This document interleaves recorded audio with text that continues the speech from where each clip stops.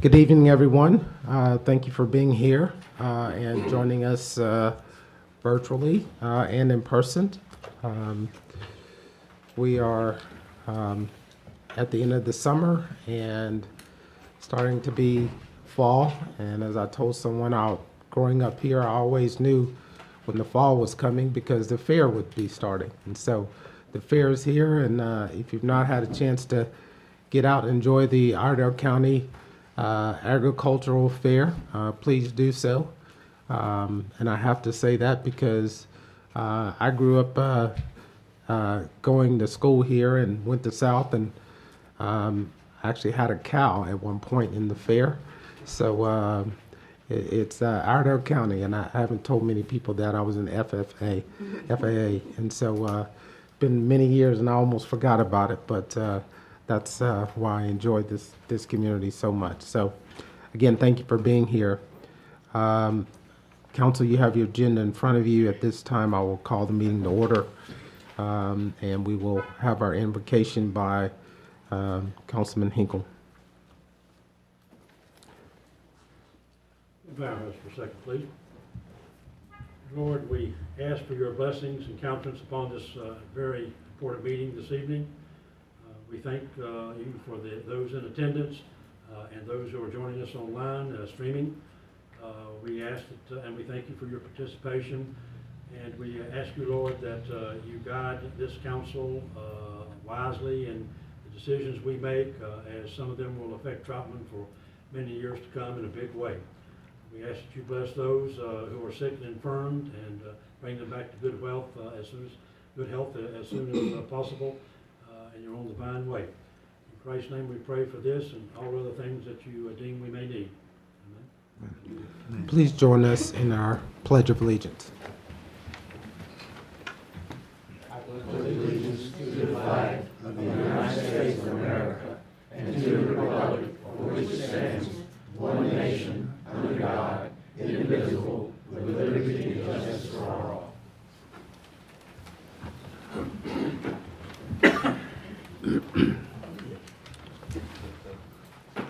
Council, according to your agenda, we've had the agenda briefing on Tuesday. Are there any amendments or adjustments to the agenda? Staff? No, sir. Okay. I will accept the motion to adopt our agenda as presented. I will make that motion, Mr. Mayor. Thank you, Mr. Now. Is there a second? A second. Motion is made, received a second from Ms. Harris. All those in favor say aye. Aye. Any opposition? Hearing none, motion passes. Thank you.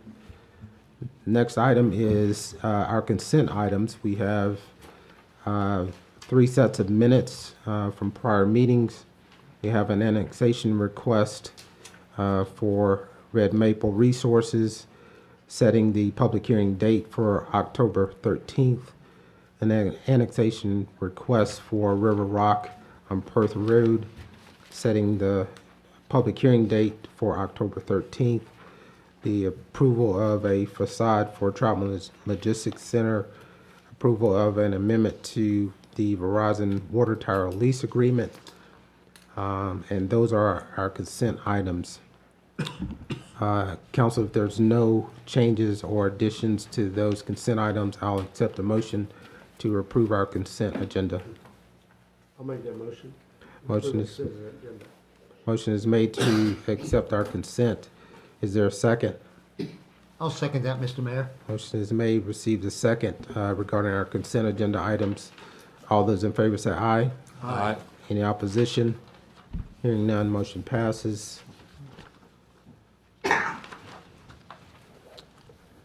The next item on our agenda is public comments. The public is invited to address the town council with comments. Public is limited to 3 minutes per individual.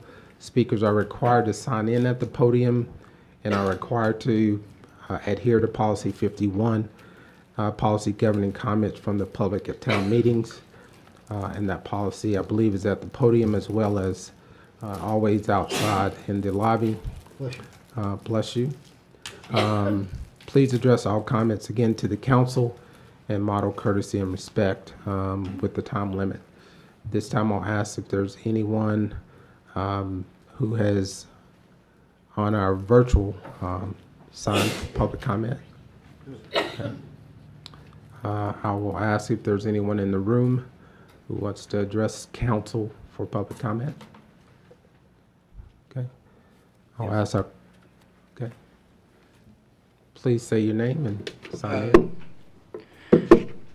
Nicholas Jarozinski.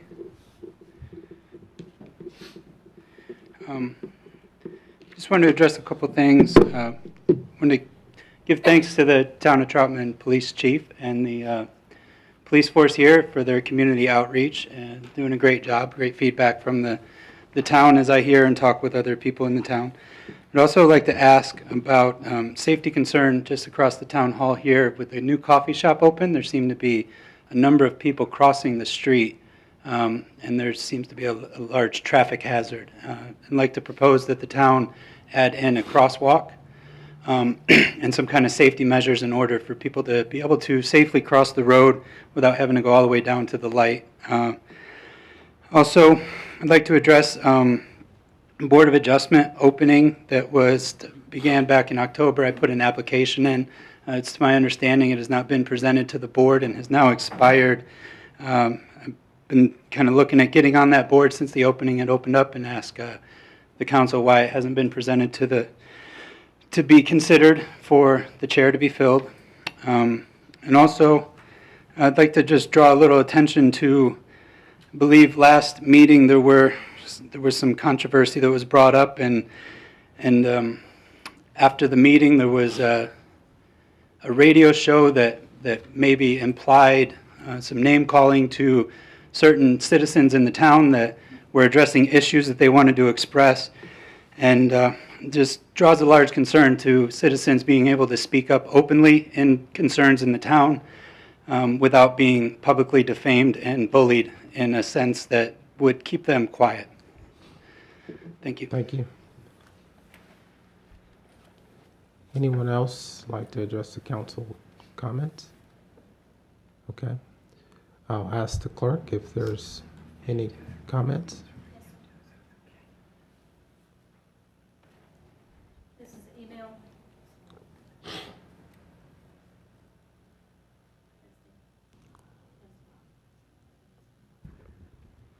This was an email received from Seth Parker.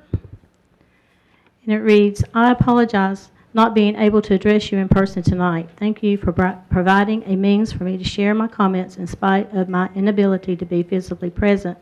I wish to address the comments made on Wham Radio by the town manager.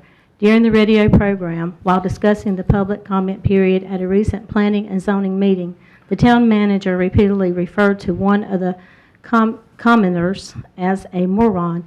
He went on to belittle a volunteer member of the Planning and Zoning Board, making sure that two gentlemen in the studio understood that he was mocking the man before carrying out his comments. The town manager has since attempted to downplay his comments, stating that the video clip circulating takes his comments out of context and misrepresents him. That is completely untrue, and if it were so, simply ask the radio station to provide the complete recording of the conversation and decide for yourself. Ladies and gentlemen, we live in a day and age where people have become emboldened and empowered to tear others down with their words, to speak without thought or care, regardless of situation or position. Mr. White's comments were rude and unfit for any circumstance, but certainly unacceptable for the leader of a town on a public radio program. What bothers me more than his comments is your apparent disregard for the situation. 2 weeks have gone by with no action or comment from the board and no recourse for Mr. Wyatt. Sadly, your passivity on the matter can be seen as nothing other than an endorsement of his behavior. When you allow the town manager to speak this way of a local resident with no file out or recourse, you are approving of his comments and his behavior. Furthermore, you are modeling for others in our community, particularly young people, that this type of behavior is acceptable and that even those in leadership can make these comments without fear or correction. I have heard rumblings that some of you are upset by his comments, and for that I am grateful, but merely Being upset doesn't solve anything. To this point, all you have done is prove to the town manager that he can act and say whatever he wishes without fear or disciplinary action. You have done nothing but given him more power over you, the town, employees, and this community. I am asking you to set an example that this behavior is not acceptable and will not be tolerated. Dock his pay, place him on unpaid leave, or terminate his employment completely. He has shown he has little regard for members of this community who voice their concerns, as well as other members who volunteer their time to see the town grow in a manageable and sustainable manner. Excuse me. This community will support you in this. They will rally behind you as you seek to find a new manager and address any and all circumstances that arise in the wake of this decision. Will there be fallout? Certainly. Doing the right thing is never easy. As elected leaders of this community, please fulfill your role of representing and, when necessary, protecting the members of this community. Any other comments? Okay, thank you. Thank you for your public comments. Council heard you and appreciate the feedback. Council, at this time, we will move on into old business. First item in old business is a annexation request, AX 2203, contiguous.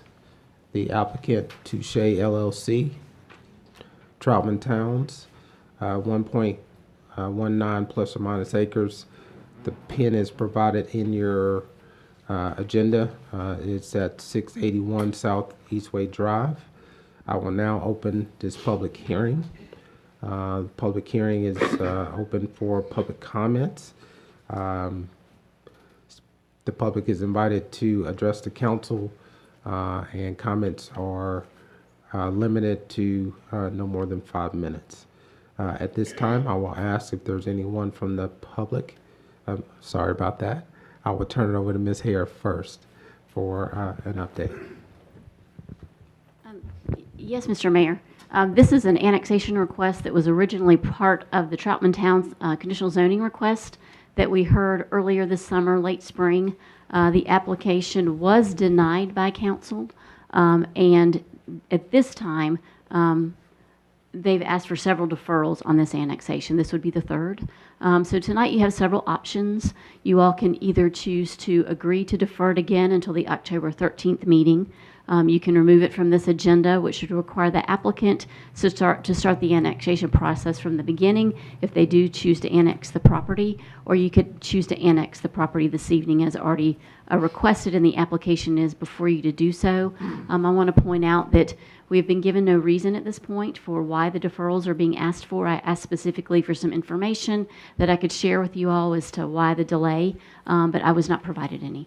So that's where we are this evening, and I just wanted to share with you all what your options would be. Okay. Any comment from council for Ms. Hare? Okay. Anyone here at the public want to comment on this particular request? Okay. Before I move forward, again, you've heard the options from Ms. Hare at this time.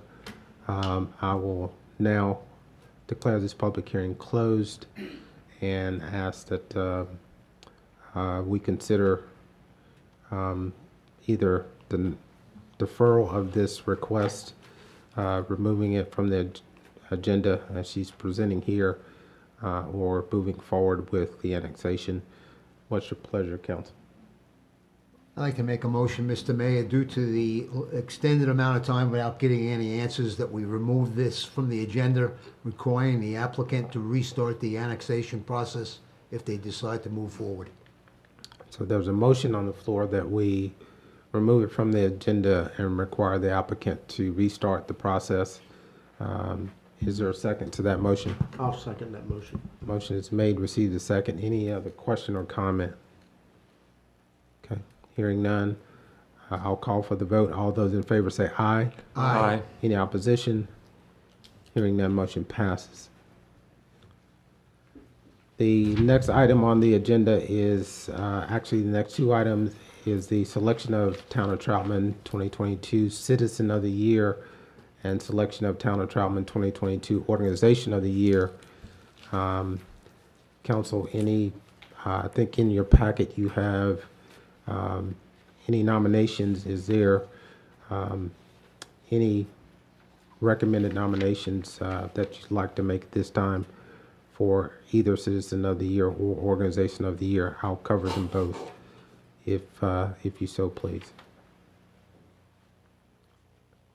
Mr. Mayor, I think we only have one Citizen of the Year nominated and one Organization of the Year nominated.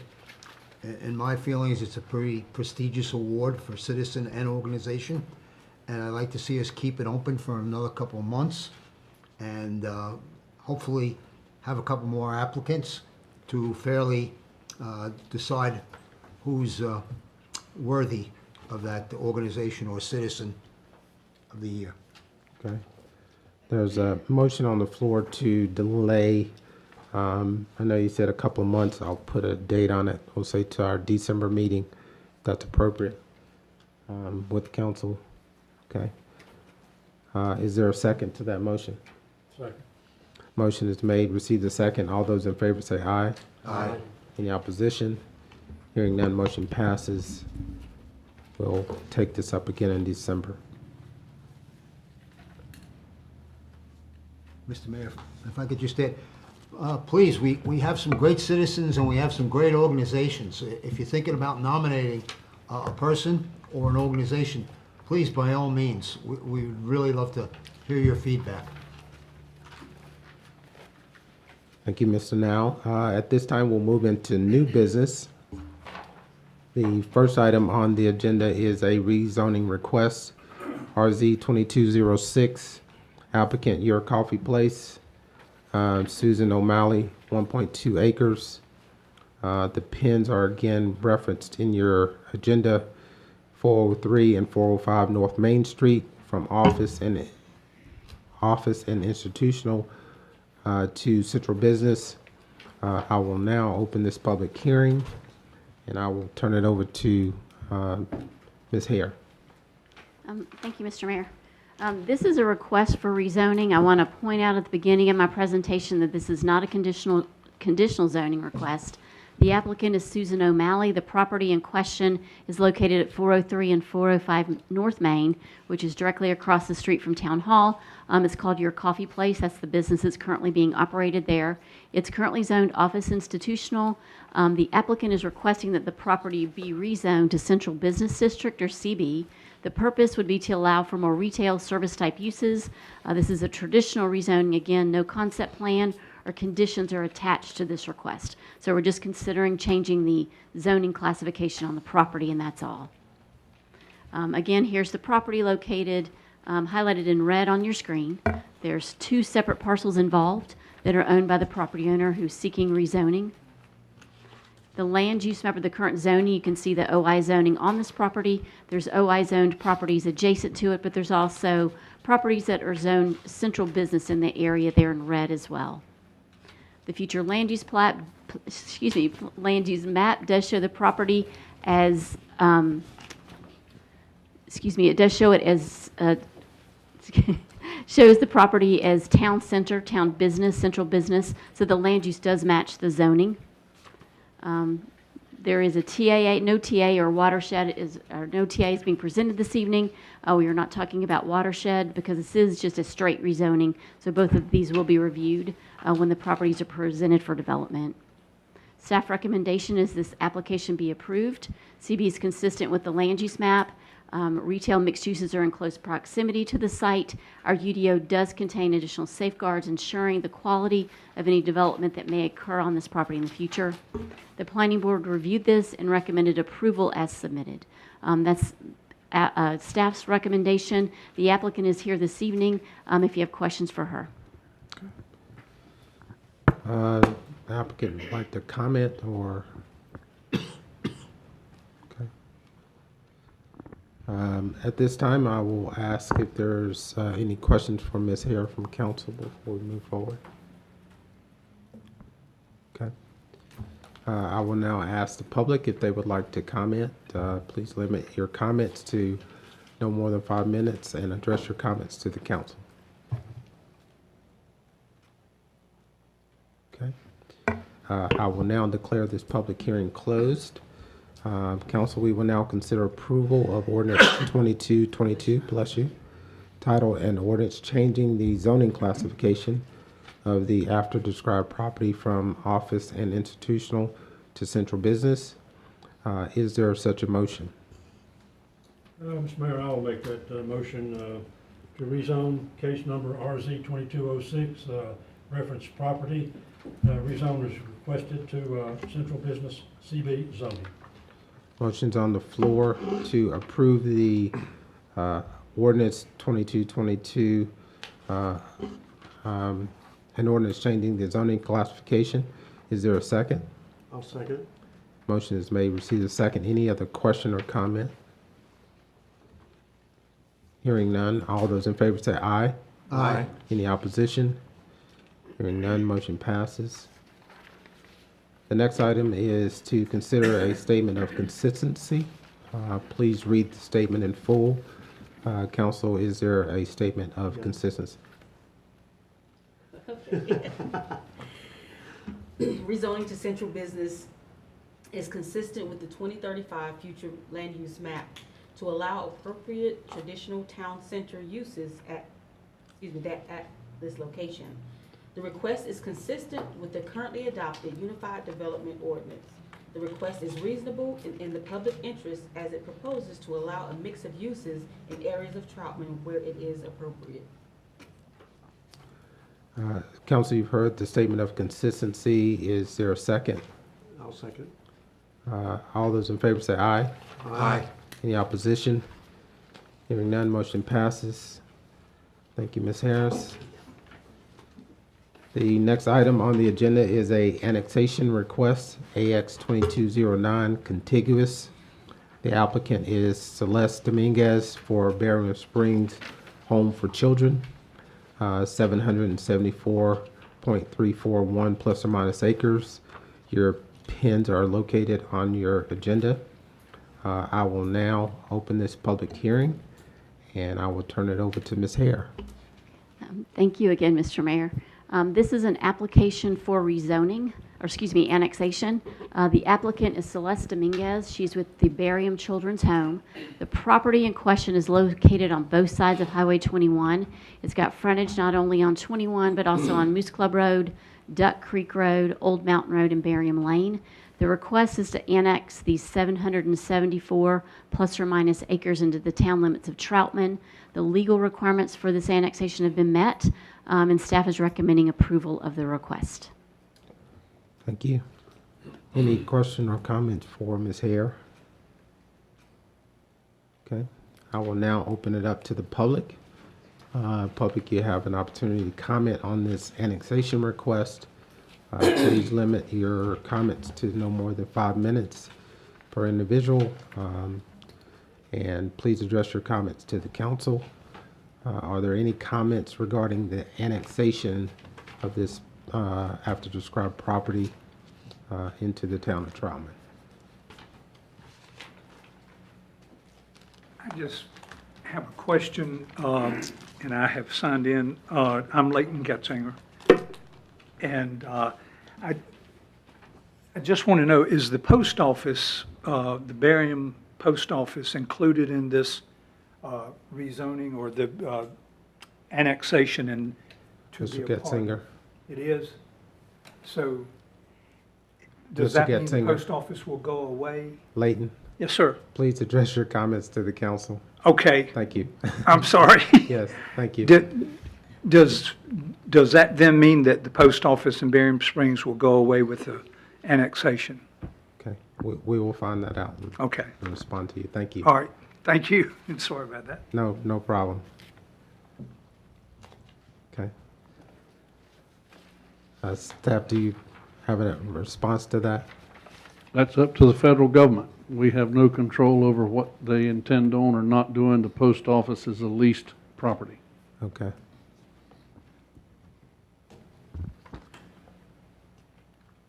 Any other comment from the public?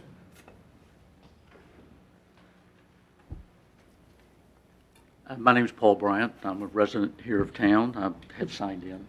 I had not intended to speak at this point in the meeting, but I just want to say that this is a pivotal moment in the history of our town.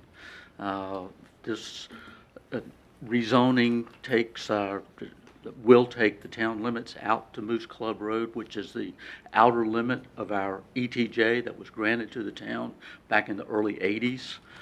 Forget the governor's name. I think it was either Moore or Wilson. Do you remember? I think it's more, but. Moore. Yeah. That created the whole ETJ extraterritorial jurisdiction statutes at the state level that we've enjoyed, and it's helped this town to grow and grow in a responsible manner. And that is the northern terminus of our border. If the council approves this tonight, and I'm hopeful to hear a unanimous vote in just a few minutes in that regard. And again, it's a pivotal moment in the 117-year history of this town. Thank you, gentlemen. Take the vote. Thank you. Any other public comment? Great, thank you. I will now declare this public hearing closed. Council, you've heard from Ms. Hare as well as the public regarding this particular annexation request. We will now consider approval of Ordinance 2322 titled An Ordinance to Extend the Corporate Limits of the Town of Troutman.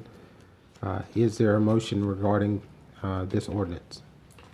I'll make a motion that we annex the Berry Springs property into the town of Troutman. A motion is made that we approve Ordinance 2322 to extend the corporate limits of the town of Troutman contiguous. Is there a second? Any other question or comment? Hearing none. All those in favor say aye. Aye. Any opposition? Hearing none, motion passes. Now it is a conditional rezoning request is our next item. CZ MU 2208. The applicant is BBC Barium LLC, 774.341 plus or minus acres. The pins are listed in your agenda. From Iredell County Residential Agricultural RA to Rural Residential to CZMU Conditional Zoning Mixed Use. I will now open this public hearing and turn it over to Ms. Hare. Yes, thank you, Mr. Mayor. This is the zoning portion of the annexation that we just heard. The applicant is Prestige Corporate Development. The location is similar to the property we just annexed, so I won't go into details there. Currently, the property is zoned RS, which is suburban residential in the town of Troutman. This property is in our ETJ. There's a small portion that is in unincorporated Iredell County that's zoned Iredell County Residential Agriculture. The request is to zone the property conditionally to mixed use. We do have a new MU district, and it does require all rezonings to be conditional or to go through the CZ process. So that is what we are doing this evening. The purpose is they want to rezone these properties to allow for a mixed-use development. Some of the property will be age-restricted single-family. There will be traditional single-family, townhomes, multifamily, office, commercial, recreational, and as well as civic uses will be included in the development. This is the property in question this evening. You can see there on your screen, it's highlighted in red. It's located on both sides of Highway 21. It's a very large tract of land. Our current land use map does show the property as employment center. When this plan was created in 2018, there were thoughts that that's what would happen in this area, that the business, industrial, employment center type uses would start happening towards Statesville. We have seen a transition there. Those types of uses are happening more around our interchanges at 42 and 45. Our current zoning map, I already went over this briefly in my opening comments, so I won't spend a lot of time here, but I did just want everyone to be able to see the map and see the different zoning categories there. The requirements of our mixed-use plan or mixed-use zoning district, I won't go into every detail there. I just wanted to touch on some highlights. The overall site development plan has to include uses, densities, lot lines, internal roads. There's a transportation plan that has to be provided to the town that shows roadway connections as well as pedestrian and greenway connections. We also are requiring that they provide an open space plan to show acres and location of open space. The applicant has provided these plans, and I'm going to walk through those very briefly with you all. This is a copy of the overall concept plan. You can see the different colors here represent the different areas of development that include the single family, the mixed use, the townhome. There's also an area in red that's being called the village core, which will be the true mixed use development portion of the project. This is the transportation plan. I won't spend a lot of time on this. I did want to point out that the road connections that are required by the town are shown on this plan. A TIA was also required as part of this development due to the number of units.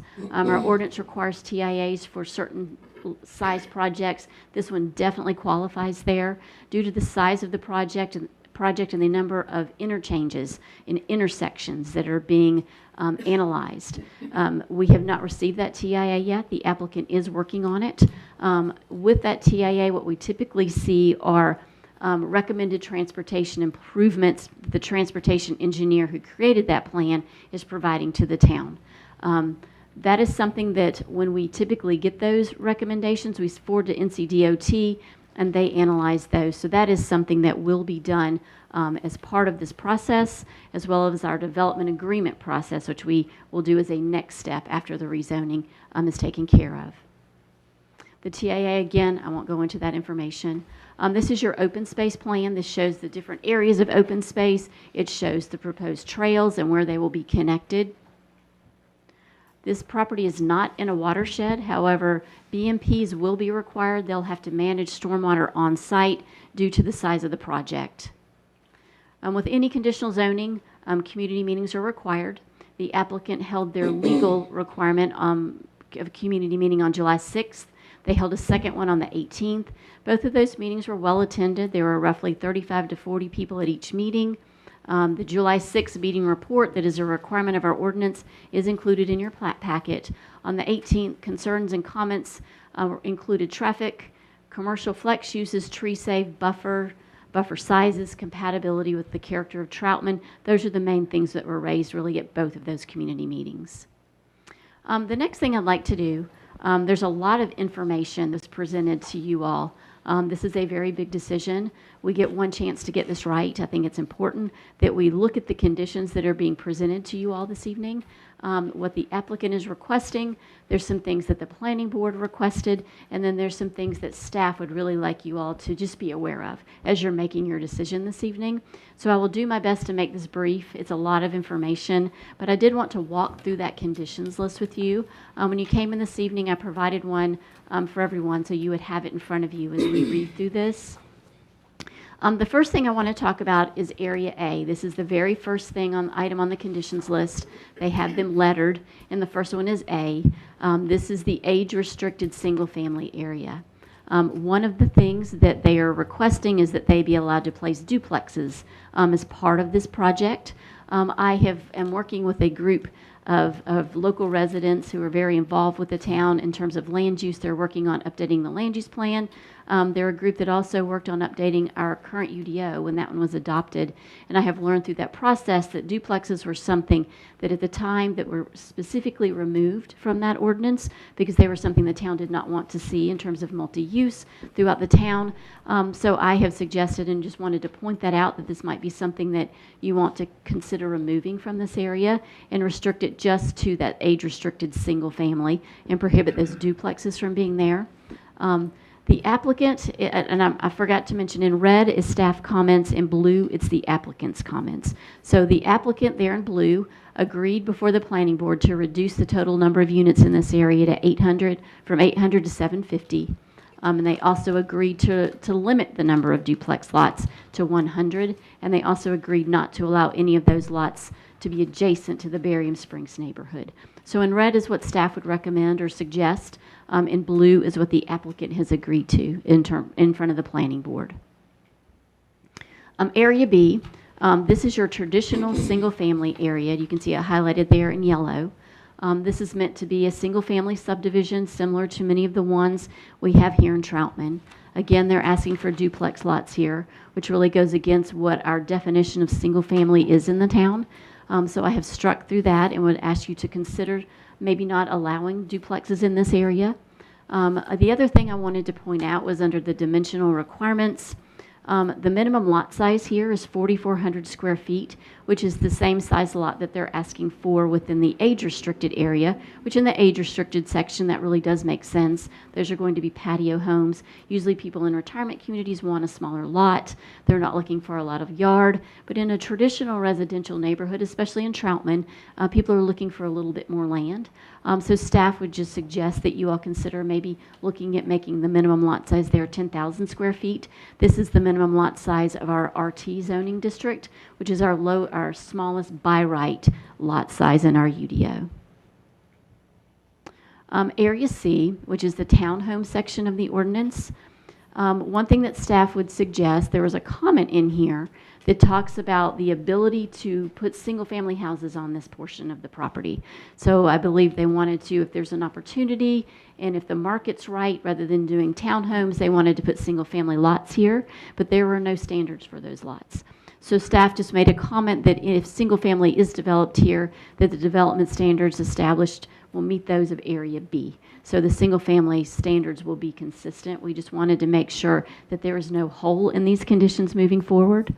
Another thing we looked at was for the townhomes, the original request was that the minimum lot width be 16 feet. Staff feels that this is a very small townhome lot, probably and possibly would not allow for any type of garage on it. Meeting with our planning board, something that they expressed concern with was that these units, they felt like very strongly that these units should have some type of garage on them. So staff would add a comment here that these would have a minimum of a one-car garage on each townhome unit, that would be a requirement. The applicant, also back to the lot width, I don't think I finished my comments there. They're asking for 16 feet. So I went and looked at townhomes that have been approved in town. We've only got one townhome project in town that's actually been built and approved, and that's the Lytton Street townhomes. Those units are actually 30 feet in width, so they're much wider, much larger. So staff would recommend that this project mimic that lot width. The applicant has agreed to the 20 feet, so they have increased that original request to 20 feet. They also have said that they will have a mix of 1 and 2 car garages wherever possible. Just want to point that out, that leaves it open that there could not be garages. So we added the comment, staff added the comment that there would be a requirement for at least a 1-car garage on the units. Area D, this is the village core. This is the thing I think we've heard a lot about being the center of this project, where it's truly going to be your mixed use, where there'll be commercial uses, there'll be residential and office. The thing I think most everyone who's seen the plans for this and attended the community meetings has gotten very excited about. One thing we want to make sure is that any residential in this pod, that it's incorporated into the commercial component of the project.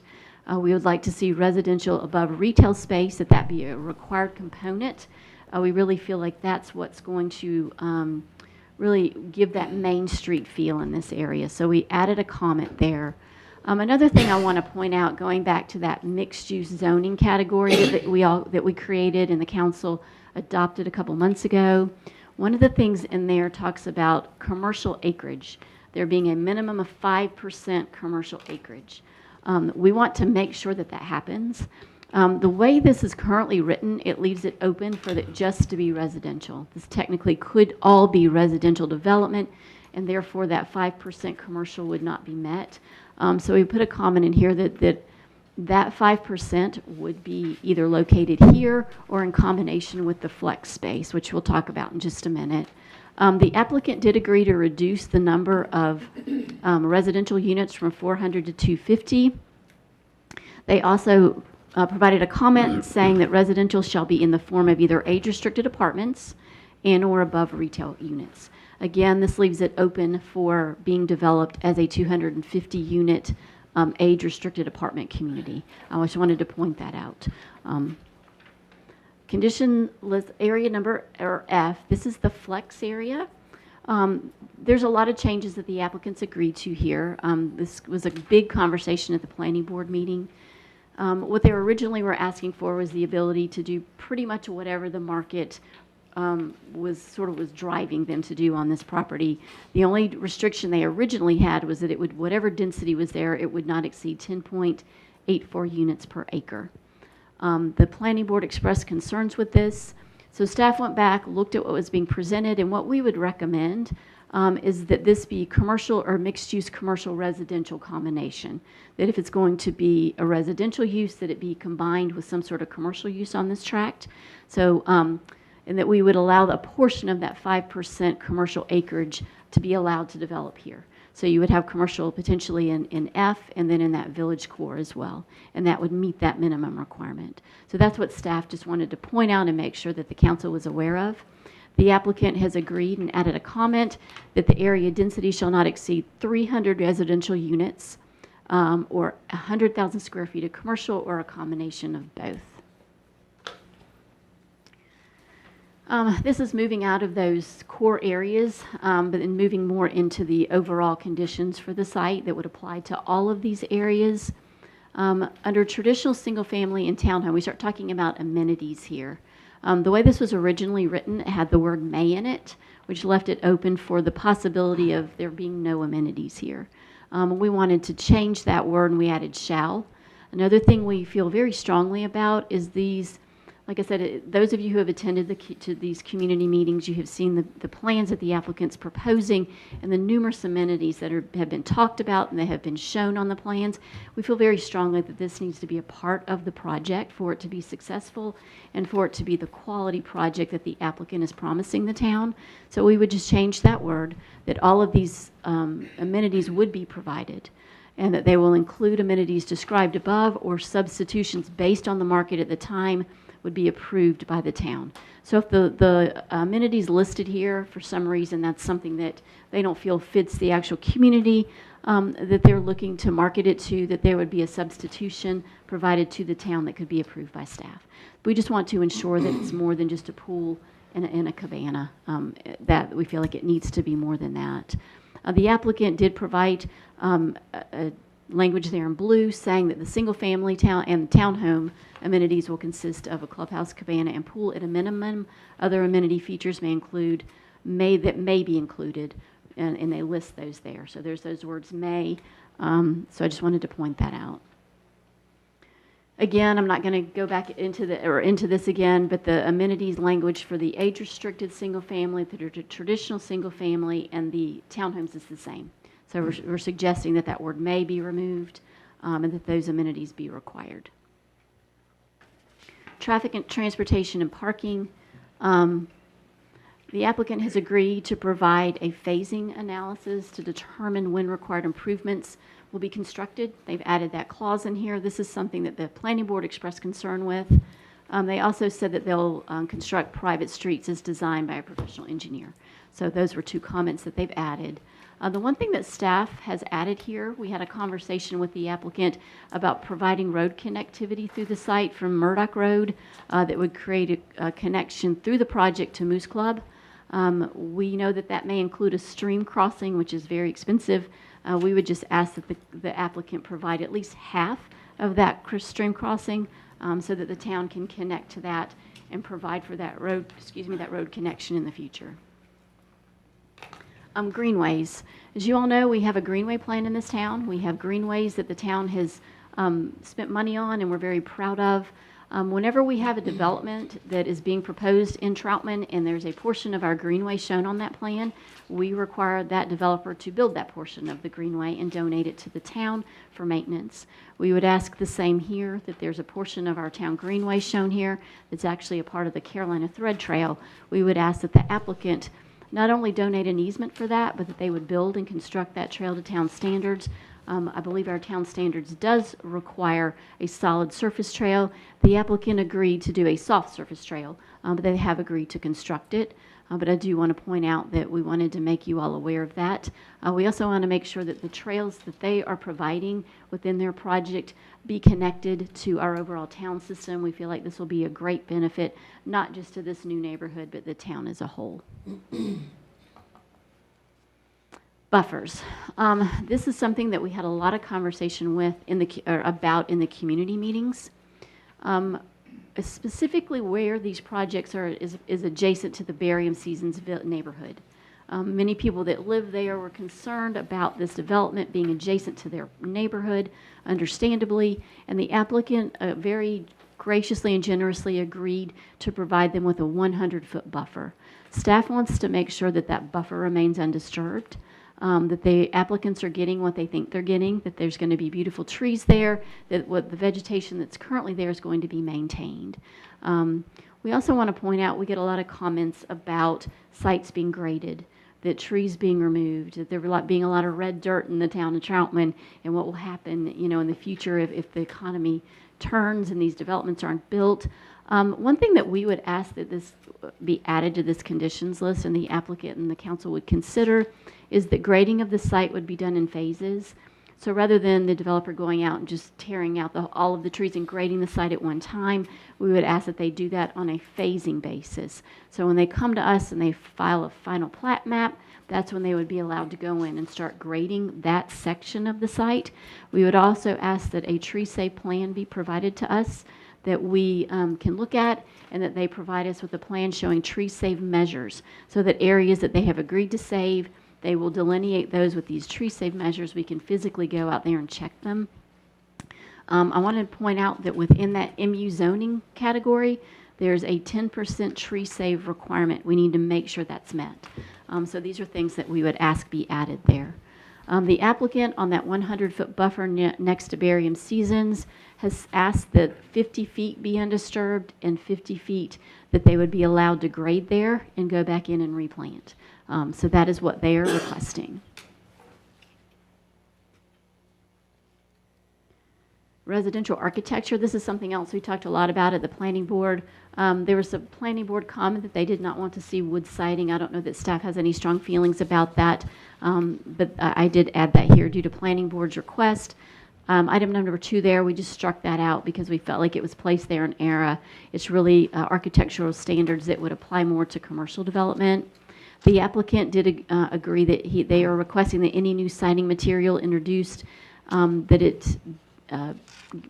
it'd be required to get approval of the town of Troutman first. They're suggesting planning staff do that. We would suggest that the planning board actually be the body, or the council, however you all prefer, that it would somehow come back to one of these bodies and not be left up to staff to make those decisions. They've also suggested that for single-family detached homes, front facades shall differ with each house so that no 2 units beside each other are the same. Staff would agree with this, and I believe that's something the planning board requested. Staff would also just suggest that you all consider requiring every single-family home and townhomes specifically, not necessarily in the age-restricted community, but the traditional single-family, to have front porches. We get a lot of comments about homes being built in Troutman that don't have front porches on the front. We also would ask that you possibly consider adding a requirement that there's at least 3 front steps or up to the home, to that front door. So you've got an elevated slab or a crawl space, so that does also provides more of that cottage style type home look. So we just put those in there for your consideration. These are the conditions. That's the end. That was a lot of information. One thing I want to make sure that everyone's very aware of, my goal here tonight is just to make sure that you're all aware of these things so that we can tighten these conditions. Once this is approved, moving forward, we need to make sure that we've got it written exactly how we want it so that we as staff can enforce what you all have approved.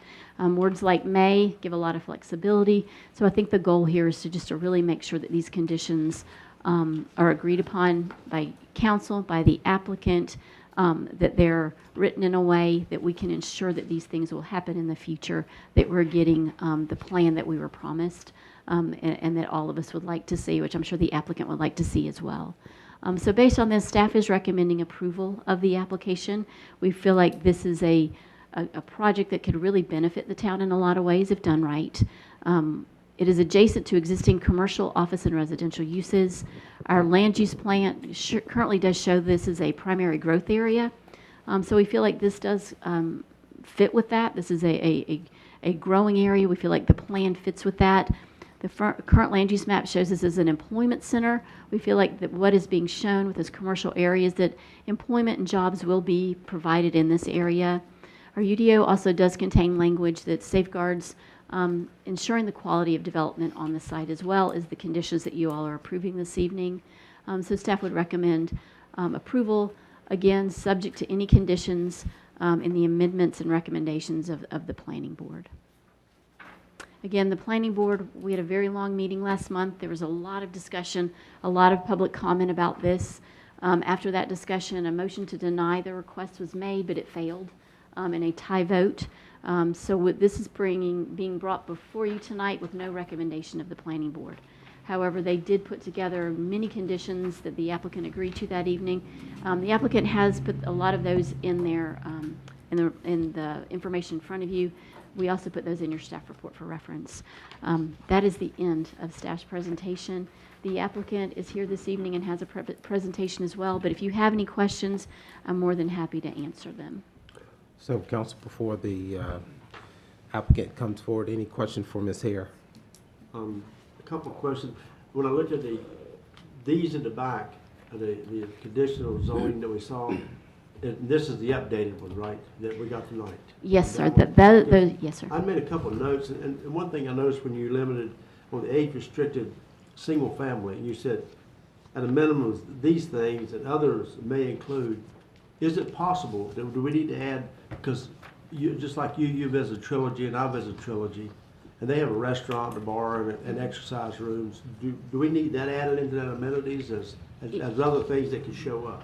Yeah, absolutely. Because we didn't put that in there when you listed, you said at a minimum you'll have these things, but other things may be included, and I just remember that you want a nice restaurant and everything was there. That amenity list was provided by the applicant, Okay. so that's why that was used. If you would like to add something to that list, you can definitely do that and have that conversation with the applicant. It wasn't so much I wanted to add, I just noticed that we didn't include, with the age-restricted area, that when I saw all those things, that made it stand out as, an age-restricted area. It is very was nice. really good, and a restaurant's open to the public. And the other was, I just wanted to ask a question of, the 100-foot buffer, why would the 50 feet need to be disturbed? You said 100 foot, but it was 50 foot of it wouldn't be undisturbed, the other could be disturbed. Well, staff would recommend it all be undisturbed. The staff was recommending that the whole 100 feet be undisturbed. Undisturbed. The applicant has asked for the 50 feet. They could probably answer that question better than I. Okay. I'm I'll assuming it ask that has to do with question grading. Yeah. Okay, because I just noticed that, I didn't notice why they could have just stayed, undisturbed, that whole area, which left those big trees, which is what we want to do. And if I may also, to your first question, Councilman Harris, as far as the amenities, as part of Lynn's report, there's all types of amenities that are not inclusive in there. Okay. That was one of the recommendations as to shall as a minimum, and then May be the other. Okay, that makes well, sense. may gives the option of might be included, might not. Shall is a minimum list with staff being able to improve upgrades as to the minimum list. Yeah, I just knew that's what stood out Trilogy when I went and visited, and I'm been assured that we're 100% going to be Trilogy. Is that? Yes, sir. I certainly agree with what you're saying and was noticed impressed. That was very good, and I said, I didn't see that anywhere. The exercise area was such a great area for that community. Yes, sir. Okay, So, that's the only two questions I had for her. Mr. Now? Lynn, I have a quick question. I think you've already answered this, but I just want to clarify it. It's age restricted, am I correct? Not age targeted? That is correct. That's how it's being presented. Yes, sir. Thank you. Ms. Harris?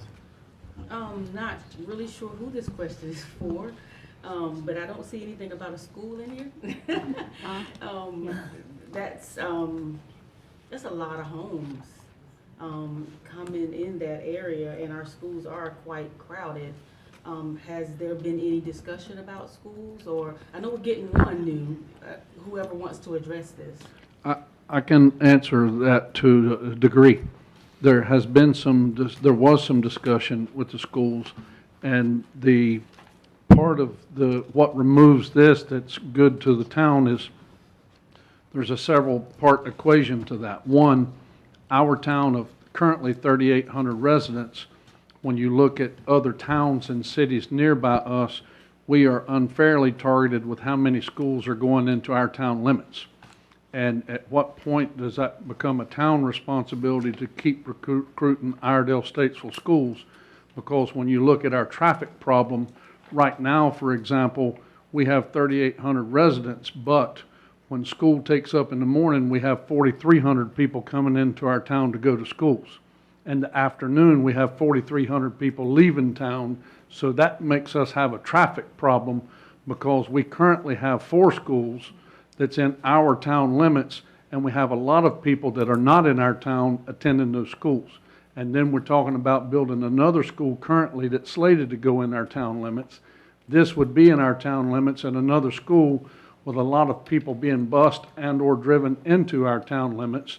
So yes, the developer did propose and did speak with the school system about, hey, there's land here, but they got politely told that's not enough land for us, even though the state and national model said this is plenty enough land for an elementary type school, but they got politely told it's not. So quickly changed gears, and then we ask politely, would there be enough land there that the town could use for an amphitheater possibly, or other goals that we could use for the town? And there is a portion of this land that was not slated to be for the town of Troutman that they have graciously said, if we decide to proceed and go forward, that could be donated to the land, right? You see that little red portion?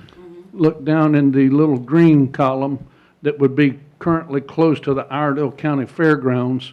And I don't remember the exact acreage, but it was somewhere around 13.6, 14 acres that is being donated to the town if it proceeds forward, that we could use for an amphitheater type area and parking that could then complement the Iredell County Fairgrounds as it gets repurposed and redesigned to be a regional area.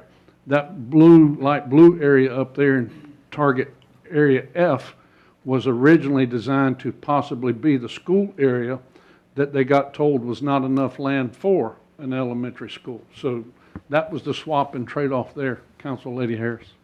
Thank you. Yes, ma'am. I have one more, kind of a question, and I probably should have talked about it before now, though I'm gonna be very transparent. Barium Seasons, I believe, and if I misspeak, just correct me.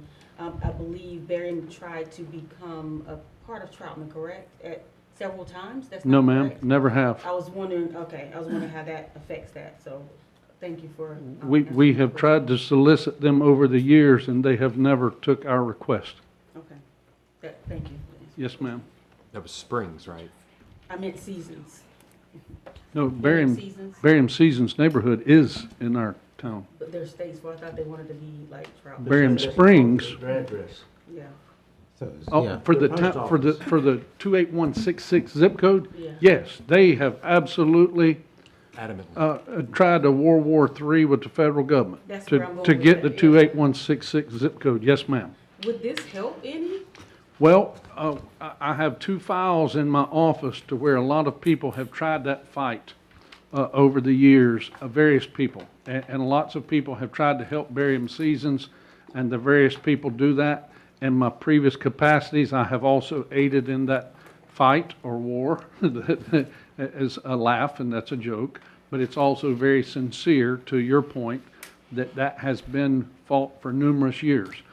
As Mayor Pro Tem Hinkle can tell you, I think it goes back from the time that Barium Seasons came online to be in the town limits. Right, I heard it's been a long That time. it started back then to get the 28166 zip code to Barium Seasons.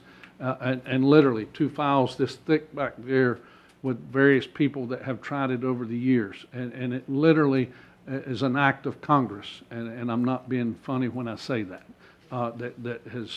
But it has always politely been turned down. The applicant, we have talked to them numerous times, and they have some new information about that they may be prepared to speak to, that has been renewed, is all I think I can say to that. But yes, I think there might be new avenues that we both will explore together to try to get that done, not just for this project, but also to Barium Seasons, to try to get all of that in a 28166 zip code. Thank you. Yes, ma'am. Any other questions for Yes. Ms. Harris, staff? And I'm trying to absorb this since, I had a lot of time to look at it, handed down, I've got this other. So I'm trying to combine the two, see what's, there or not. Anyhow, regarding duplexes. Now, we're talking maximum of 100 duplexes, age restricted, under, Section 8, is that correct? That's what the applicant has agreed to, yes, sir. Okay. Traditional single family would be no duplexes. Now, are there duplexes allowed in any of the other residential sections or partial residential sections? Area A and B are the only two areas that they are requesting duplexes. So that's the age restricted and then the traditional single family. Those are the, Okay. And traditional, they would not, right now, we you're saying would, none in traditional, is what we would suggest. They are requesting it, but staff would suggest that that be removed since technically that's not single family housing. But it would Right. just, Can you repeat that? yes, sir. The applicant is asking for duplexes to be a permitted use in pod or area B up there on the map. Staff would suggest that you all remove that as a permitted use. And what about Pod A? Pod A, we would suggest the same thing. Remove. Yes, sir. But the applicant has agreed with the planning board that they would reduce it to a minimum or maximum of 100 units or 100 lots. The staff suggestion we remove both. Yes, Pod sir. A and B. Yes, sir. Okay. And again, I'll repeat, and you may have answered, and I just did not, trying to think the different options here. But again, duplexes would not be allowed in any of the other residential sections Not other to, than A and B, Pod A and B. no, sir. They were not mentioned in any of the other areas, just A and B. Okay, under townhomes, single-family homes, under your Pod C, single-family homes would be allowed, am I? Yes, yes, sir. Right? And you're talking minimum lot width of 20 foot for those single family? What are you saying? Well, The 20 foot, that, I presume that applies to the townhomes, so you try, what would, under single family, yeah. under the townhomes, is that? I don't know if you can see your screen. residential? Yeah, Archie? the last sentence up there in red says that the area if the entire area is developed for single-family detached lots, that they will meet the development standards established for area B, Area B, okay, which would thank be you. these standards here. And the 1 and 2 car garages on the townhomes shall be, I see that, I wanted to, because I heard you say where applicable or where possible there. So Yes, staff would recommend it be required to have at least one car, which is in red up there. The blue underneath it is what the applicant is saying that they've agreed to with the planning board. Yeah, I would, I agree with planning and zoning there, a mixture of 1 and 2, preferably a 50-50 mixture. Yeah, I guess the word there says wherever possible, so you might want to consider striking that, because the way they have this written, they're basically saying we'll do it, if we can. Yeah, But there might be. that's, follows me, that's wherever possible. And if you want a mix of 1 and 2, you would just need to strike that wherever, those two words, wherever Yeah. possible. Yeah. And that mixture, just so it's not 90-10, I would like to see 50-50 on that 1 and 2 car garage. And as you say, strike the wherever possible. That's my suggestion if the rest of the council agrees. Give me a second, please. See, I'm jumping back and forth between several sheets of paper here. I tell you, we'll move, if there's anything else pops up in my head, I'll bring it up a little bit later. But again, I agree, I would like to see duplexes stricken from both Pod A and B. Say that again? Excuse me? No, they couldn't hear you. Use your mic. Oh, I would like to see the duplex allowance stricken from both Pod A and B. We need to probably hear from the applicant too. Excuse me? We'll hear from the applicant as well, and you'll have a chance to ask him Very good, questions. very good. Yes, sir. Didn't mean to get ahead of myself. Okay. Any other questions or comment for staff? I've just got a couple. To Mayor Pro Tem's point, again, just to, you know how I like to beat dead horses, right? So, is it possible that under our current zoning laws, that a duplex can be built in a townhome zoned area? Well, this conditions list would dictate that. Right. It would supersede whatever the zoning says. I get what you're saying. You're asking if a duplex is allowed in the MU district. It still has to go through the CZ zoning process, and the conditions that are approved through this process dictate what the development standards are there. Just thank you for because you got me looking for the holes, I right? hear And you. so I'm like, okay, well, That's I a can good see thing. where if C, right, is moved to single-family homes, then it falls under what we agree upon for A and B. Correct. But For what if you B. don't move it to A and B? Can you? That See maybe what you're everybody saying. sees where I'm driving here. Yes, I see. And my second question is If just the a, duplexes stay there, yes, you're correct. That's an excellent point. If duplexes are allowed in B, then yes, those would be the development standards for single-family homes. I think we just need to probably clarify it.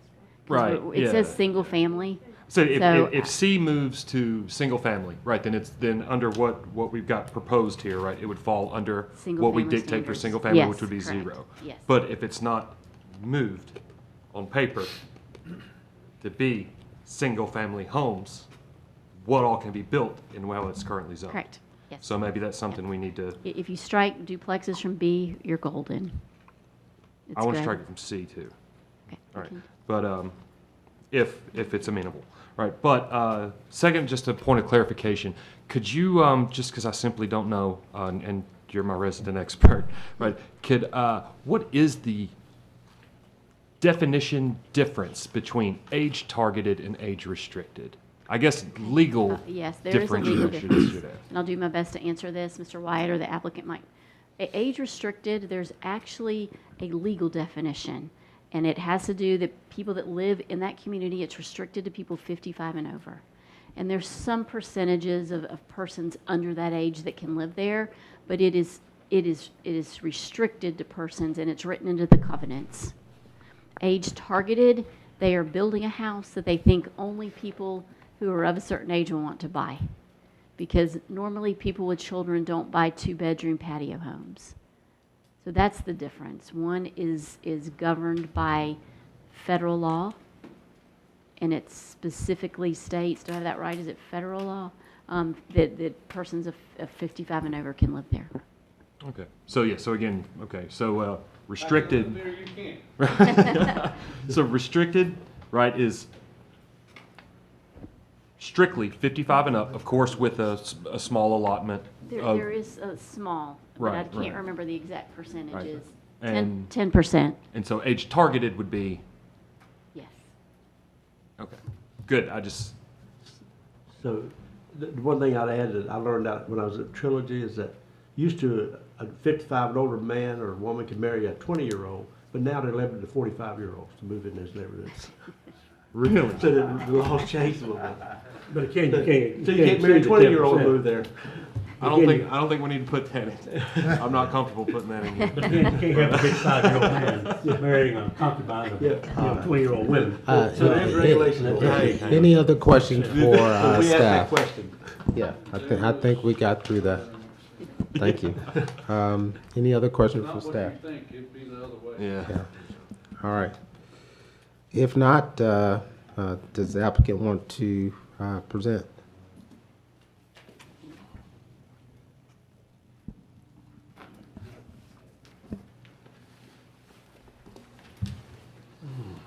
Good evening, Mayor and Town Council members and staff. My name is Robert Davis, representing Prestige. Also joining me this evening, I'll be part of the presentation. Immediately to my right, I'll begin with the females, is Megan Schoonmaker. She's with Seaman Whiteside. The director for landscape architecture is Taylor Kritchner, who will be presenting our slide presentation. Immediately to his right is Steve Bailey, who's the president of Prestige, and he'll comment on the last slide, and both Steve and I will be available for questions after our presentation. And then immediate left is Vice President of Finance, and oversees all our financial and fiscal responsibilities. Andrew Greavy, who's to the right of Mr. Bailey. And with that in mind, so there'll be multiple facets of our presentation tonight. So to start in on the slideshow presentation, I'll turn it over to Taylor.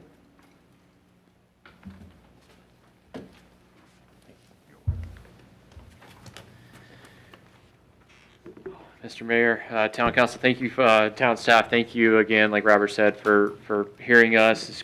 It's been a fun project to be a part of, and certainly excited to present this to you guys. Once again, my name is Taylor Critcher. I'm Director of Landscape Architecture for Seaman Whiteside's Charlotte office. And yeah, so there's going to be a lot of information. Lynn's already gone through a good bit of it, and it's been great working with staff throughout this whole process. I'm here to kind of run through the nuts and bolts of the plan that we've been working through from a master plan standpoint. We'll kind of go through, you can go to the next slide. Next slide. So what we'll do, we'll talk a little bit about context. I think everybody knows where it is. You know, I've seen some familiar faces, so they're probably all getting tired of me saying the same old story, but we'll all hear it again.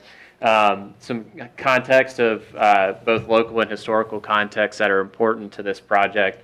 We'll talk about the usage breakdown and the overall master plan. And then, you know, that'll get into each of those A, B, C, D areas that we talked about earlier. And then the connect portion, we'll get into some of the road hierarchy, the open space, the trail components that we've placed throughout the project. You can go to the next slide, please. Next slide. So obviously regional context, just north of the current Troutman town limits and between Troutman and Statesville. Next slide. History. So there's a couple slides in here, and you can skip ahead a couple.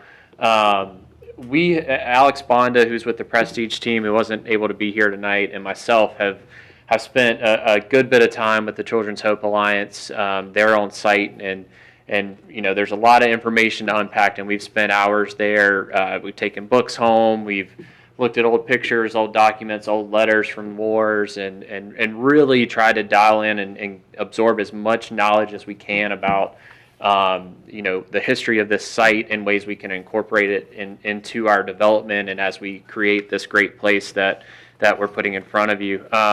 So, you know, throughout the site here, and I'll just run down some quick bullet points on the history.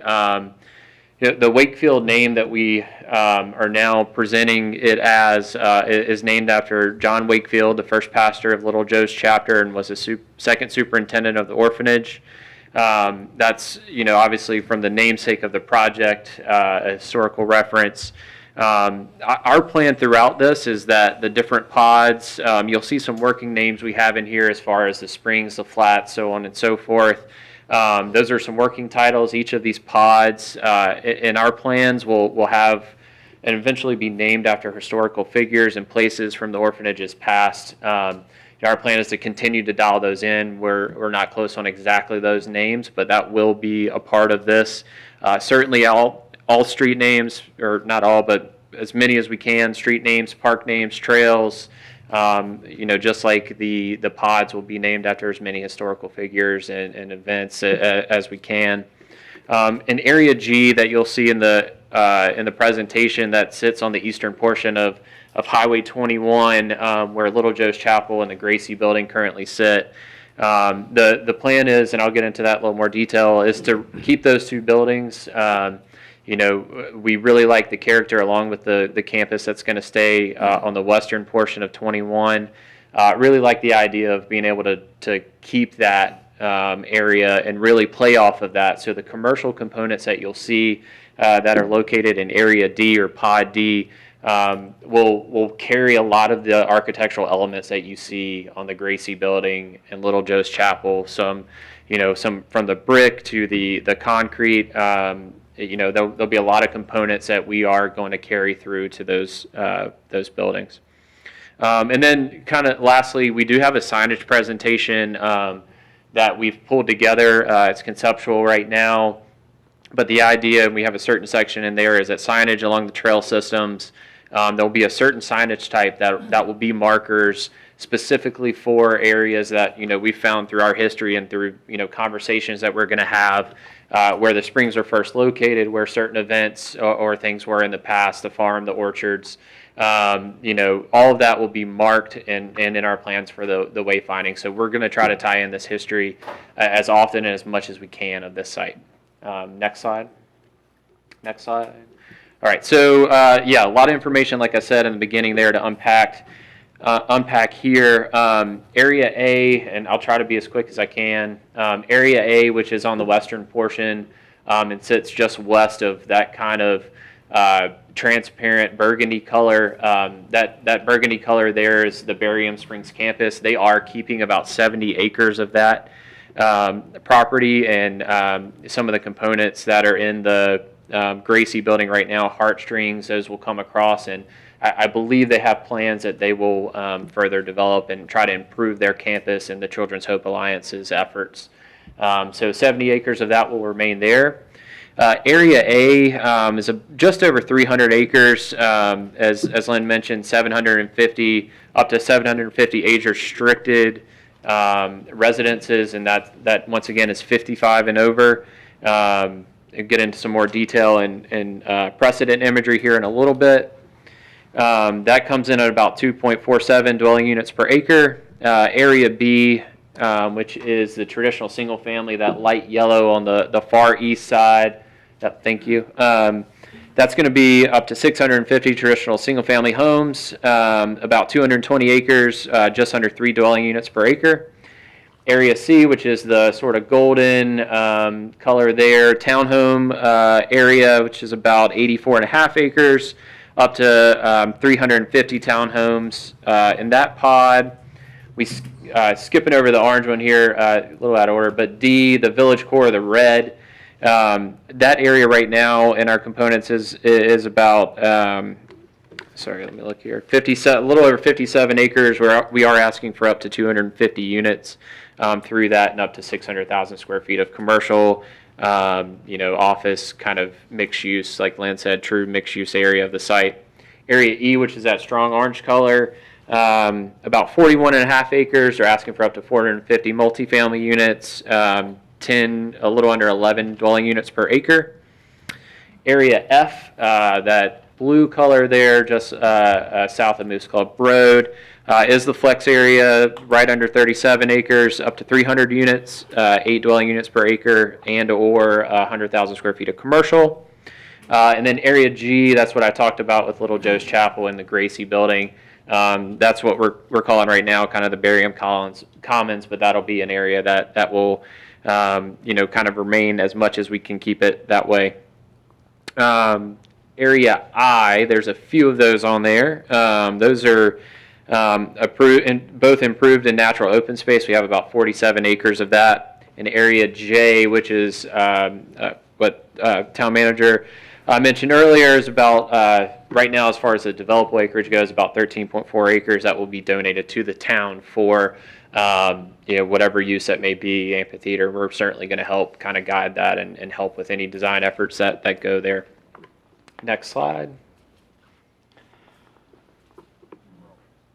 All right, so this is where we'll get into a little bit of the detail of each area. So this is at what we're, keep in mind, working titles as we continue to work through this. The Springs at Wakefield, this is the age-restricted area, which was Area A. Next slide. We have a couple slides here, some just traditional, each of these areas will have, I think, 2 slides of precedent images that you can see, just to kind of give you an idea of what is typical of these developments. Detached homes, that would be patio homes, very little maintenance in the age-restricted area. All of that's maintained by the HOA, so it's all going to be kept, very manicured and beautiful streetscapes. And if you've seen Trilogy, you think Trilogy, Del Webb's, all of that, the quality is certainly there. A lot of attention goes into detail and placemaking for those communities. Next slide. Along with that comes a lot of amenities. A lot of times these are resort style amenities. It's a big draw for folks. A lot of these projects are ones that we've done in the past. So you'll see a lot of focused amenities there, and certainly whatever language is in the conditions as those projects come on board. All of those will be kept there, but anything from pools, clubhouses, we'll have meeting rooms, pickleball courts, tennis courts, trails that you'll see in our open space and connectivity diagram. You'll see here in a little bit. Just very amenity-packed, community-focused, age-restricted area in that Pod A. Next slide. The Area B, traditional single-family pod there. Next slide. Once again, just some precedent imagery of some traditional single-family homes, detached homes. Obviously would have driveways. A lot of these have garages, established streetscapes, sidewalks. I'll mention that a little bit, but all of these streets will have sidewalks. Next slide. And once again, this area will have an amenity certainly dedicated to this community. It may be one large one. It may end up being a couple, two that are a little bit smaller than one massive one. Just depends on what areas are developed and what kind of communities are built within that. Dog parks, once again, pickleball courts, playgrounds, anything that would be a big draw for families.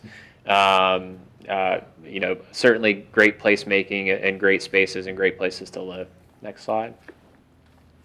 What we're calling the Grove, which is a townhome area, which I believe was Area C. That is obviously the townhome pod. Once again, some precedent imagery, typical townhomes. All of these will have smaller open spaces. You see the small little fire pit there on the middle left. Seating areas. All of these pods, I would say as a whole, we talked about it as age restricted, traditional single family having those large, kind of larger amenity areas. A lot of times some of these townhome communities will, certainly have, depending on different areas of it, may have some smaller pocket parks in there as well. Next slide. The flats that we're working title there, the multifamily pod. You can go to the next slide. These would be your traditional garden-style multifamily buildings, typically 3-story walk-up, surface parking, their own internal amenities. Most of the times, those will have outdoor kitchens, pools, dedicated amenities, certainly for the rental component there. A lot of times these clubhouses and now in pools, you can see that some of these are very, resort style as well. Next slide. The villages, or the village at Wakefield, what we're calling it right now, is that commercial core. You can go to the next slide. Think of this as the main kind of retail, destination. I know there's a lot of uses in there that, eventually towards the back, there may be some office components. You see that kind of bottom middle picture. But the idea is that as this is the main gathering space. You heard me talk about these single family and age restricted areas having their own dedicated amenities, but this is truly a destination for not only the Wakefield project and all the folks that will live here, but this is a main draw for Troutman itself in the greater area. This is going to be your areas where you could possibly have a grocery store, some strong inline retail, some areas that will have, entertainment capabilities if you wanted to have, I guess we're going to talk about an Area G, but, farmers markets or anything like that can provide an opportunity for that. Just a wide range of uses, but would be a main draw. A lot of times in these, you'll see it's very well designed. It'll have as many uses there as, the team can talk about as they can get, market dependent. So once again, just a very big draw for the town itself in the greater Troutman area. Next slide. The land donation site, certainly don't know exactly what that's going to be, but next slide. Like I mentioned, these are just some precedent images of, I've heard amphitheater thrown out there. So, whether that's an expansion of fairgrounds, if it's an amphitheater, it's an area that we're going to certainly help the town work with and develop something very special there, hopefully. Barium Square, there's not much other to say here other next slide than this is just to reiterate, this is an area that we're trying to carry the context of the campus over, that historical context that you see on the western side of the campus that will remain there. The Gracie building, it will definitely remain. Some of those uses may change, some uses may go in. It's our intent, and if everything is structurally sound, Little Joe's Chapel will remain as well. All of, from Highway 21 up to the buildings, those great trees that you see that along Highway 21, the intent is that for that all to stay and for us to only come in and enhance that area. So that space is that on the weekends you can, see families out there, we can have events there, and it's really just a carryover and historical context from our point of view. Next slide. Next slide, please. All right, so road hierarchy, a little bit here. This is going to get into a little bit of details, and let me find my page here. We have established this road hierarchy, one, based on it helps create a sense of community and a sense of place, but two, certainly in working with the town staff and looking through the ordinance, there's definitely an establishment of roads and road sizes, and the next couple slides will show some of those sections that are taken directly from the ordinance. Our arterial roads that you'll see are the kind of longer dash Moose Club Road, the existing arterial roads that we'll be tying into. That diamond are areas of certain connectivity points that we've been working with staff on to, those public roadways. The age-restricted area, as you look right under that letter H, that is what we're calling an avenue through the UDO. That's a minimum of 80-foot right-of-way. We'll certainly work to the standards that the town has put place in the UDO. Sidewalks both sides may or may not have medians. Whatever's in the ordinance, we will abide by. That is coming into the age-restricted area on the western side, and then as you come by Area G, right across the main entrance to the Barium Springs campus now, and through right by Little Joe's Chapel, that'll be a commercial street, which will be dedicated to that commercial frontage, to making sure that's activated and really used and feels like a commercial core. Really, you can see activity as you're driving by. It makes you want to go there. That will transition as you go into Area E into that Avenue 80-foot right-of-way as well, and then we'll get you back out to Moose Club. So those roads will be the main roads throughout this, and then the other roads that you see there will be our typical residential streets. That will be a minimum 60-foot right-of-way, and once again, we'll abide by the ordinance standards there. Next slide. These are literally copies from the ordinance that I mentioned we're going to be abiding by. With the avenue section, the commercial section, you can see some of the activity happening on the street. The store frontages there. Next slide. The residential section, and then if we have a section here for alleys, if there are any along the way. So once again, we're going to abide by the town ordinances there. Next slide. All right, the greens. So this is, I think, hopefully pretty obviously, our open space, tree save portion of this. And I'll run through these acreages a little bit. As far as the natural landscape of what this site is, you can see a lot of these appendages and little fingers coming up. Those are all streams that have been located and utilized in our planning. A lot of that will have to be maintained.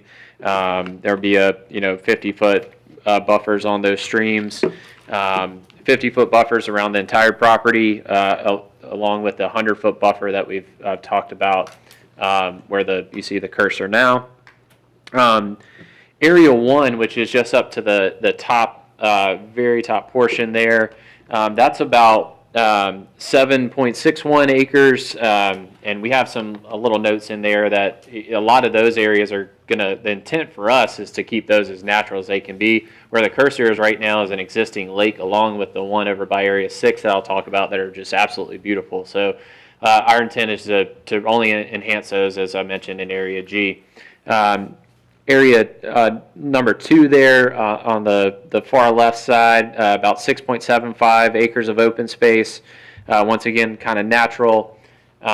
Area 3 is that main amenity component right now that's in the plan for the age-restricted area. That's right under 7 acres, 6.75 acres. The intent of that, originally we had it a little bit further into the site, but we definitely wanted to make sure that we had more open space and, against adjacent residential, so that shifted up there that you'll see in a plan later. Area 4, that is the traditional single family. That will be about 9.61 acres. Area 5 up to the top right, just under 6 acres. Area 6, which is a big natural area with that lake that I was talking about, and we rode this whole site, and it really is a nice looking lake right now, pond, whatever you want to call it. That's going to be about 25.5 acres, and we'll certainly talk about, components for that. Right now you can see the Greenway trails, but, anything from, disc golf to, if there's a chance for mountain bike trails, platforms for viewing, for bird watching, natural wildlife viewing, all of that's going to be thought about in those areas and truly only enhance the natural area of that. And then Area 7 is that land donation, 13.4 acres that we talked about before.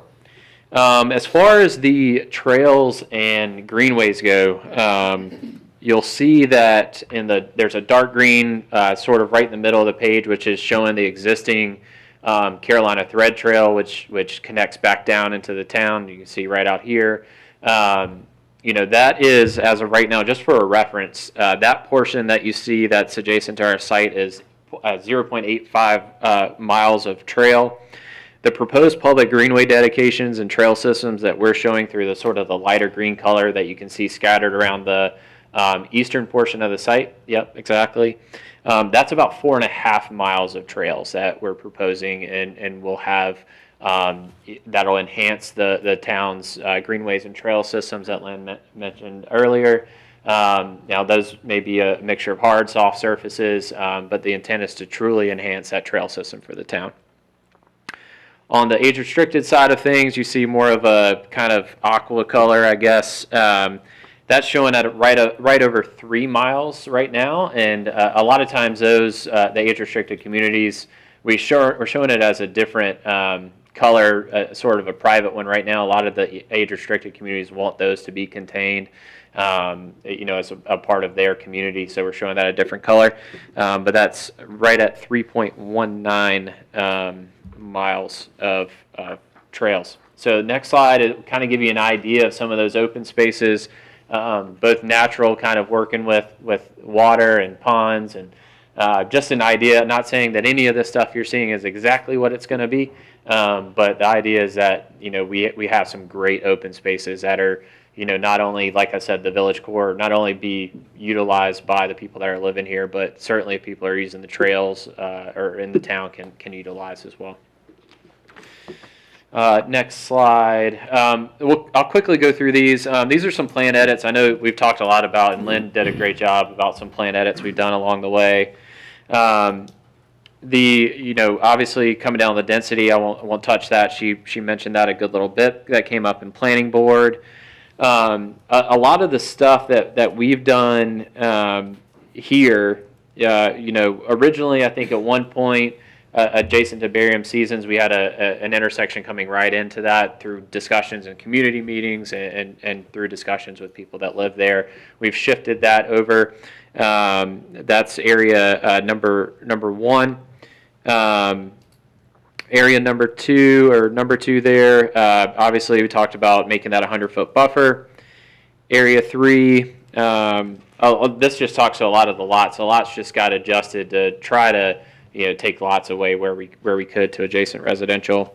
And then obviously the big one is Area 7, the donation to the town, and I skipped over it, but Area 5, the flex area, as town manager mentioned earlier. That is an area that originally was talked about with the school, but through discussions, unfortunately, was not decided to go there. So that's that's kind of, unless I missed anything on the plan, I know I was probably long-winded there a little bit. I think if you go forward a couple slides, Steve Bailey is going to come up here and talk about the economic impacts. One more slide, please. There you go. Good evening. Hope you all are doing well. Good. Thank Something we had failed to do coming forward at the neighborhood meetings, at the various discussions we've had with all the staff talking about this project over the time, and failed to do it at the planning board, mainly because we didn't have our study back yet. We hired a national group to do an economic study. So we wanted to show you, not only are we talking about the quality of this community, which we plan to do a quality product that we think you all will like, but we also wanted to talk about the fiscal impact that this would have on the town of Troutman, because this is a big development. Just a few key bullet points out of the fiscal study, again, done by a large national group called Zonda that specializes in exactly this kind of thing for communities. 20-year total revenue out of our development will be $142.7 million. 20-year estimated cost for the town to provide police, fire, trash, all the things a town would typically provide is roughly just under $40 million. So that's a net of about $100 million positive revenue, again, over 20 years. Total year, if they look at typical developments like this and you look at what they spend in the community around the development, is $336 million spent in local restaurants, shops, not necessarily just in Troutman, but in the local area.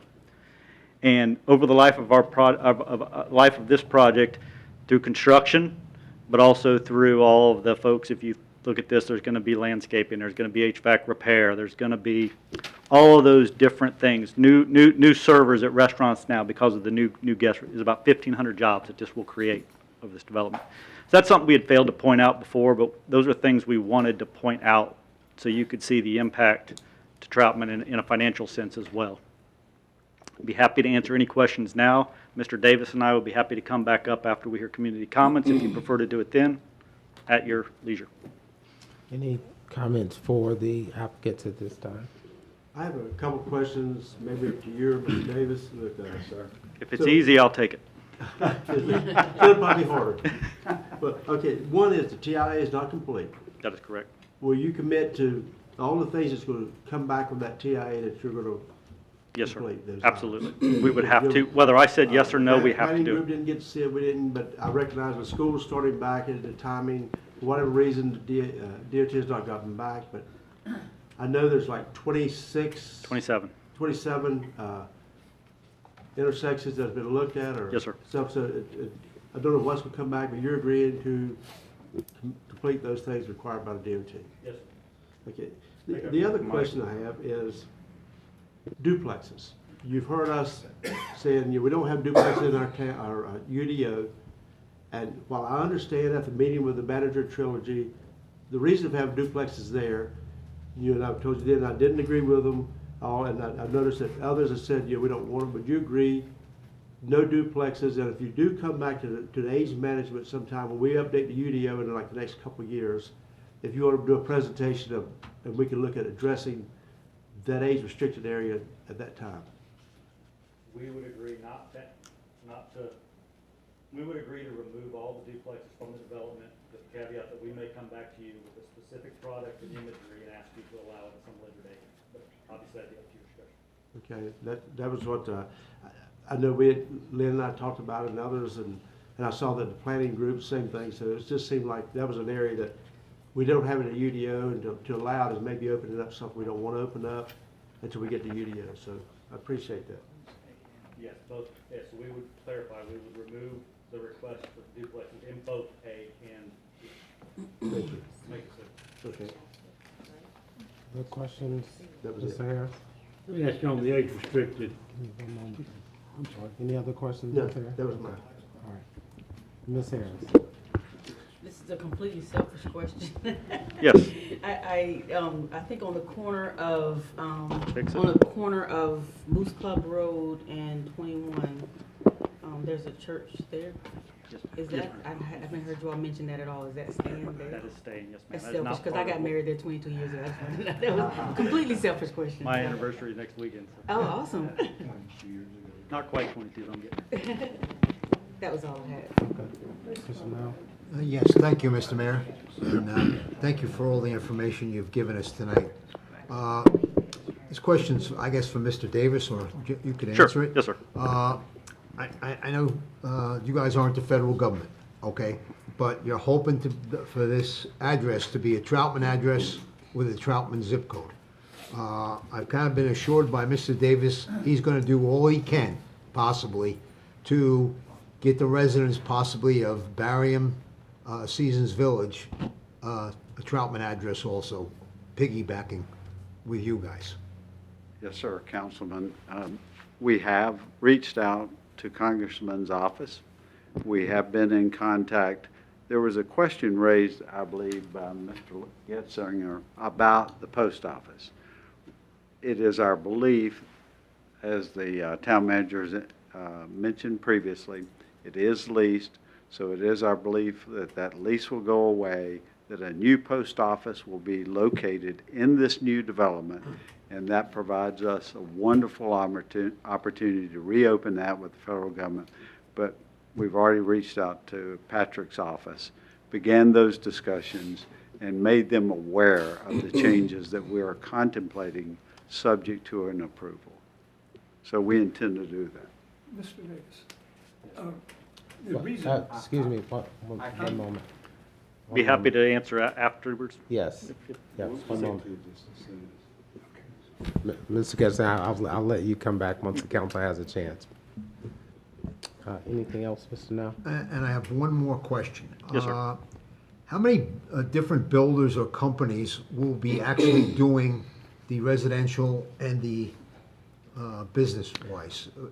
Are you going to be bringing in numerous, like D.R. Horton or Lennar, or is just Prestige going to build these homes? No, sir, we do not build homes. Not necessarily the names you mentioned, but we do have a few local groups, including, I think we've shared, Trilogy or Adele Webb style in the age-restricted.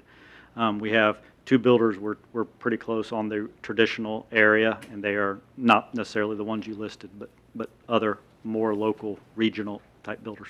You're going to try and keep it to a minimum, though? Right hopefully, now, because we then everything will have be built the two on the same. right side and one on the left side Gotcha. is who we're talking to right now. Perfect. Not fully signed, not making that promise, but that's pretty close to where we're. Just a question? Yep, Thank you. yes, sir. That answers my question. I'm good, Mr. Mayor, thank you. Okay. Mr. Oxford? Just to follow on what Councilman Now spoke on, I appreciate the effort you'll put forward for the residents of Barrium Seasons. My only question would be, have you had any experience with this in the past? Directly or indirectly?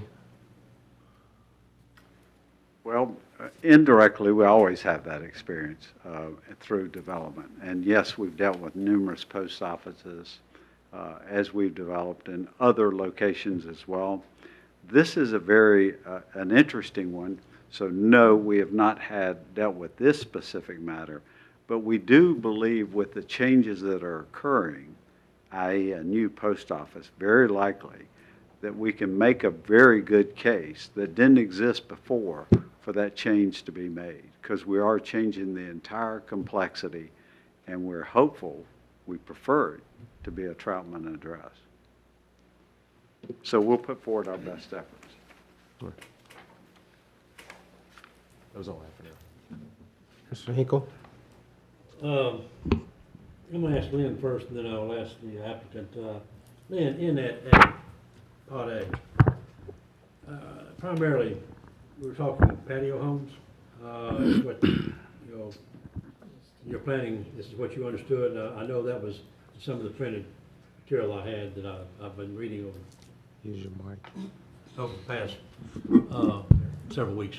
Patio homes is primarily what we're talking about. Single family, yes, sir. Age-restricted, single family, small Patio lot, home sort type of. sizes, and hence the reason Correct. for the Yes. smallness of the lot. That is correct. Yeah, that's, would there be any opening to maybe enlarging those lots a little bit, not quite so small? Well, right now, the builder that we're talking about, that is specifically the lot size that they're requesting to be at least some of the units in there. And we don't know exactly how many the total number of units will be, but no, that's really the product type that we need for that smaller lot. As we've mentioned before, those type lots have a little bit smaller side yard because they are fully maintained by the HOA, by the owner, the master builder. So all those are maintained constantly, and they just don't use that extra yard area for this. You have any rough idea, percentage-wise, perhaps, maybe of, I know there could be a mixture. I mean, that 4,400 is a minimum. Yes, sir. So you can obviously do, but have any rough idea, 4,400 versus, lots that are larger? No, they've asked for about 20% of the homes to be about that size, but that will also adjust market, so I don't want to make that specific promise. But their initial layout is they want about 20% of the homes to be that product type. Okay. The vast majority will be a middle, and then there will be a larger area that's about 30%, a larger lot area. So we're not talking a dominant No, sir. percentage of No, sir. patio No, sir. homes. No, sir. To expand on what the Mayor Pro Tem is saying, when we visited the Trilogy, Yes, sir. what was the average size of those lots there that we saw? They were very similar to this product. There were some 44s like we're asking for, some 54s, and some 64s. Very similar to what we're going to build here, or hope to build here.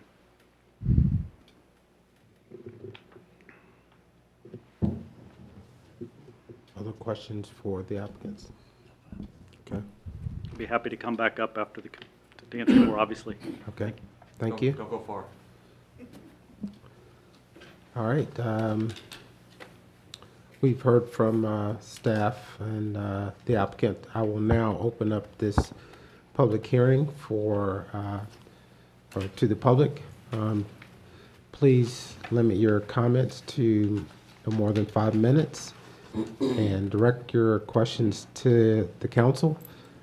We will help direct them to the appropriate either staff and or applicant. So anyone who wants to speak on this rezoning request, I'll ask you to please come up and state your name and your question.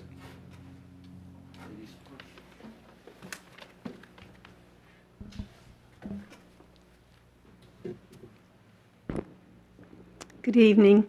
Good evening. My name is Jane Getzinger, and I live in the Troutman ETJ on East Mambo Road. I also live in the area that many worked on to designate as rural preservation. East Mambo is also the road that bicyclists love to travel to the state park. I implore the council to consider not only the residents who live within the Troutman town limits, but to consider all who live in the area, because we will all be affected by the placement of this extremely high-density development on the perimeter of Troutman. This development is more extreme than we were first told it would be. It was first publicized as 2,200 new homes. Upon questioning, it was revealed the numbers would be much more, depending on the developer's needs in the futures. Approximately 1,100 homes are slated for the over 55 community that will abut Old Mountain Road. For sure, we are going to get the gift of more traffic along with our Lowe's grocery store. The development plans paint a pretty picture, but I worry that the real picture will be quite different. You have the power to set our lovely area apart. Take what we have and improve it by putting conditions on Wakefield. I've got some pictures up here of the Prestige development on Highway 150, Slanting Bridge, and I'm curious how long ago that project was started. How long has it been going on? I've driven by it for years. Can you show the apartments? I guess this is multifamily, but it's a scorched earth look. Those are recent pictures taken of the Slanting Bridge Highway 150 development referenced as a Prestige development. The shopping strip does not hold a unique identity. We want to be unique. There's no road screening. Are we really assured that we will get something better? Why not flip the high-density part of the over 55 area to where the single-family area is and put it on less-traveled Moose Club Road? Or why not cut that density in half and put some of the land, make it available for a public land trust? 1,100 people is too many residences to dump onto Old Mountain Road. And thank you to those members of the Planning Board who had the courage recently to question much about this development's proposal. I speak for many when I request a substantial decrease in density. We request greater effort in marking the preservation of the heritage trees. And I know some work has been done on that, and I appreciate that. We request greater efforts to preserve more of the historical look of the Barium Springs Children's Home Campus. It looks like the western side is more the contemporary homes, and the eastern side are where the more historical buildings are. And we request a more unique and charming motif for the shopping district, perhaps a Bavarian village to honor our real roots in Troutman. And I would suggest that the 100-foot screen is not enough. Colonial Crossing, I look at across my 20 acres through a 75-foot buffer that was left as is, and I can clearly see scorched earth. I hope you'll consider these requests. Thank you. Thank you. Anyone else want to comment on this proposed rezoning?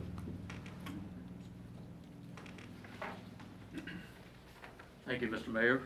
Paul Bryant again. I had a few things that I wanted to say, but I'm very encouraged to follow our planner, Ms. Hare, after her presentation and her recommendations.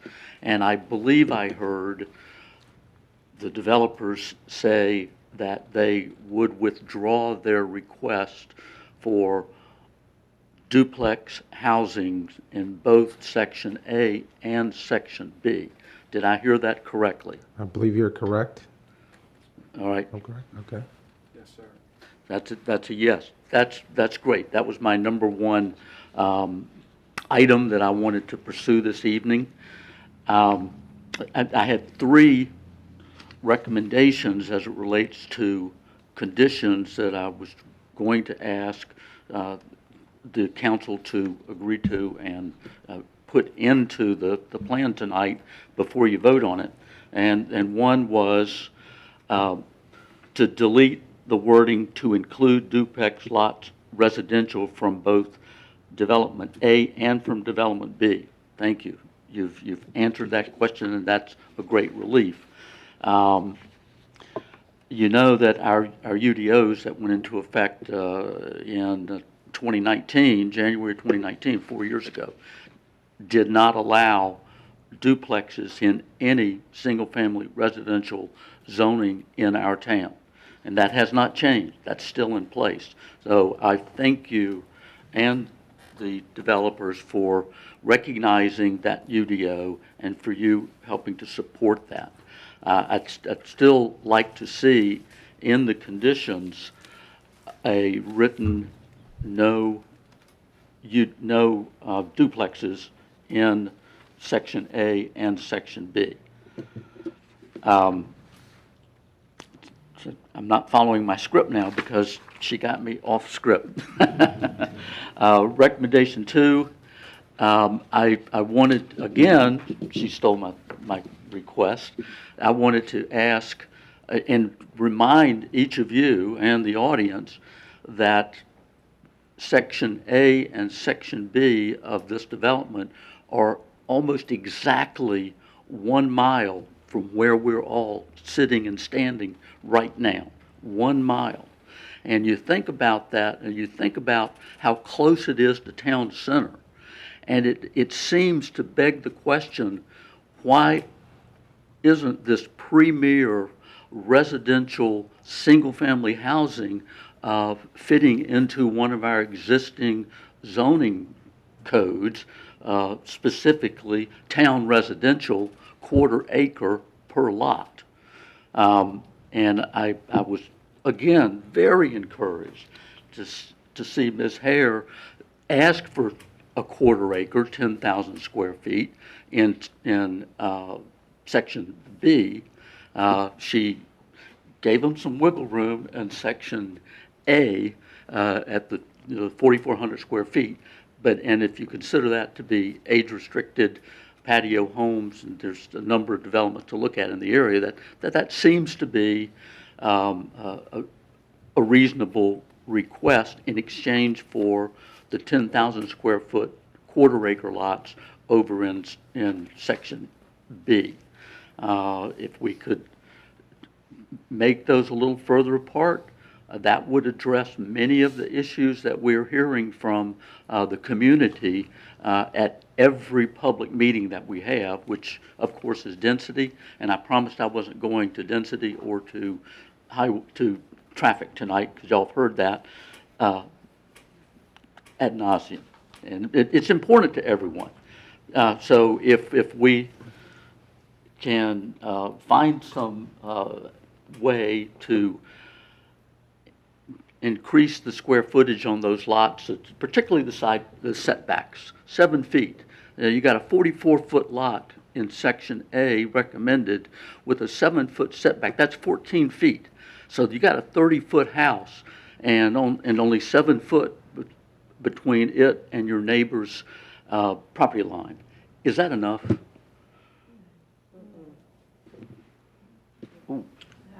The community seems to think it needs to be more, and that's the message that I'm asking tonight, is to consider town residential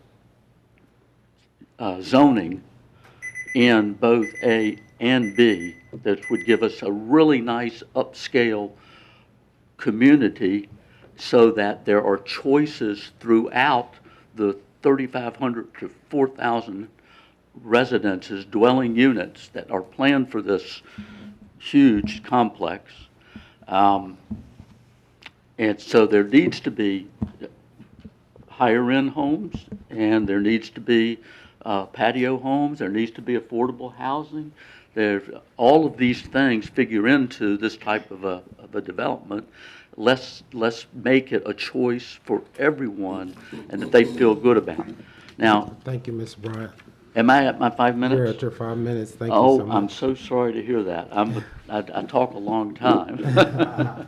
But if we go with the town residential, it'll be easier for those communities, A and B, to become a greater part of Troutman and fit in to what we know and appreciate as part of our town. Thank you. I'll get out of the way. Thank you. Anyone else want to speak on behalf of this rezoning request? Mr. Getzinger. I just want to ask, give a clarification. The ABC store, we do business with the Barium Post Office. All of our correspondence, our checks, everything have the post office box at Barium Springs. So I'm just trying to get some idea, it sounds to me like there's going to be a gap. I'm sorry. The clarification I need is, do I need to be looking at migrating our business to the other store, to the other post office, or is there going to be a transition between, because I don't know when the lease runs out with the federal government. Mr. Davis, would you answer that question for Mr. Getzinger? Yes, sir, Mayor. Mr. Getzinger, typically what will happen is a new space would be agreed to be leased. The old space would continue to exist until such time they moved into the new space. So I don't think, sir, you would need to worry about it. Okay, well, that's really what I've been trying to do since the start of the meeting. But Thank you, anyway, thank you. I have to be the bad guy, so I We're not apologize. Thank you. I don't know that. I now know the rules, and next time I come on. You've got to make 4 million next year, and the liquor store and the post office is not going to interrupt. I can't do it if I don't know where to send a check.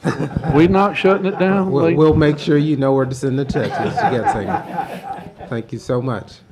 Thank you, Mr. Davis, for answering that question. Any other questions or comments regarding this conditional zoning request?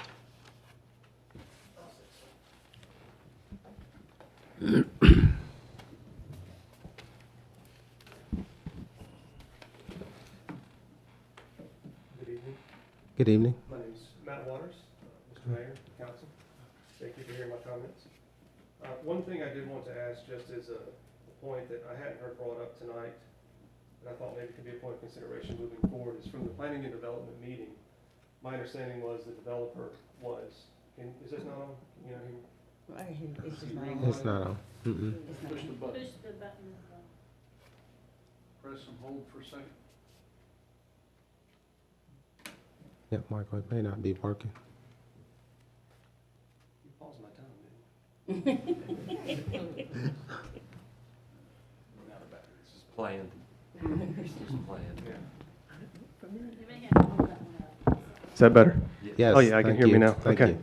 you. One thing from the Planning and Development Committee meeting that came up was that the developer, if my understanding was correct, would be responsible for road improvements from, I believe, the Murdoch and 21 intersection going north into Statesville, if I understand that correctly, from where the Four Brothers gas station is, moving north. I understand there was a road project from DOT being considered for Troutman that would cover a good chunk of 21 heading south. So if we're looking at a TIA at 27 intersections outside of Troutman, I have to imagine this new development is going to grossly affect what is the main street that goes through Troutman. So how you can get a coordination between Troutman, a developer, a builder, and the DOT, I think would behoove the community as a whole moving forward. Even if these developments or improvements in the roadways are made as we move forward, from the developer standpoint, where is the DOT get involved to take care of their portion? And that's not a question to be answered tonight necessarily, just a thought for consideration. Just because I have to imagine it's going to greatly affect what traffic flow we're going to see through Troutman moving forward. Great. The other thing I wanted to point out was with the 100-foot buffer from Ms. Hare's comments, certainly appreciate the recommendation to have it undisturbed. As this young lady back here mentioned, 75 feet does not appear to be enough behind her home. So I think 100 feet undisturbed is preferable and certainly in favor of that. I will point out that it came up at the planning and development meeting that if there was the option or need to replant, that I believe suggested diameter of those trees was 2 inches, which would certainly be well below what these decades-old trees that are there now represent. So I think that needs to be considered as well if there's going to be replanting the size of those trees. But I would certainly support a 100-foot undisturbed buffer. And the last thing I wanted to mention was with this amount of development, with this amount of density, he said he wouldn't talk traffic and density. I'll do it. With this amount coming in, certainly with development and new communities and higher populations, you see things like crime increases. And we recently had in Barium Seasons a visit from Department of Homeland Security, which I'm sure Councilman Now and Councilman Oxshire, when they moved in, that wasn't the characterization of our neighborhood, but unfortunately it has made it to Troutman. Is it an anomaly? I hope. Based on the characterization of our country, I doubt it. So what I'm asking is where you can, what opportunities you have to mitigate, whether that be density or other things, to try to minimize crime becoming an increase in Troutman, I think would behoove the community very greatly. I would stand to say the police department is probably understaffed. I don't know what those numbers look like. I know we did just hire 3 new officers, but as far as their ability to patrol the community with this added development, certainly a need as well, maybe something to be considered in the future. Thank you. Thank you. Thank you.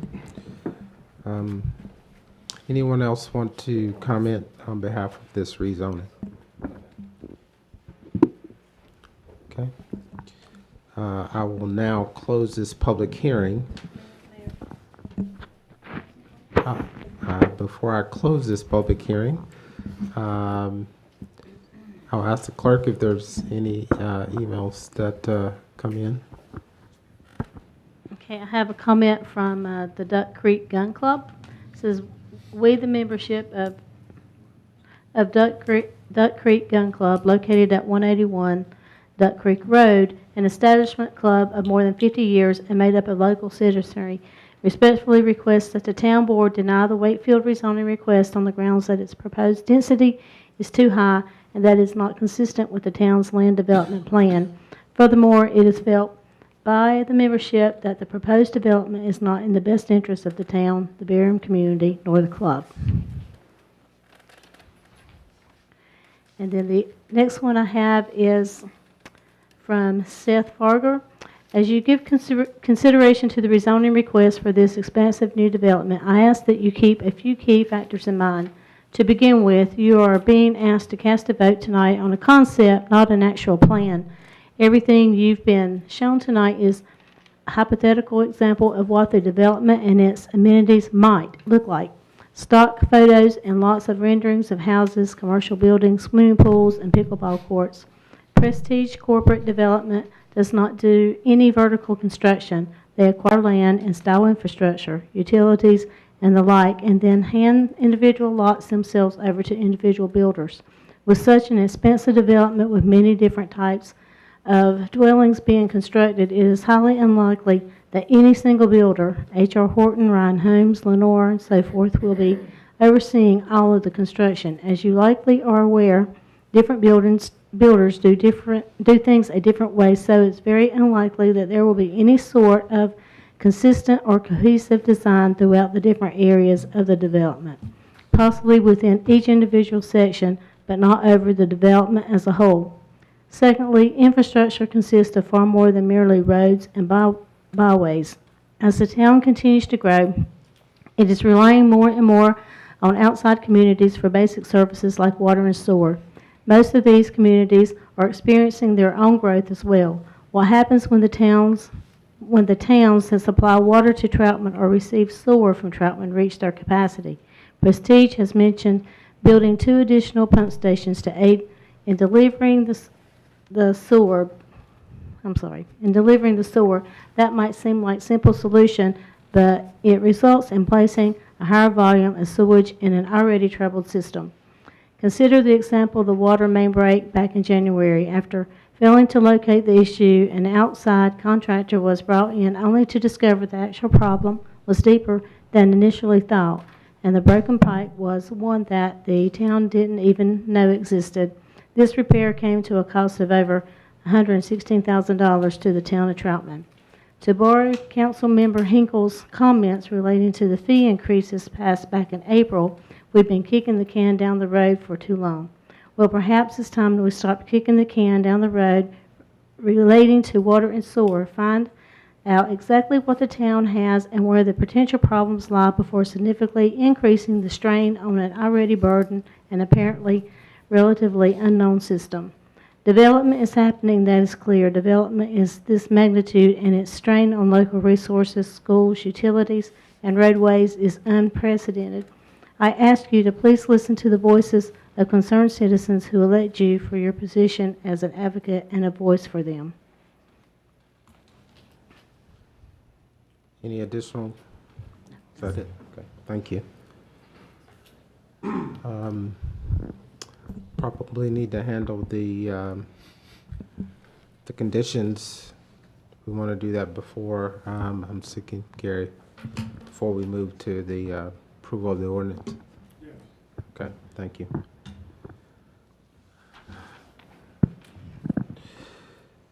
So I'm going to ask staff to help me go through these to make sure that we got all the conditions approved. So, Well, are Mr. Mayor, just to clarify, are you asking our recommendations, or are you wanting? so I think we need to go through each one of these and get a yes or no from the developer.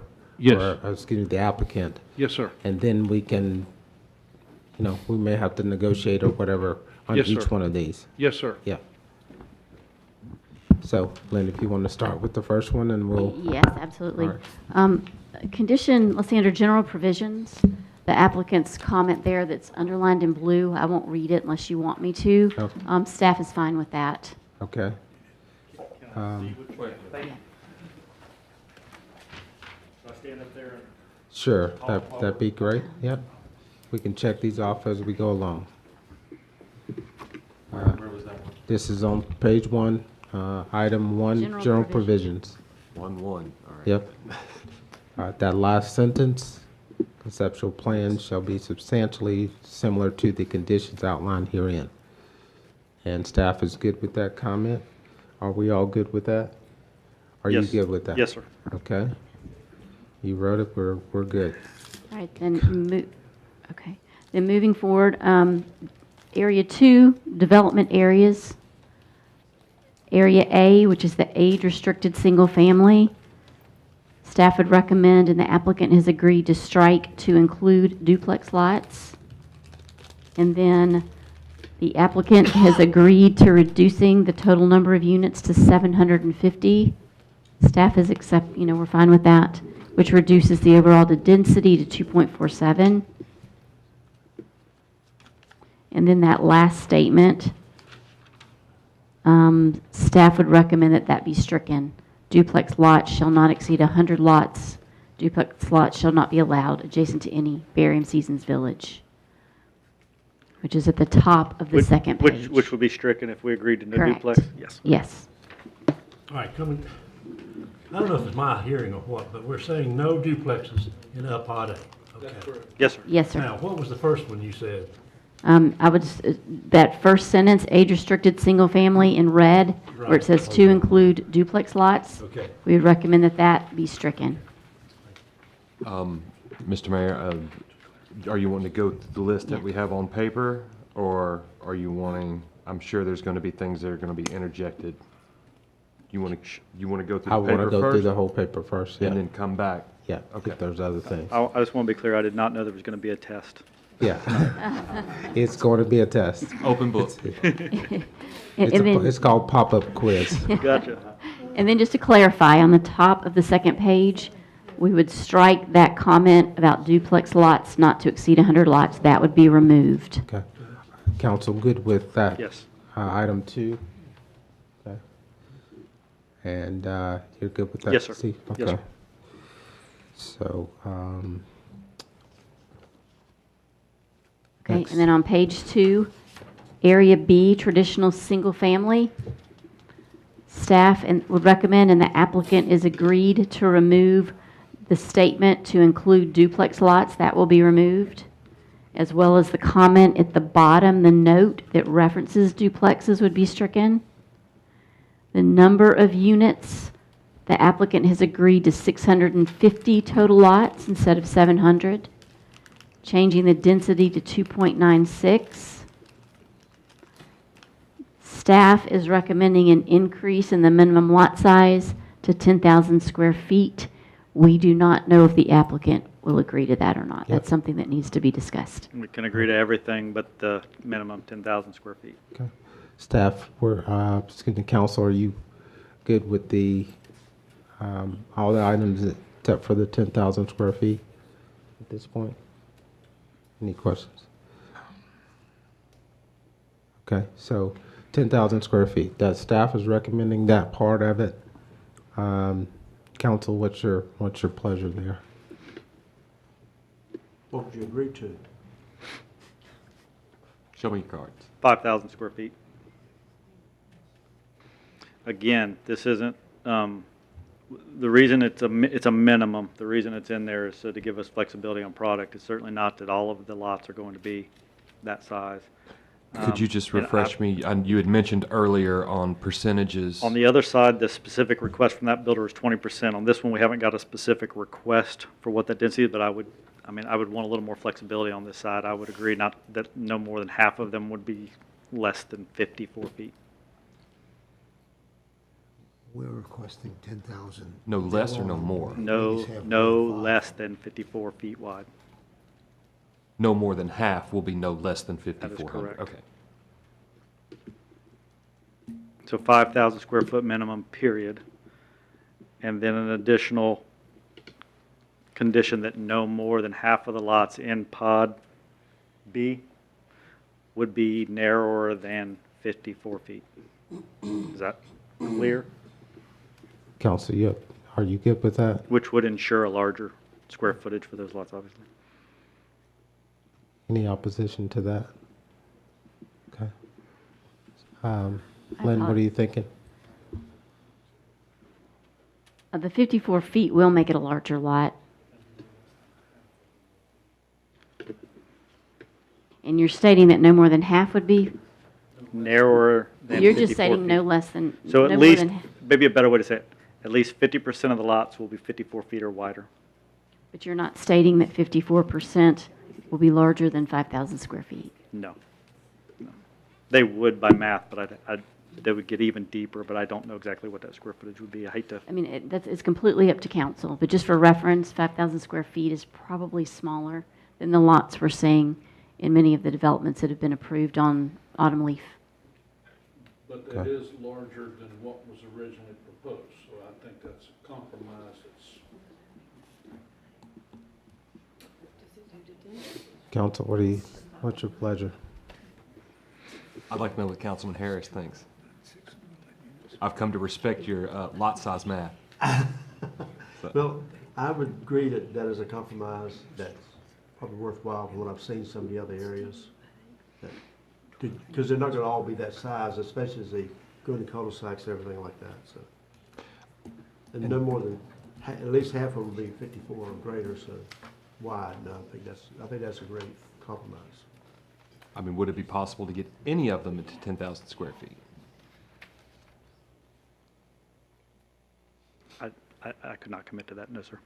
That's just not a lot that is built in these type neighborhoods. That's not, this market is not, there's not a market for that size. With half of them at 54 feet, what square footage are we talking about, Steve? What's 54 times 120?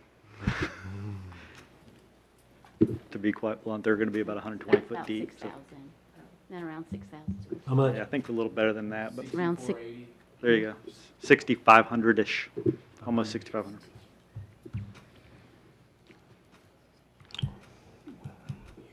So council, what I've heard from a couple of folks, but are we asking for 54 feet width and 5,000 minimum lot size? So a minimum of 5,000 square feet and no more than half the lots would be 54. narrower than 54 feet. Good. And you're good with that? Yes, sir. All right. Next Steve, time. just make sure I'm clear with the, again, don't mean to beat a dead horse here, but the 54 feet, we're talking around 6,500 square feet on those lot sizes then, is what we- Yes, sir, approximately. And then there would be a section that is larger, that would actually be larger than that, whatever 64 times 120 is. But I don't want to take my shoes off for that math. Yeah. Okay. So up to 54, up to 64. Yes, sir.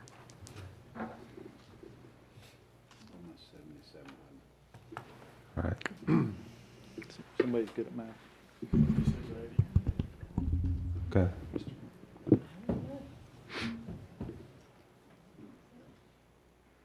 All right.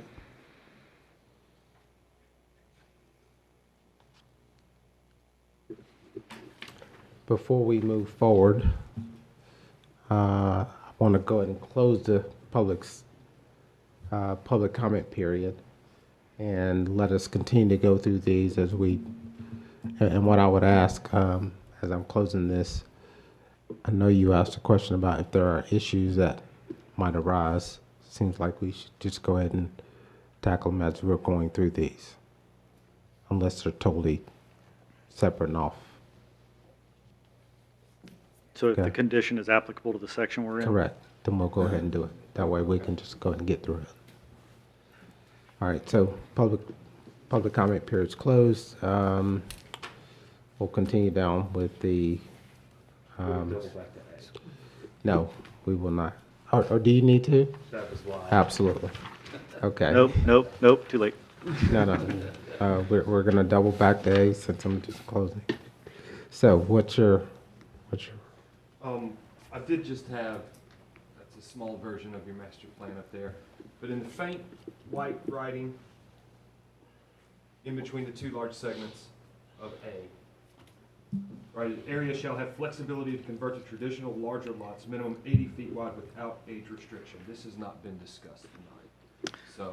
That was an option that we were asking for it is something we would remove if that was a heartburn. What it did would allow us flexibility if there was not a market for all, if we started selling the age restricted and the market fell out and there was not a market, we had the option to flex that area, roughly a third of the age restricted section, into non-age restricted.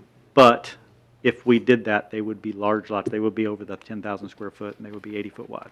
That was what we were asking for, is that flexibility. If over the years of this development, the bottom fell out of the age restricted market, that we could flex that area into larger lots. Are you saying you retract that, you don't want that? If you're asking that, we would like to keep it in there. If it's a condition that is, it's not one that's super important to us, if that was an option, if that was something that you had heartburn with, we would remove that condition. Well, I know we had the chance to talk about some of this, and I've been away, so forgive me. So for me personally, right, the 100-foot buffer's new. Yes, sir. Right, so I like it. I do know that there were discussions about lot sizes directly adjacent to variances. Yes, sir. It seems like that may have gone back. So this would give that option. So what we've learned is, again, we talked again to our folks down at Trilogy, there is just not a market for that larger lot in an age-restricted section. So if what we agreed to was if they're age-restricted, we got the larger buffer to buffer. Again, there's no kids, it's a quieter area, it's well-maintained, well-groomed, all the flowers and the beds are planted, all the lawns are maintained. It's a beautiful section to have as your neighbor if you live in barium seasons. If for some reason we flexed out of that being an age-restricted area, then we would agree to the larger lot, the 10,000 square foot, that 80 foot wide. So that was an option that we were given ourselves. Right, so that we currently have a total of the number that was given tonight was 754, I'll call them rooftops. Yes, sir. Do you have just a napkin calculation how that might hypothetically affect? If they went from an average of, we would lose probably about 150 lots. And that's over just this subset of That is correct. Yes, sir. Right? Yes, sir. Maybe 100 to 150, again, lots. You know, I'd love to see the 10,000. I'd love to hear rather the 10,000 larger lots. So I mean, if we're talking, if the age restricted doesn't work out after a reasonable length of time, makes business sense transitioning over. The fact that we're talking larger lots, 10,000 feet average. And Go ahead. we've continued to narrow down and feel much more comfortable committee. That's why I offered to remove that option. We feel much more comfortable. I think some of you have known we've kind of narrowed down who's going to be that age restricted. We kind of know what it's going to be. We feel much more comfortable that it's going to be successful over the life. But as a developer going into a project, I mean, we're going to spend $100 million getting this project off the ground. For us to commit that, we like to build these kind of flexibilities in there. It's why we ask for some minimums that may feel extreme. It's why we ask for a lot of things like this. I mean, this is going to go over several years of a market. We may have to adjust. It's why we asked for, as we come to one of the conditions, the facade materials. If something new comes up, we ask for the flexibility to be flexed into. What if they invent a diamond encrusted siding next year that's the whole rave and it's better than everything else, but we didn't use it because we didn't list it on the thing? So when we're talking about a project that's going to go on for 10 or so years, I mean, we try to give ourselves those flexibilities to adjust, because we've learned from the larger one we did in Cheryl's Ford where we had to go back to the board every time we wish we'd have thought of that. Well, go back through the whole process, come back here, through that process to ask. And there are absolutely changes that would be drastic enough that we should be back standing here, but sometimes it was pretty minimal that everybody agreed we could do it, but we had to go through the process. So we try to think ahead and build some flexibility in to adjust a little bit to the market and a little bit to the changes that we may see over this period of time. So that was my follow-up. I would say moving from a 55 and up age restricted patio home to more of a an 80-foot wide, right? Yes, sir. Yes, it's sir. pretty radical. Yes, sir. Right? Is this something that would, I don't know, Mr. Mayor or Planning Director Hare, is this something that would need to come back before us? If that condition weren't in here, I would say yes. If it's not, yeah. If the condition is not in there. If we include it now, then it's Correct. It could go either way if it's in there now, but if it's not, then it would have to come back. And again, as I said, I think, the fact that it's an improvement, to me, it's a no-brainer if it doesn't work. And he's talking, several years. I mean, they're not going to just do it 6 months. If it doesn't work, but again, we're talking larger lots. It's an improvement. I would tend to agree, especially considering it's the lower third, which again is closest to our hot spot of varying seasons, right? And moving in that direction is more in line with the nature of that neighborhood, I would say. So I would have no issues including that. And you've got larger lots going next to where it bumps up to varying seasons, right? The larger type of those, but not the 80-foot necessarily. Well, right, But yes, larger lots though. we have agreed to not do any of the smaller lots on that run of homes back up. Correct. Yes, sir. Or any of the I'm sorry, well, the duplexes are out of it. I'm sorry, I misspoke. Yeah, the duplexes are already removed. We'd agreed to no duplexes. Right, so not bigger lots. Right? That's correct, yes. So did I understand your question at this point? It is to add that as a condition back into A. It's to leave that a condition that we've asked for in. I mean, unless, I would pose that to council. Right now, it was something that is already included, and I think what we're agreeing is not to remove that option. That's my suggestion. Oh, okay, yeah, I know, it just seems like Okay. we've been through some very thorough, details, and Yes. I have not heard this discussed Absolutely. tonight, so Yes, sir. I think now's the time. Yep. So I was I just- like to beat the dead horses, so. We should, this is when we should do it, so we're not Right. back here trying to clarify. Yeah, so Lynn, I think what we need to do is just, the comment is on the concept plan. We would just take that language and add it to A. So it's in both. We can just cross-reference it. okay. I think that would be better because this is a document that I think will be probably utilized as our, It's best if they match, the Yes. concept plan and the conditions, yeah. yeah. So Steve, you would agree to that, Yes, sir. Yes, sir. leaving it in, okay? Yes, Mayor. All right. Nobody on council has any heartburn with that? Okay. Anything on B, Joshua? Sorry, I'm just gonna be a problem tonight. Apologies. No. Go ahead. Well, C, I'm just going down the list, just to make sure. C? Yep. I mean, I know it may be maybe a bit of lunacy, but I mean, with the discussion we have, I would like the language that we have for duplexes in A and B, I would like that to carry over to C. So before you go there, hold on to that thought. I actually didn't allow Ms. Hare to comment on C, townhouses. Yes, C. Let me get myself together here. Basically, the comment was added here that the development standards for single family in C, if that were to happen, will be the same development standards that we've established for B. So there'll be single family residential standards for C.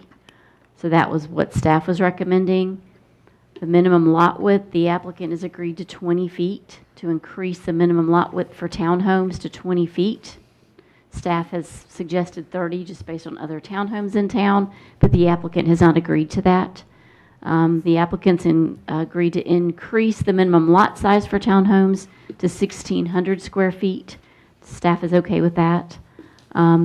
We had added a condition that there would be a minimum of a one-car garage. The applicant's asking that they will have an option wherever possible to do a mix of 1 and 2 if possible. I heard tonight from Councilman Member Hinkle that he would like that condition to read that 50% one-car and 50% two-car garage would be required. I'll have to rewrite that. That doesn't read well. Yes. Yes. Okay. Anything else on that section? That was all for C. Okay. Steve, you want to address these? Sure. I'm okay with the development standards established for a B, Area B apply. Understood that, agree with that. We've agreed to the increase to 20-foot wide minimum townhomes. We've already agreed, because we requested the minimum 1,600 square foot, the increase to that. And then we agreed to a minimum of the one-car garage. And to be clear, what we stated, there is a period after garages, so we were saying townhomes shall have a mix of 1 and 2 car garage, period. Wherever possible, additional guest parking shall be provided by means of dedicated on-street parking. So we were committing to those, garages My- unequivocally. Right, my Then we vision were did saying not on do top of, we would try to mix in on-street parking. So he already, so you all are committing to the one? Yes. One and two, Yes. a mix, okay, perfect. Yes. Okay. So we're Staff's talking one good or with two, and then the mix, I'm saying, So- at least in the neighborhood of 50, if it's around 50% one, 50% two. Yes, On the garage. That gets a little tougher, because here's how the townhomes work. So the end units have two cars, and then if it's a 3-unit building, then you get two cars and one car. If it's a 4-unit building, you get 2 end units that are 2 car and 2 middle units that are 1 car. If it's a 5-unit building, you get 2 and 3. If it's a 6-unit building, you get 2 and 4. So I can't really promise exactly 50%, but we would agree to no fewer than 30% of them would be 2-car garages. Sounds like all of the end units, though, are 2-car garages. That is absolutely right. All end units will have 2-car garages. Interior units have 1-car garages. That's how those work. I think that's probably the best we're going to do. And then again, as you say, you'll, So I think that works out to usually about a third of them, so 30%. let me ask you, the on-street, off-street, okay, the off-street parking areas, obviously, but on-street, would that mean just a wider road? Yes, we street, put rather? parallel bump outs on the curb, parallel spaces, so you could pull out of the drive lane and park. Okay. Yes, sir. And they'd be striped, they'd be marked, they would be dedicated. Obviously, we're trying to, keep as much out of the way of the Yes, sir. driving and emergency vehicles. Yes, sir. Yes, sir. Any other questions on this section? Lynn had requested 30 feet, and you were saying 20. Are you okay with 20 foot? Yes. Okay, I'm good. Okay. Now, Lynn, did you get that 30% on the 2-car? I realize he's got the formula there, but Is that what's being it was agreed 30% to? for 2-car, right? 30% of all townhome units will have a 2-car garage. Yes. Is that- Yes. Yes, ma'am. You're okay with that number? Yes, ma'am. 30%? Yes, sir. Okay. And then I guess we could also strike, we didn't cover it, but we could strike that minimum duplex lot since that's been removed, that last sentence we didn't talk about. I think that was the point that Mr. Hoxha was making before we went back to Ms. Hare, but Yeah, it was, Yeah. it was more just I need an MLA handbook, I feel like, right? But if Ms. Hare is happy with the language regarding the townhomes, then I'm happy. okay. I apologize. Are you saying that duplexes are referenced in C? Am I just not seeing Yeah, that? there's a note on the second. Gotcha. Yeah, we Top of would, the section. definitely we need to strike that. Yeah, Yes. Okay. Thank you for catching that. all right, we're at D, Village Core. Okay, D. The applicant has agreed to reduce the number of residential units to 250. We're fine with that. Staff is asking that a comment be added that states that residential unit count shall not exceed 250 units that must be incorporated into the commercial component of the project. Residential above retail space will be a required component of the village core. The applicant has agreed or added a comment that residential will be in the form of age-restricted apartments and/or above retail units. We've also added a comment there that the 5% of commercial required in the MU district, that acreage must be addressed, a portion of it here in D. So we would just ask that that comment be added. We understand that flex space can have commercial use too, so we just want to make sure that, that reads that a portion, that 5%, that 38.7 acres of commercial will be provided, and a portion of that will happen here in this village core. So I think the thing that the applicant has not agreed to is that comment about incorporating residential into the commercial component and making residential over retail a requirement of the village core, and then that final statement about the 5% commercial. Steve, where you at? We're good with all of it, and then to clarify, what we were trying to answer back on the residential must be above retail is, if it's market rate, which means not age restricted, we agree it will be above retail, but we also have a user near the office that wants to build a specific age restricted standalone building so if it were age restricted apartment, we ask that it not have to be above retail. if it's traditional market rate, it will have to be above. Yeah, and I think that's understood, that there, with 250 units, there could be a portion of those that are not over retail. We don't assume that all 250 will be over the retail, so we're fine with that. We just want to make sure that it is a component. So to clarify, if it's age-restricted independent living facility, it does not have to be over retail. If it is not age-restricted and it's regular apartments, it must be on top of retail. Okay. Council good with that? Yes. Put that in writing. Is that? I'll let you do that. Ms. Hare, is this another one of those May situations? Well, I think us adding the comment, and he's agreed to it, that the residential above retail has to be a component, then I think that takes care of what we were looking to make sure happened. Unless And I then- misunderstood, you were saying if. Yeah. So he's saying the age restricted would be allowed to be a separate building. Correct.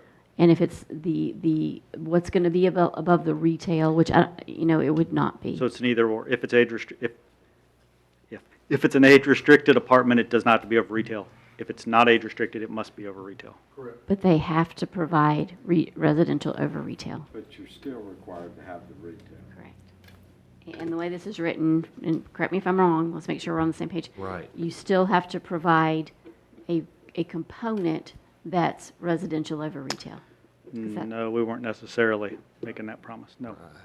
Okay. Understand it that way. No. I It could misunderstood. be retail that's standalone and age-restricted housing. Separate. Separate. Or if it's not age-restricted, it goes over top. It must be. So in other words, what we're trying to say, we can't go just build another regular apartment building in here. But we could go build an independent living facility that's age-restricted apartments in there. And retail does not necessarily require above. Doesn't require it, but we do have the right to put at regular apartments above it. Right, correct. That's why I said it would So be tough to basically, the write. comments, staff's comment in red there, if you all agree with what Mr. Bailey's requesting, that needs to be stricken. In our blue was our attempt to address that. So that I'm clear, are you asking to leave both comments in there? Your comment as well as what I think they conflict. I think that's what I'm asking. I heard both. Lynn asked us to agree to the red. We rebutted countered with the blue.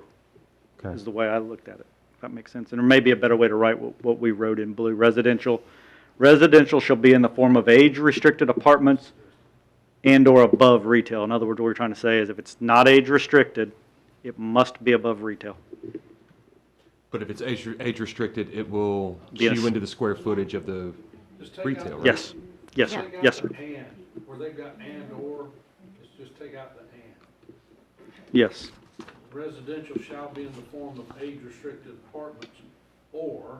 I'm good with that. Yep. Yes, sir. Apartments over, you gotta add the word apartment there. Is that? Then we're striking the red. Sir? Then striking the red that she had and staff had in there. I mean, I think it brings it more consistent, but from what I gather, staff is, correct me if I'm wrong, right, but staff wants a residential component above the retail space. If it's not age-restricted. Yes, I mean, I think that one of the components of the village core would be that it is sort of providing you with that Main Street feel. And a lot of the mixed-use projects that have been used as examples show that. Right. So I So just wanted to make, if we strike the red, accept the blue, strike and in the blue, you could we may still- not get correct. apartments over. Yes, and that's completely up to council. so- Whatever you're looking to accomplish there, we were just trying to provide you with language that would give you the ability to accomplish that. Well- But if you, What we've learned on another project where we agreed to put all the apartments above retail, this was near our village of Sherrills Ford, is that there is not a market for that anymore. There have been new building codes developed in the last few years, and we talked to many groups to do it. And what they learned is that you have to build those apartments to commercial code because they're above commercial. So what they ended up doing is we actually went back with the rezoning request. As I mentioned, we had one approved, we had to go back, and we had to separate them to where it's going to feel like this, where it feels like part of the commercial, but technically there are apartment buildings and there are commercial buildings, but they're not mixed. So we've left it in there because that may change, but what we learned is we talked to several groups across the state to come and build in our development called Terrell Corner. None of them would put the apartments above. They just said, man, the restaurant odors, the fires, the insurance requirements when you're above those became so onerous that unless you're in like a downtown Charlotte or in a really, really more dense area, we just could not find anybody to come to Sherrills Ford to do that, and we tried for years. So I hate to commit to absolutely doing something that I really could stand here today, don't think I can find someone to build that. If I were a betting man, I'd say it's not going to happen. That's my guess, yes. Well, if you allow them not to put businesses above your retail outlets, you're cutting down your density. They can have retail outlets, but nothing above. You're cutting down your retail, and that's They can still do. That's kind of what we're looking for here. You can still build 250 units. It won't reduce the number of units. Age restricted. They would be age restricted, yes. Right. Yes. But I'm saying you would be allowed to build retail without. Yes. If it's your choice. That is correct. Not to build apartments above. We could still do the retail. Which could cut down on density. I think it's safe to say there's not going to be any apartments above them. Mm-hmm. Things may change. I don't know. They may. Yeah. I mean, again, this is a long project. Yeah. And what'd you say, Jerry? I agree. I think from what I'm hearing, there's not going to be. I agree wholeheartedly with Lynn. It looks great. Maybe that's a good thing. It's cool. It may be, but I would not want to sacrifice retail space for an apartment building. Okay.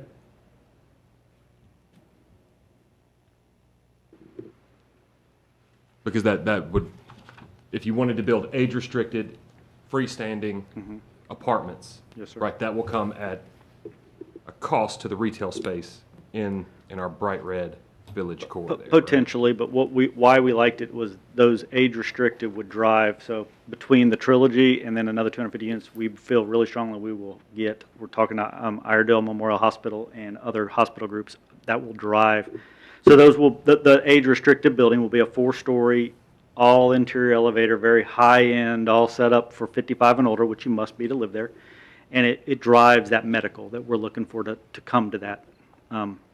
So they can walk to the medical.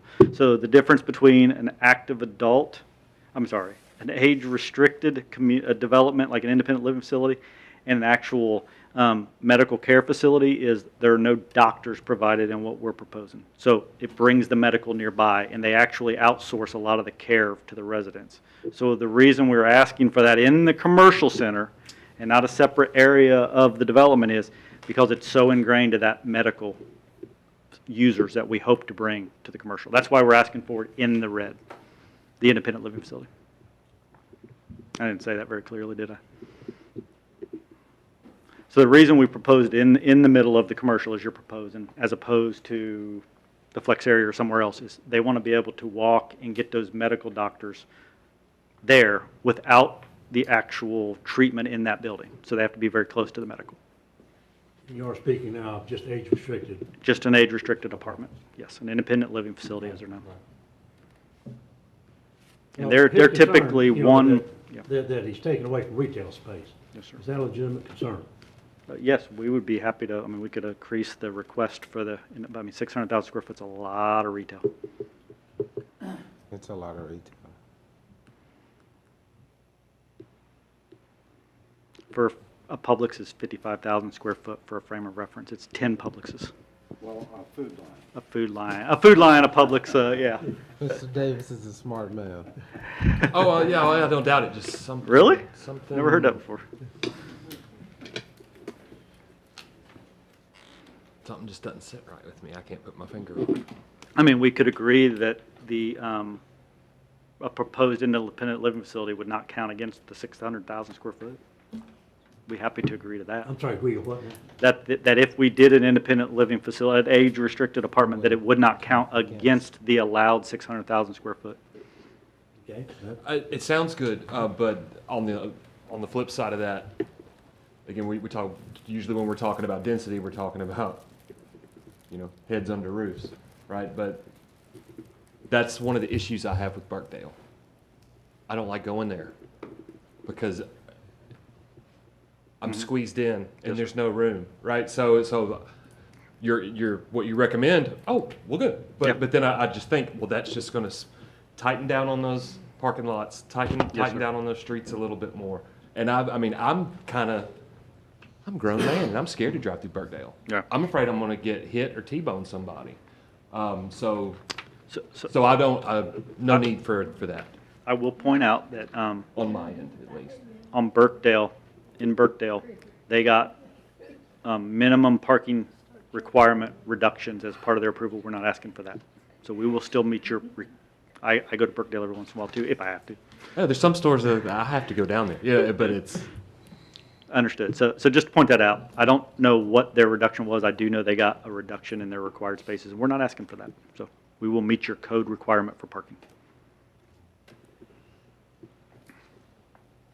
Other questions on this section? As I understand it, we're striking what's in red and we're leaving what's in blue except for the word "and." And Steve, in terms of the E item, incorporate the 5%? We agree to that. Okay. Council, any concerns, other questions or comments? Okay. Jerry, last call. I think we broke him. No. The age-restricted apartments, if you do build it, it still will be subject to that 250 limit. Yes, sir. Mm-hmm. I'm finished, Mr. Mayor. Thank you. With D. Item E, multifamily. Ms. Hare. The applicant agreed, the planning board, to reduce the maximum height to 48 feet or 4 stories, and that wherever possible, additional guest parking will be provided by means of dedicated on-street spaces in or off-street parking areas. Okay. Council, any questions on item E? Things you want to ask the applicant? Okay. Just with the, is that the orange or the sienna? Orange. Okay. That's flex area. I did not put E on my presentation because the comments are minimal. E's got flats, isn't it? E is multifamily. Yeah, I say multifamily, but I've got flats written down here for I somewhere. believe that's correct. I believe that's what we called it. Yes, sir.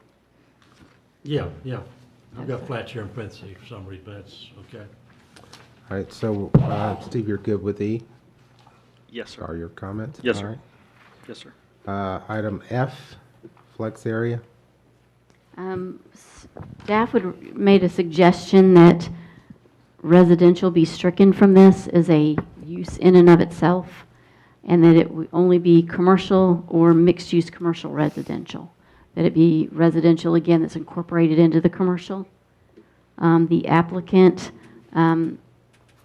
struck the last sentence and added that area density shall not exceed 300 residential units at a density of 8.13 per acre, 100,000 square feet of commercial, or a combination of both.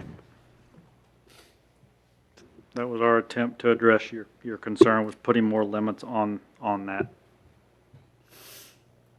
So over that flex area, we could not do more than 300 residential units or 100,000 square feet of commercial, or like I said, accommodation. So are you asking to leave the residential Yes, sir. commercial in there? Yes, sir. Okay. All right, so council, heard Ms. Hare and the applicant. What's your pleasure here? Gordon? Are you good with that? I mean, personally, I tend to agree with staff on striking residential from this area. I mean, the point was made earlier, and several people that I've spoken with, right, we initially were proposed 2,200, and And that number, I think, right now we're at 2750, including, that would be with 300 units in F.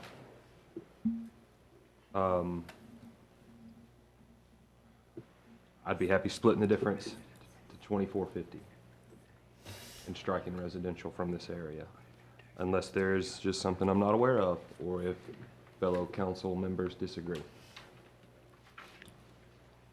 Other thoughts, offers? Steve, where are you at on that offer? I don't think I can remove that residential. I mean, it kind of takes it away from a flex area and promises additional commercial where we've already got a pretty, 600,000 square feet is a pretty hefty amount of commercial. Again, that we were leaving this area open to kind of adjust to the flex area as things develop out, and wanted that flexibility that if no more commercial goes up there on Moose Club Road, that we had the flexibility to extend the residential over there. I'm afraid if I lock myself into doing commercial there, that it may not be marketable, and it'll sit vacant.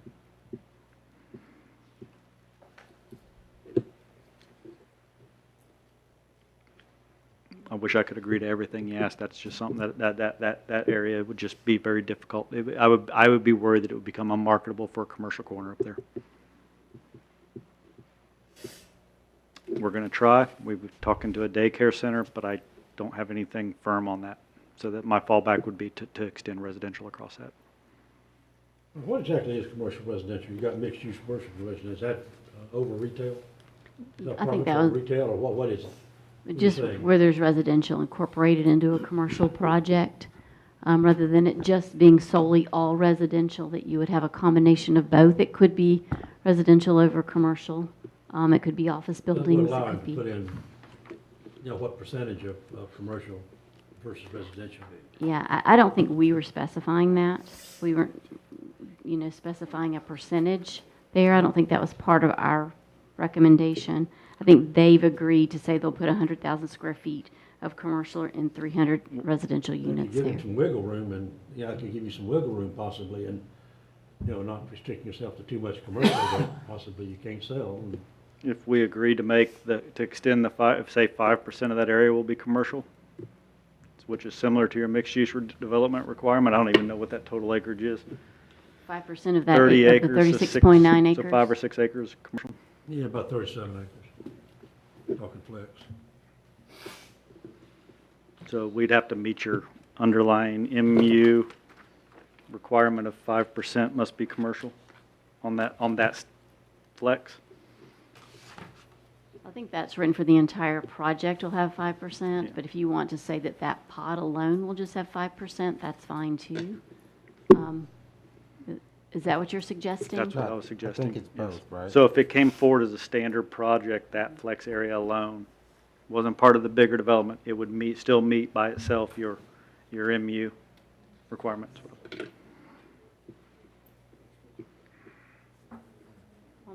1.84 acres, yeah. That small? It's 30 acres? 36.9 acres, am I reading that correctly? Yeah, yes. And 36.9 times 5%, Oh. 1.84. Not very big. Yeah, not very big. My head, it was 5 acres. Minimum of 5 acres of this would be commercial. Are you scratching the 100,000 square feet and just saying minimum of 5 acres? Yes, I suppose. I mean- I'm spitballing here. Trying to commit to something being commercial, knowing that there may be a little bit of a time for a market there. I mean, it's Homewood's Club, it's not exactly a commercial street. I don't know if that's taking care of your problem of residents. I agree with you, but I'd also think in 5 to 10 years' time, what is that road going to look like? That's our hope. We're going to hold that out in hope. But again, what if it, Hope in what one if hand, it right? doesn't, right? I mean, Yeah, we should know. Anybody else have any thoughts? I think putting the 5% kind of gives a little flex in that area to, maybe more, but at least be a minimum of that. It would That's be 5% of 5 acres. Of the 5 acres, Yeah, 5 acres, yeah. which is, she said it was 5 acres, wasn't it? That would be close to 12%. whatever it was, 5% was how much? I'd be close Some to, acres, that would be, at least it says we're wanting to commit something to try to get a commercial in there. I'd give it close to 12%. They agreed to 5 Yeah, acres. they give it close to 12%, and also there could be a caveat if you all are willing that they could come back later, but that kind of gives the neighborhood business type feel to where you have, as they're talking, as this develops out, hopefully more of the medical type offices that come. There's all types of things that could happen, but we can't. It'd be nice if we all could look into the, whatever he called the diamond crusted whatever that would come, but as the medical offices, once the known starts to happen, if approved and starts developing, then that tells us what may be more in demand that's there. And then they may be coming back and saying, okay, the whole thing's neighborhood business for everything else, but as you have therapy and rehab. Right, and if those that type plays things. out, I could see that being the ideal location for potentially even more than 250 of age-restricted apartment units, Exactly. right? But we're trying to predict this tonight, and I'm struggling. I'm gonna make a statement that is gonna mean nothing legally. It's worth more to me if I can sell that for commercial, I promise. Yes. It's worth more to me if I can sell that for commercial. I just can't stand here and make promises that aren't marketable. As we developed Sure. Trilogy, that's one of the things that the folks we talked to, that last table, Councilman Harris can tell you, the one gentleman, that's exactly what he talked about, was the places that he visited for therapy and other things that were close by that was close, so. Yeah, after Trilogy came in, Novant moved the facility in within a quarter of a mile of that facility. So that was, We hope that happens. yeah, and that was a good sign there. And I'm good with the 5 acres. Okay, 5 I think that acres, gives us a lot good with of that. So, Thank you. so Lynn, can you, I'm not sure I have this one, A minimum- but, a minimum of 5 acres of okay. the flex area shall be commercial. So are we striking 100,000 square feet, or do you want it to be 100,000 square feet or 5 acres? I mean, that's a max. I can't envision more than that going as a lot. Okay. I So mean, if 5 you wanna acres. leave it, I'm fine with it. If you wanna strike it, I'm fine with it. But this is something that, as the market changes, as we start to see this part of town take shape, you could come back. I know we don't want to mimic what's been going I think this is a minimum on. 5 acres. I Yeah. have the right, as I understand, to do the whole thing commercial. Correct. If Yeah. possible. right, Oh, okay. right. Yeah, but a minimum I of 5. promise I will do a minimum of 5 acres. Commercial or mixed use commercial. So do we need the square foot, do we need that 100,000 square feet in there? Because we can strike that if you're committing to the acres. You know, Steve said, if he did everything commercial, he'd make more money. I mean, commercial brings in, so it's really to his advantage, but that's just not in the business plan. to happen. All right, wait a minute. So Lynn, do you have it? I think I do.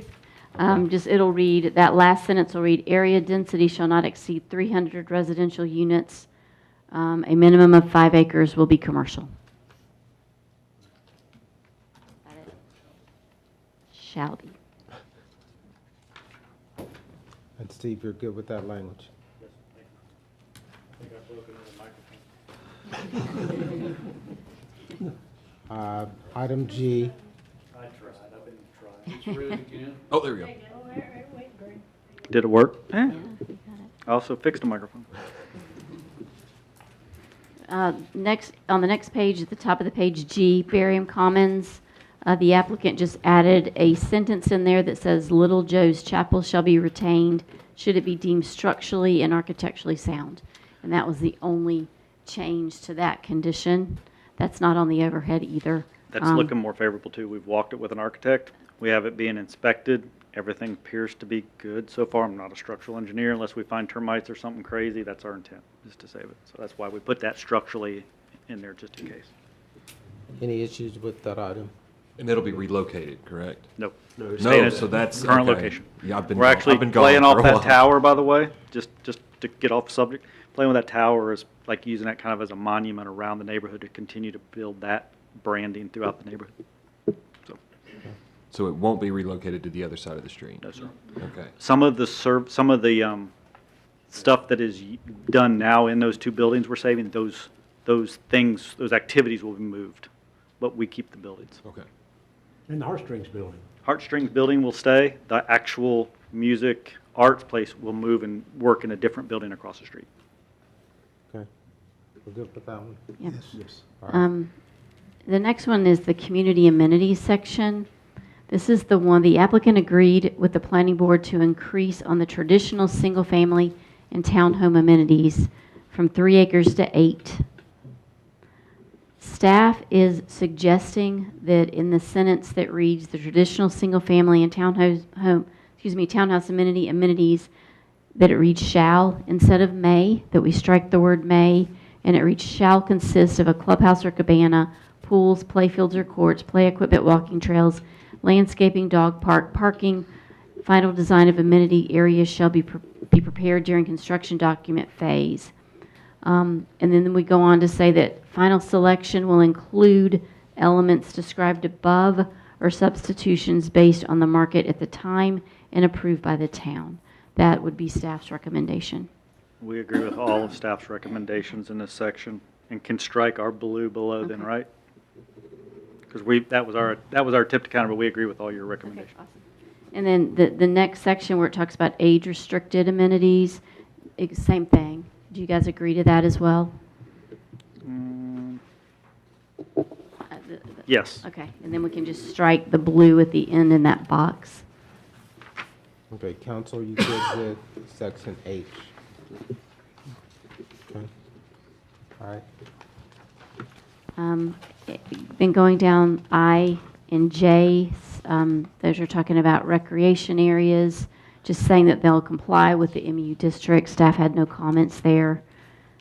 Under section 3, where it starts talking about traffic, transportation, and parking, the applicant added that statement saying the developer's consultant shall prepare a phasing analysis to determine when the required improvements are to be constructed, and that the developer shall construct all required improvements at Old Mountain Road entrance when that connection is made, including traffic signal if warranted. That came out of a comment we had, I can't remember, I believe it was planning board, I can't remember if the board made it or a resident made it. But where that entrance is on Old Mountain Road, it lines up with the high school. It was concerned that we may piecemeal that connection. So sometimes when you make a connection, you can make the connection with no road improvements until a certain number of lots is triggered. We committed, and that's what this is attempting to say, I think this is what it says.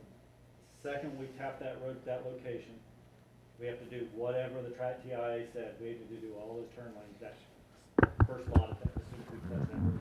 That's what we tried, that's what we're attempting to say here. And also, just for everyone on council's benefit and those in the audience and watching on social media, Mayor Pro Tem and Councilman Harris can attest, there was a lot of concern that this intersection coming out at the high school is just going to be detrimental. Over at Trilogy, that is a larger community than what is proposed here, and that comes out directly in front of, not off-center. This one would be off-center at South Iredell High School, but the one community we visited is larger than what is proposed here, and it comes out directly in front of East Lincoln High School. So, and it works well. And again, it's trying to compare an apple to an apple, sometimes hard as on development, but that community there is exactly one of these situations to where that one did come out directly in front of a high school that has a large student population as well on a very busy highway.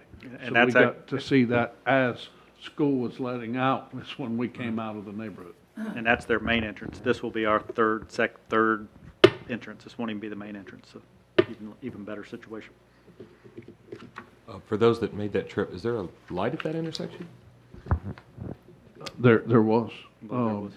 Up the street, not right there. Not there, but That's also where the school, where parents come in picking up their kids, they're all strung in through there on the other side, and whoever get out. And the neighbors, I asked people I talked to the people in the restaurant that live there, and they just know when to not be at, come out at that point. And they said, it's not an issue for them. Luckily, as we mentioned, those age-restricted folks typically have that ability to time And they- themselves. To them, I asked that specific question to the 3 or 4 tables I walked around and talked to, and they were like, it's not an issue to us. And we drove out without an issue that day. We were pretty close to a school change. So Steve, you will share the phasing analysis, I take it with the staff? Yes, sir. And require that they approve it. And then really the only thing that needs to be discussed is the comment there in red on the screen at the bottom about the connection from Murdoch Road through the project to Moose Club, and then the stream crossing and the applicant providing for 50% of that required bridge or whatever that structure might be, so that the town can eventually connect through from Murdoch Road through to that road provided through the project. That's something that the applicant would have to agree to. We feel like the donation of the property and we will stub our road down as far as we can towards that connection, but we're not, when we agreed to give up property, I had not necessarily planned to pay for half that bridge crossing.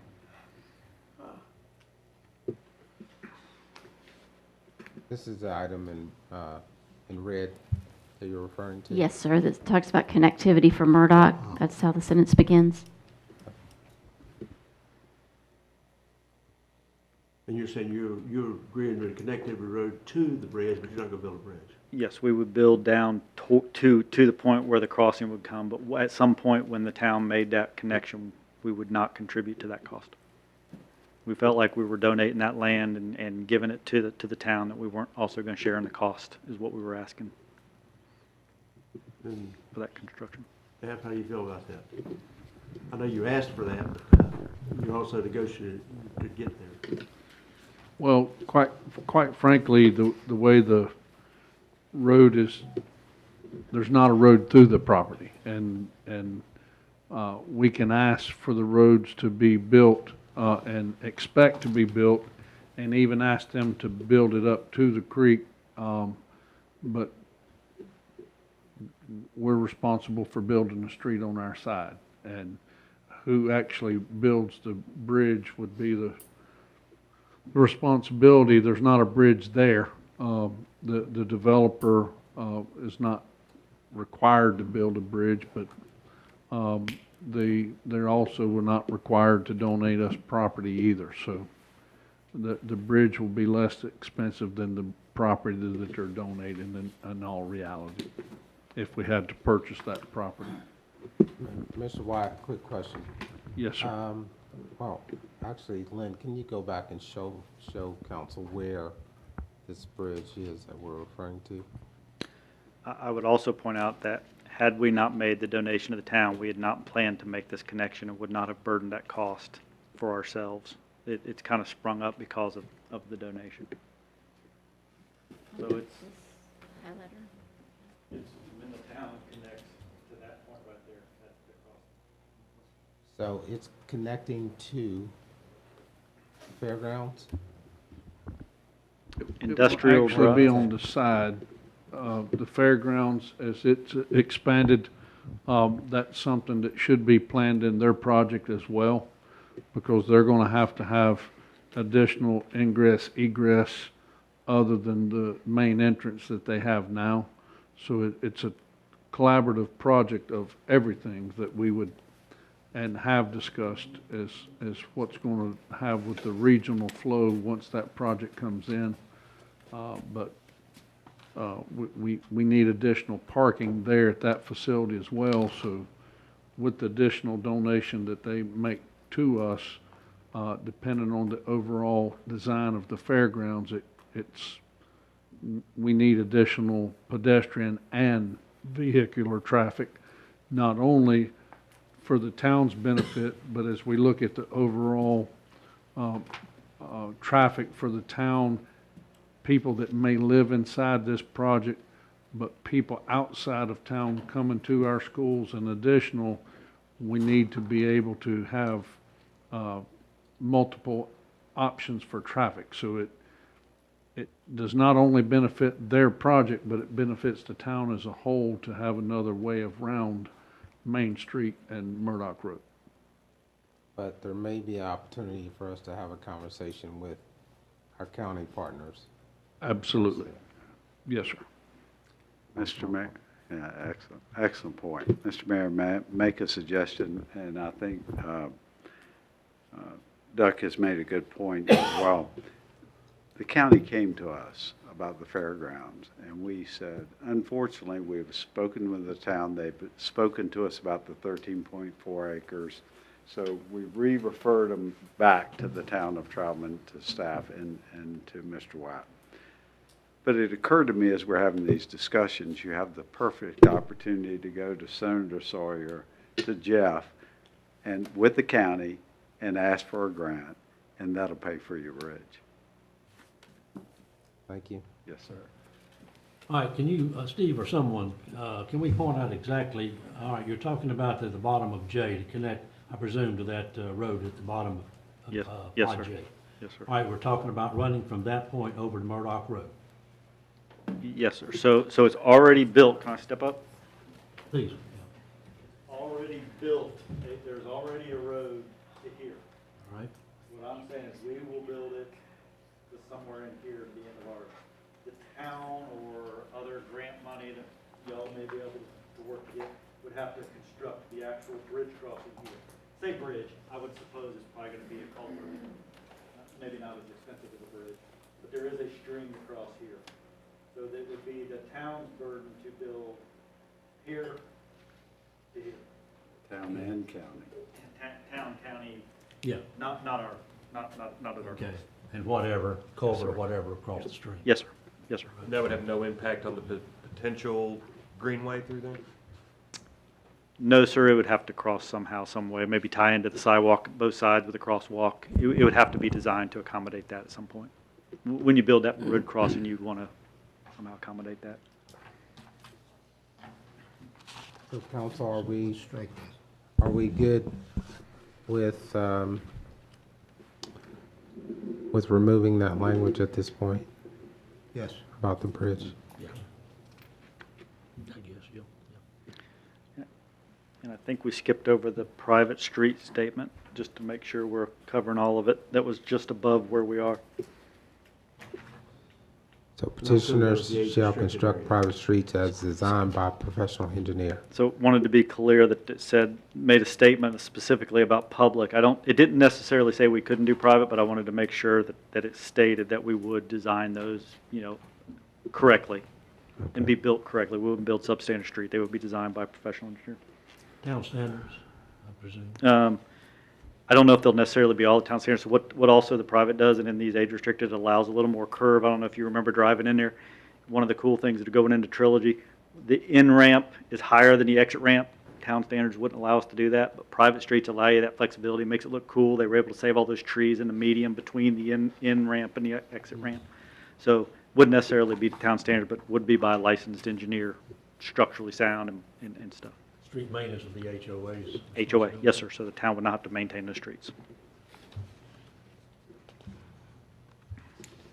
So are we, Ms. Hare, are we good with this section? If Still staff's traffic. okay with that statement about private. Okay. We don't have an issue with that. Council, we good with this section? Yes. No other comment? All right. Next item. The next item is talking about sidewalks and greenways. Staff is requesting or suggesting that the applicant design and construct the 10-foot greenway trail on their property. We would ask that the language be stricken that talks about making a concerted effort to connect, because we would like to see the connection happen. And we would also add that these systems connect, where appropriate to existing sidewalks and greenways. We agree with all the You comments. agree with that? Okay. And then the applicant, so the statement below is the applicant's comment, so we would strike that. I put them side by side for comparison. So if you're agreeing with the town's request, we would just strike your language. Okay, I Okay. agree. So we would just strike this. Okay. Council, you good with that? So that would be no soft surface? The town requires either asphalt Right. or Okay, that would be, it would be a solid surface greenway trail, similar to what we have I now. don't know that I understood it that way. I didn't realize that it had to be, I mean, I thought when we met, we talked about there was a lot of new soft surface that like Carolina Thread Trail was wanting us to use. I think that's the discussion with the planning board. Okay. But our current greenway system is solid surface trails, and that is what our requirement is in our greenway plan. So to be clear, we're only talking about in that one greenway section, not Correct. all of our greenways. That is correct. We agree to that. Okay, can you, how about turn that, because again, I'm thinking, you acquiesce to soft surface on the greenway. Well, I think what we're talking, let me see if I can get back to the, they're proposing, to build trails throughout their project. Right. There's a portion of our greenway that they're going to, hopefully, they're going to build that will expand that greenway trail that runs along Highway 21 in front of this project. But the trails throughout their property, I think we're okay if they're not solid surface. Okay. But we want our greenway trail that shows on our greenway plan. I follow you now. Okay, thank you. And just to clarify, if it's turned over to us that we maintain, it matches ours. If it stays in theirs and HOA maintain, then it can be whatever they wish. Gotcha. We agree, we agree. So again, apologies. East side of 21 will be hard surface. No, sir, just that one part that we were adding to your official town greenway would be our hard surface. The rest of the trails down in our creeks would be a mix. So what we did in Laurelbrook, we worked very closely, we plan to do that with Carolina Thread Trail and the Catawba Land Conservancy. They design trails all over the place. There'll be a mix. There'll probably be hard surface for a certain period, then there may be like a pea gravel section on slopes, and then some of them will be actually natural trails. So there'll be a mix of trail systems throughout the development. Other than the one we're building for the town system will be paved. Right, so according to our greenway plan, will this not be a part of our greenway? Not the trails that they're building in their portion of this They will be project. They do open- not show on our greenway They will plan. be open to the public, and they will be marked, but they will be maintained by the HOA, other than that section along 21 that is officially part of the town and donated to the town. Correct. The rest of the trails would be open to the public, but maintained by the homeowners association of this development. So my neighborhood has trails not maintained by the town, other their town streets. They're not well maintained anyway, but they're still there. I'll just Okay, leave it so at that. let's think, there will be an increase of 4.5 miles of trails. We are not increasing our greenway by 4.5 miles. And we need to think about too, that if the HOA maintains these, I don't know that we can make them public. Right. And so that's something to consider. We have in other developments. The HOA has to carry additional insurance about it and have And certain. you'd have to put that in like the fall HOA. at your own risk and, yeah. Would you have to write that into the covenants? Yep. Okay, Yes, ma'am. so we would need to make sure that that happened. We will, and we'll share those CCRs with you. Yeah, and then on the plat, when it's recorded, it needs to make sure that it shows as a public greenway system. Okay.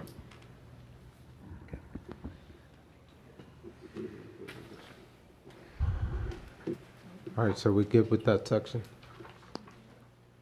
Okay, all right, Yes, yes, sir. thank you. The next section talks about streetscape lighting and utilities. There's no comments there unless you all have some. Landscaping and buffering. Comments begin where we talk about project buffers at the bottom of the page. Just let me know when you all are there. It's also on the screen. That's where we added language about the perimeter buffer adjacent to barium seasons, the 100 feet to be undisturbed. And then the comments about grading of the site, how it would be done in phases and at time of final plat approval, not allowing mass grading. And then before grading occurs on the site, would like to see a tree save plan outlining the tree save measures and that those would be approved by the town. That would be staff's recommendation. On the screen, you can see in comparison what the applicant has agreed to. They would like to see the first 50 feet of the Berrien Seasons Village perimeter as undisturbed, that buffer, and then 50 feet. They would like the ability to grade in that area and then go back and replant that. They've also stated that they would make a concerted effort to maintain an undisturbed buffer around the project boundaries. Should portions of the buffer be disturbed, they talk about replanting. So those are the main difference. Really is that Berrien Seasons buffer, staff would suggest it be undisturbed. The applicant would like to disturb 50 feet and then replant. They have not agreed to the comments about grading, and so that's something that would need to be discussed. So, Steve? What I've run into before when I promised that the entire buffer won't be graded is I will end up needing in certain areas to tie some slopes in as I'm grading the lots. So we're working on them. So we wanted that flexibility. It would be our intent to save as much of the buffer, save our money to replant, to save as much of the buffer as we can. But I'd ask to split the difference on allowing us to grade at least that upper 50-foot where necessary to save on our construction costs, to help minimize those slopes. So if we're trying to meet halfway and agree that at least half of it would not be touched and only half of it would potentially be disturbed. And if disturbed, we have to replant with trees. We are okay with the grading of the site will be done in phase and final plat approval, but not allowing any mass grading just can't work on some of these areas that have, some of the site has pretty significant topo that we have to move from the high point to the low point. Can't say that there will be no mass grading, but I do agree to do it in phases, so we're not just going out and doing 800 or 700 acres of grading at any one time. So we will agree to phase it and work with staff on those construction plans for phasing it. And can I make one comment too on that? Yes. I'm agreeing to that.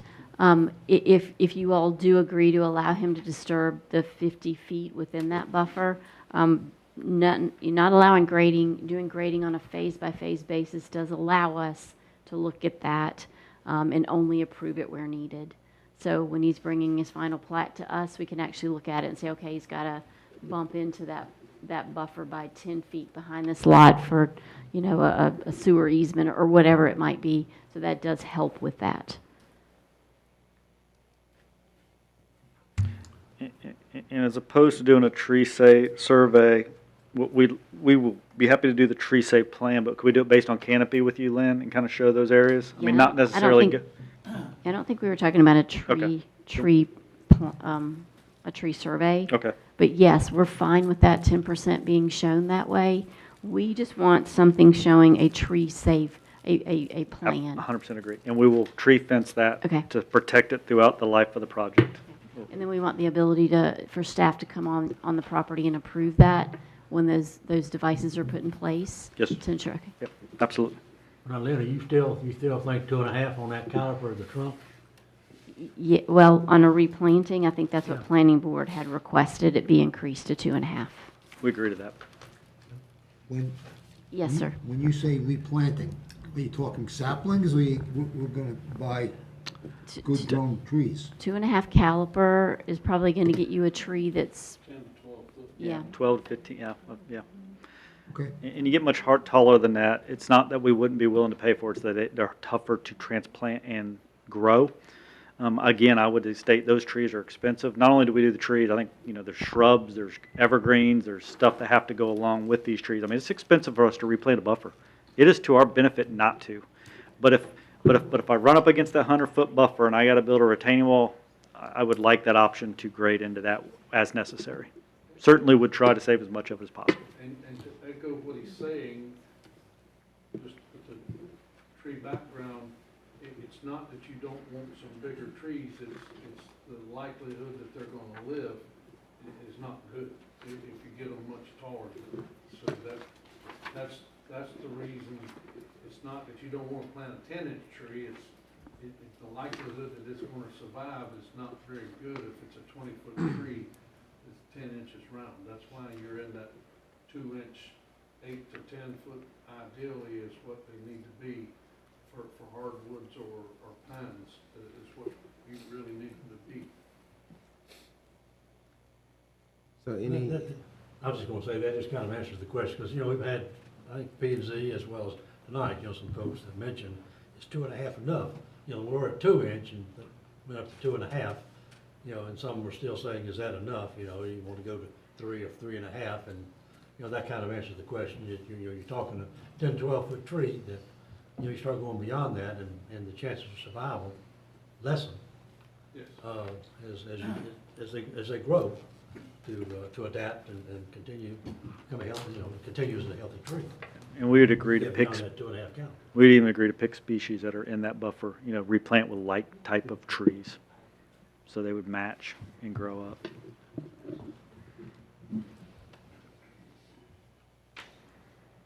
any other questions on that section? We could add that if we do need any lesser buffer, they could be behind 212 winter flank. 2.5 is fine. We'll plant those at an angle so they fall. Not all southern pine. There's no fence there, I don't think.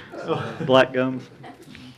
You That's said, good. you said you agreed to grading in phases?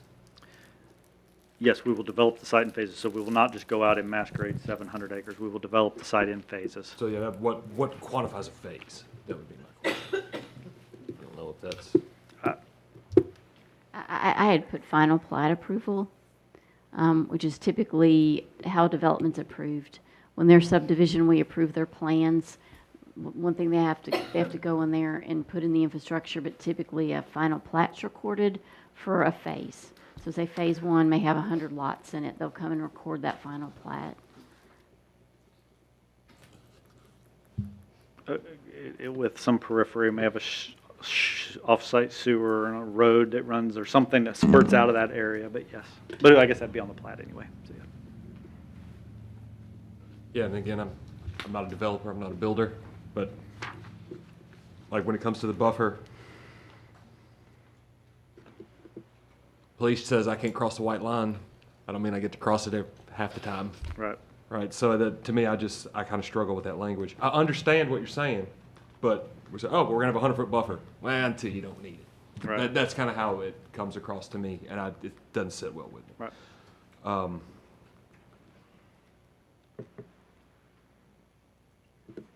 That's it for me. Is there any other language you can offer? If we agreed not to disturb the first 75 feet, but gave us a little flexibility where we needed to nudge into it for the first 25 feet upper, but again, have to replant it. And this is, again, if I heard correctly, is this subject to review/approval by staff? It would be part of the final plat, the plan approval process, yes. Yeah, town engineer would Their review our grading construction plans and look drawings, at that. For each phase? Because that, It would be, yes, part of. since we're gonna break it into phases, that would be, that's just how I understood how you described it. That's part of it, but actually it would be approved before it got to the final plat phase. We would approve it with the construction documents for the entire development. It would show on there. And then when they brought the final plat, that's just another opportunity to check it, and we would be looking at it again at that point to make sure that whatever number you all tell us you want undisturbed, that that's being provided. And then with the comment about the tree save area, those areas we would make sure that they are putting into place tree save measures so that when they clear, those areas aren't touched. Steve, you had asked on the 100-foot buffer, you had asked for up to 50 feet encroachment, you know, replant. Yes, sir. Did I understand you say, though, that you were going to compromise and reduce that to 25? Yes, sir. Yeah, Again, to clarify, we'd have to replant that if we did disturb exactly, it. yeah, exactly. Are you good with that, Josh? We can move forward. Better? All right. Everybody good? All right. Lynn, you got that? You agreed to 75 feet? Non-disturbed. Yes, ma'am.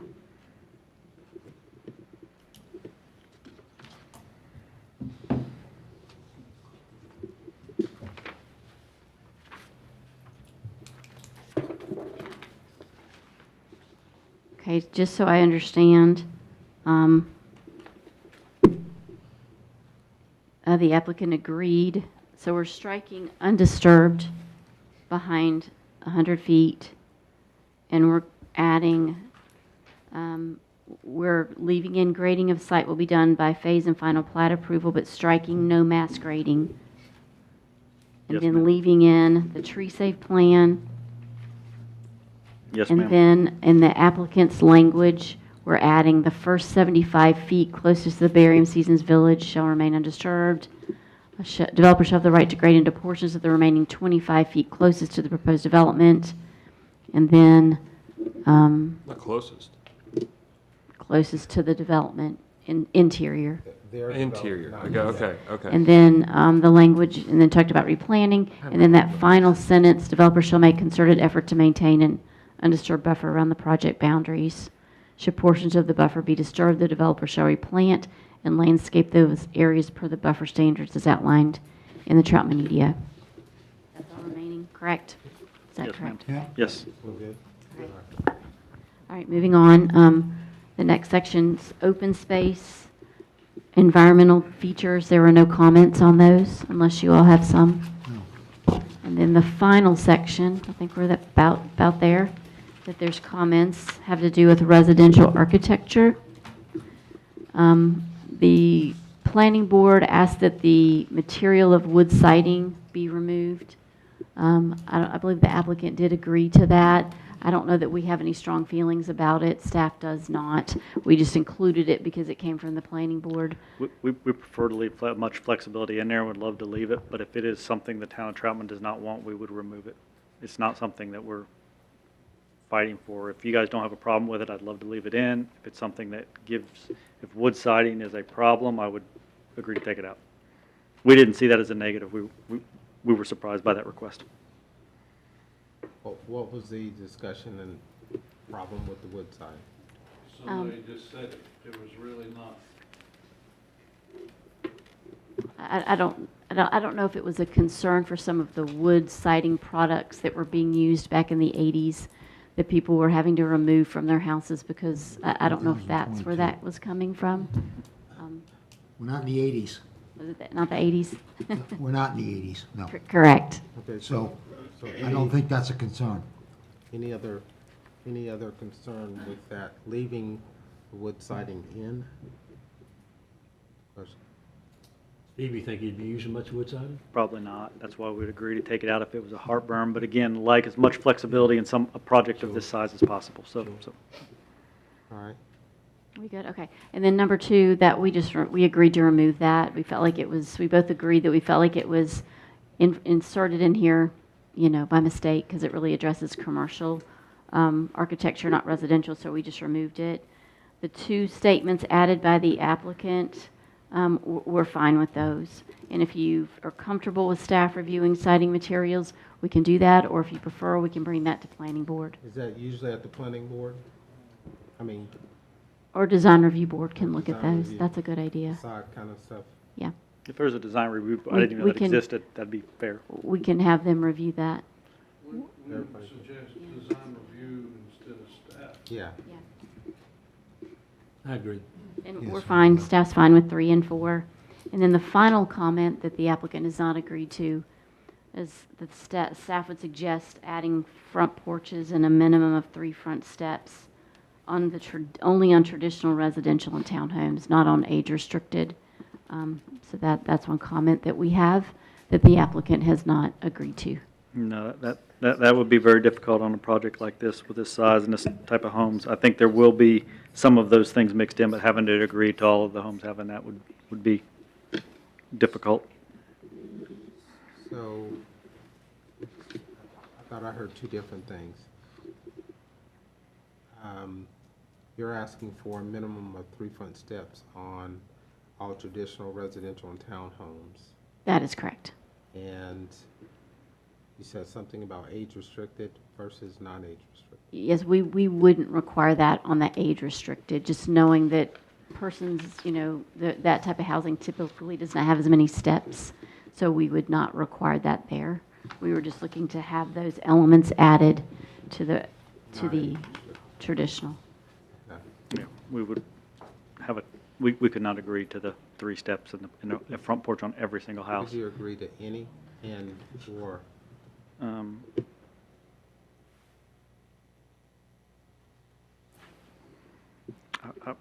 I wish I could. No, sir. Any questions on that? And I hate saying no, but no. So you're saying not 3 front steps? No, sir. And my question is, why are we putting that in there? Is it, that's something we have in the other neighborhoods? It is not something, but just some of the comments that we've heard from the planning board and the design review board and some other meetings that I've been involved in, there's a sense that when there's a porch on the front of a home, there's just, it gives them, it looks, it's just a nicer looking house. It's more appealing. It's got more curb appeal. And then when you have some steps up to that front door and you don't just have a house that's, slab on grade, that it provides for more of a traditional neighborhood feel, similar to what we have here in our downtown area, where you start to have more of a front porch. You typically have steps going up to more of a traditional neighborhood feel. So that was something that I heard a lot of comments from people at some of our community meetings, that they really wanted to see those types of developments. So that's why we suggested it. It's just a way to hopefully try to encourage that type of architecture. But these houses are being built on slabs, so it would be kind of. Yeah. You can do we could do an elevated slab. You My could do home's it. built on a slab, and I don't have any 3 steps leading to it. I mean, it looks very nice. Okay, yeah, and you could do an elevated slab too, so. Do you have a porch? I've got steps and a porch. And I wasn't suggesting that slab homes aren't nice, but we were, you can put steps and So you porches said- on slab homes. Yeah, you said no to the steps, but what about the porch? I could not commit to those on every home, and I don't know what percentage. I know that's the next question. I know there will be homes with porches on them. I don't know what percentage. I'd have to have a builder here Again, to I discuss think the that. only reason we're asking, it is a part of this community. Yes, right? sir. And so if you're building it for this community, we literally had a festival, I don't know that you heard, called the Front Porch Fest. No, I did not hear about that. No, sir. Big rocking chair out front and the whole 9 yards. Yes, sir. So when you hear that, that's what that means. It is critical part of the culture and who Troutman has been. Understood.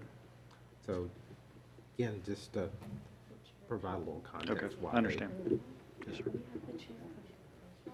sir. Council, other thoughts, comments on willing to?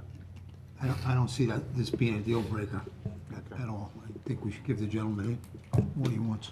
Okay. Other thoughts? I agree with Eddie.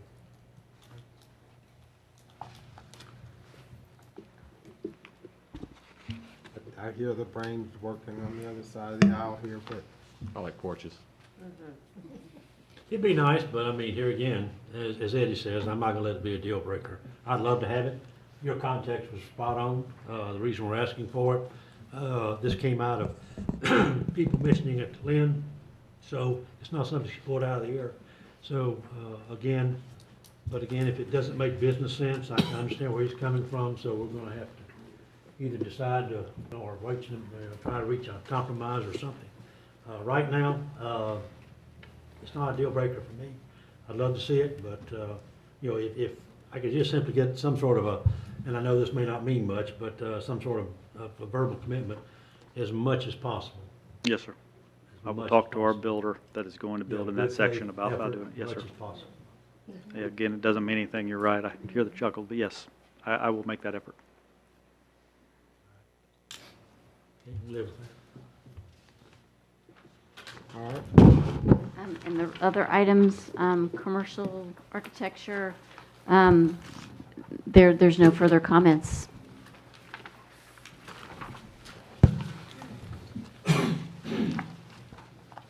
Any other comments on the agreed upon conditions? I would just like to clarify something with staff. Just kind of caught off guard tonight by the Greenway situation. I wasn't in the loop, hadn't been here, so I learned it tonight. Right, so I know we had, I'm looking at RZ03, just a map of your walkway plan. You don't have to pull it up, but it's on the map, it's Area 6. I do know that the gentleman that led off the evening talked, specifically highlighted this area, right there with the lake slash pond, right? You know, and so this is a prime area to develop something special and unique, right? And I know that this is something that back when I was still in the loop, right, we were discussing this, right? So with how this will now be, I was under the impression, right, that this would be town maintained, right? I'm learning now that this will be HOA maintained. So where does that leave some of the things that we had discussed for this area, such as? We would be open to doing the improvements we were talking about, whether those be internal, we would dedicate that to the town. You'll be open I did not to- know the town was interested in owning a park, but we would turn that over to the town. How about we leave that as a condition? If the town requests us to turn that over to the town, we would be willing to do so. You talking about your soft trails or what now? I'm talking about the whole area I'm talking- 6 yes. behind the lake and make it a town park. Like a good idea. Did not know that was something, I'd never been asked. We would like the option to go do some improvements because we've sold all of the builders that we're going to talk to that that's a park. There's going to be walking areas over there. We're going to go thin out the undergrowth. We're going to open it up. It's going to be very natural. Don't get me wrong. We're not talking about building a structure over there or anything. I don't want to mislead anybody, but I mean, we've talked about frisbee golf. We've talked about, I'd like a you know, structure. a little bit of a lawn. Talked about hot dog stand. Talked about several different things over there. Honestly, yeah. Several, I mean, several nothing different things beyond over that. there. But I mean, we would be open to, we'd dedicate that, we'd donate to How town. many acres do you think we're talking about? How big's that large area? That's about 25 and a half, roughly. I'm just impressed you're not asleep back there. Oh, never. 20, approximately 25 acres. I mean, from what's shown as that trail over, is kind of what we're saying, that lake over. And that is a beautiful lake. We rode down there. It's a beautiful So lake. we're- Talking all 25, you say, acres? So, can you get this in writing? I know it's being recorded, but as a condition, So we the way would he stated, I basically guess. Is there a letter or a number? or something? Yeah. Open space area 6, Yeah. that's 25 acres. Can we say, I don't know exactly. Can we say Ish. approximately? Give me a little Ish, flexibility. If yeah. I go survey and it's 22, I don't want You to can- shoot myself in the walk over foot. there and kind of finger point where we're talking exactly. It's all the green space to the lower right. So basically, we're saying that it would be improved by the applicant and donated to the town? Thank you. Is that what we're saying? Yes, improved with some trails, thinning out the stuff. There might be a pagoda. There might, we need to work with the town. We'd be happy to work with you guys to plan what that is. I mean, we're not looking to build massive structures over there. I want to be clear. No. But walking trails, picnic areas, benches around that lake, you know, I mean, I think that would be a great trailhead to tie to the active park you all have down here, a more passive natural area. I think it'd be beautiful to tie all that in. Right, so just that would be the point that I would maybe need to clarify with staff. Like if that were to come to fruition and everybody's great, and we all hug at the end, right, and we get this donated and we got a beautiful, lovely, unique park, how do we get to it? I would suggest we're gonna pave to here. There will be sidewalks to here. There will be natural trails here. You could also walk on sidewalks. If you didn't want to walk on a natural surface trail, you could get to a sidewalk head here, and we could work on maybe agreeing to something more structured, you know, short area connection from some short distance, so you could at least get there from a hard surface trail. And obviously there would be multiple surface types getting there multiple different ways. And when we're saying self-service, we're not talking about just like raw dirt. There are various pea gravel type things you're putting in on that. The problem with committing to like a whole bunch of this being paved, I mean, taking a paving machine down in there, it really denaturalizes it. And we're trying to leave these natural and trees. And when you take a paving machine down there and start paving 10-foot wide strip, you're talking about making it something that's not a woodsy feel.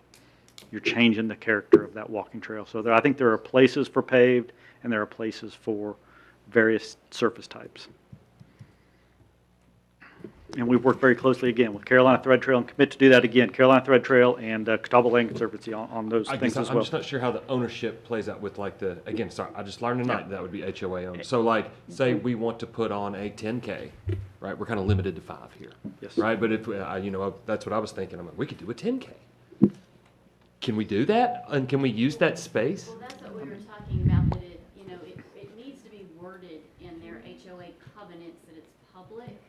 so that we can access it and use it, or the community can. We would defer tonight to agree to either. We will HOA maintain it, open for the public, or if the town requests within the next 3 years that we dedicate it to the town, we will do so. That'll give the town time to think through that option. Is that fair? Well, I think we're talking about two different things. I think you're okay accepting that 30 acres that Steve talked about, or 25. 25.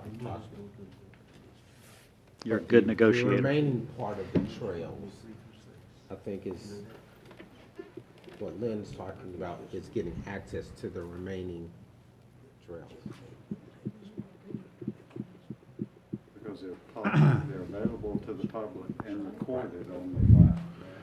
Right, right. And we certainly are, would be welcomed for the donation of the whole area, which involves several days' discussions as what happens to the town's budget, maintenance, Right. how we access it, where public parks, our donated land that they've already pledged to donate us, how that becomes parking, how we access it, the new road that we access, the Iredell County Fairgrounds expansion, what that does to it.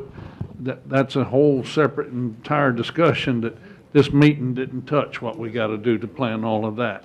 But just their improvements that they're doing, the previous discussions we had, I apologize if you feel the staff has not provided you enough information, or it's been misinformation. But in the planning of all of this, as with any project, there certainly is plans that we have talked about, theirs and others of the Greenway system, ours and theirs, that makes this pedestrian friendly within their community and our town residents and the visitors to our town and their project that's not residents of either place that has access and availability to it. Just like going back to the Bavarian roots of people being able to sit around the pond and utilize it, whether it's owned by that community or owned by the town of Troutman, and we all share in that, it certainly has and was discussed. And the nature trails, just like we saw over at Trilogy, that are the soft trails, as we say, the thread trail, they absolutely recommend those to be soft for the obvious bike people that use those. They don't like the hard trails for whatever reason as much as out there. But we as a town, for maintenance reasons, we prefer all of our greenways to be as hard, whether it be concrete or asphalt, just for the maintenance aspect of them. But we would welcome the donation and can state that loudly tonight. I would recommend to you all as council to accept as offered that whole area. But again, it will take years of maintenance, staff, equipment, the whole nine. We just have opened up our ball fields last year after many years of planning. So there's lots of time, expense, and planning to go with it to accept it.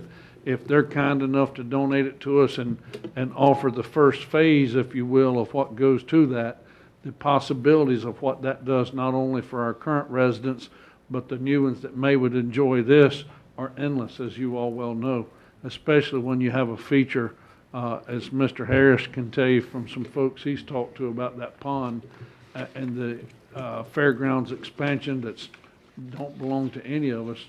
I mean, I'm excited about the possibilities there. We would also stipulate that somehow where feasibly agreed, we would provide connections from those internal streets, so the town could have an easement. I don't know that it'll make sense right here. Maybe it's here, maybe it's here, maybe it's here. We would provide, where feasible, for an easement to access those from as many points as possible. They'd be able to get maintenance, if we were taking, you get your maintenance equipment down there. Yes. Maintain your trucks. Exactly, exactly, yes, sir. And it probably makes sense, the dam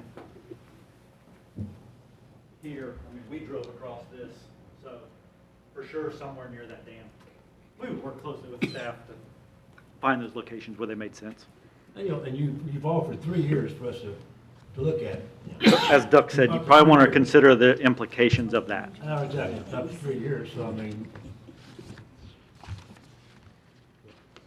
All right. So, no other questions for the applicant regarding the conditions. I will ask for a motion to consider adoption of ordinance 2422 title and ordinance changing the zoning classification of the after described property from either county residential, agricultural, and rural residential to conditional zoning mixed use. Is there a, with the conditions that have been agreed upon by the applicant? Is there a motion? I so move, sir. There's a motion on the floor to approve the ordinance. Is there a second? I'll second. Okay. Motion is made, received a second. Additional questions or comments? I think I do have a comment or kind of a question.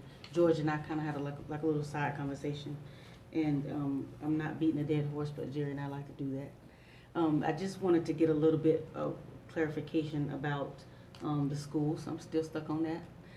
So George was explaining to me about schools changing, like one school's changing from K to 12, and one's changing, what did you say, George? Well, the new middle school will be built out by South Iredale on Barium property there. And then for the grade school will be K through 2, and the middle school will be 3 through 6. And, 3 through 5. But that's going to happen in the next 3 years or so. They will be building a new middle school, which is what James turned down this property over here because they already had other plans. And so they're looking for a donation to the middle school, which is going to be built on the other side of South Iredale.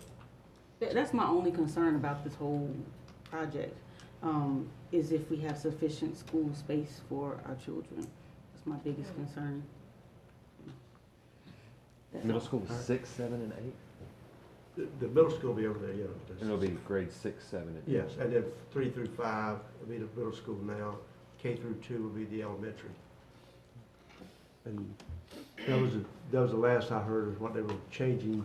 Yeah. Which they didn't want the property up here because they already had other plans.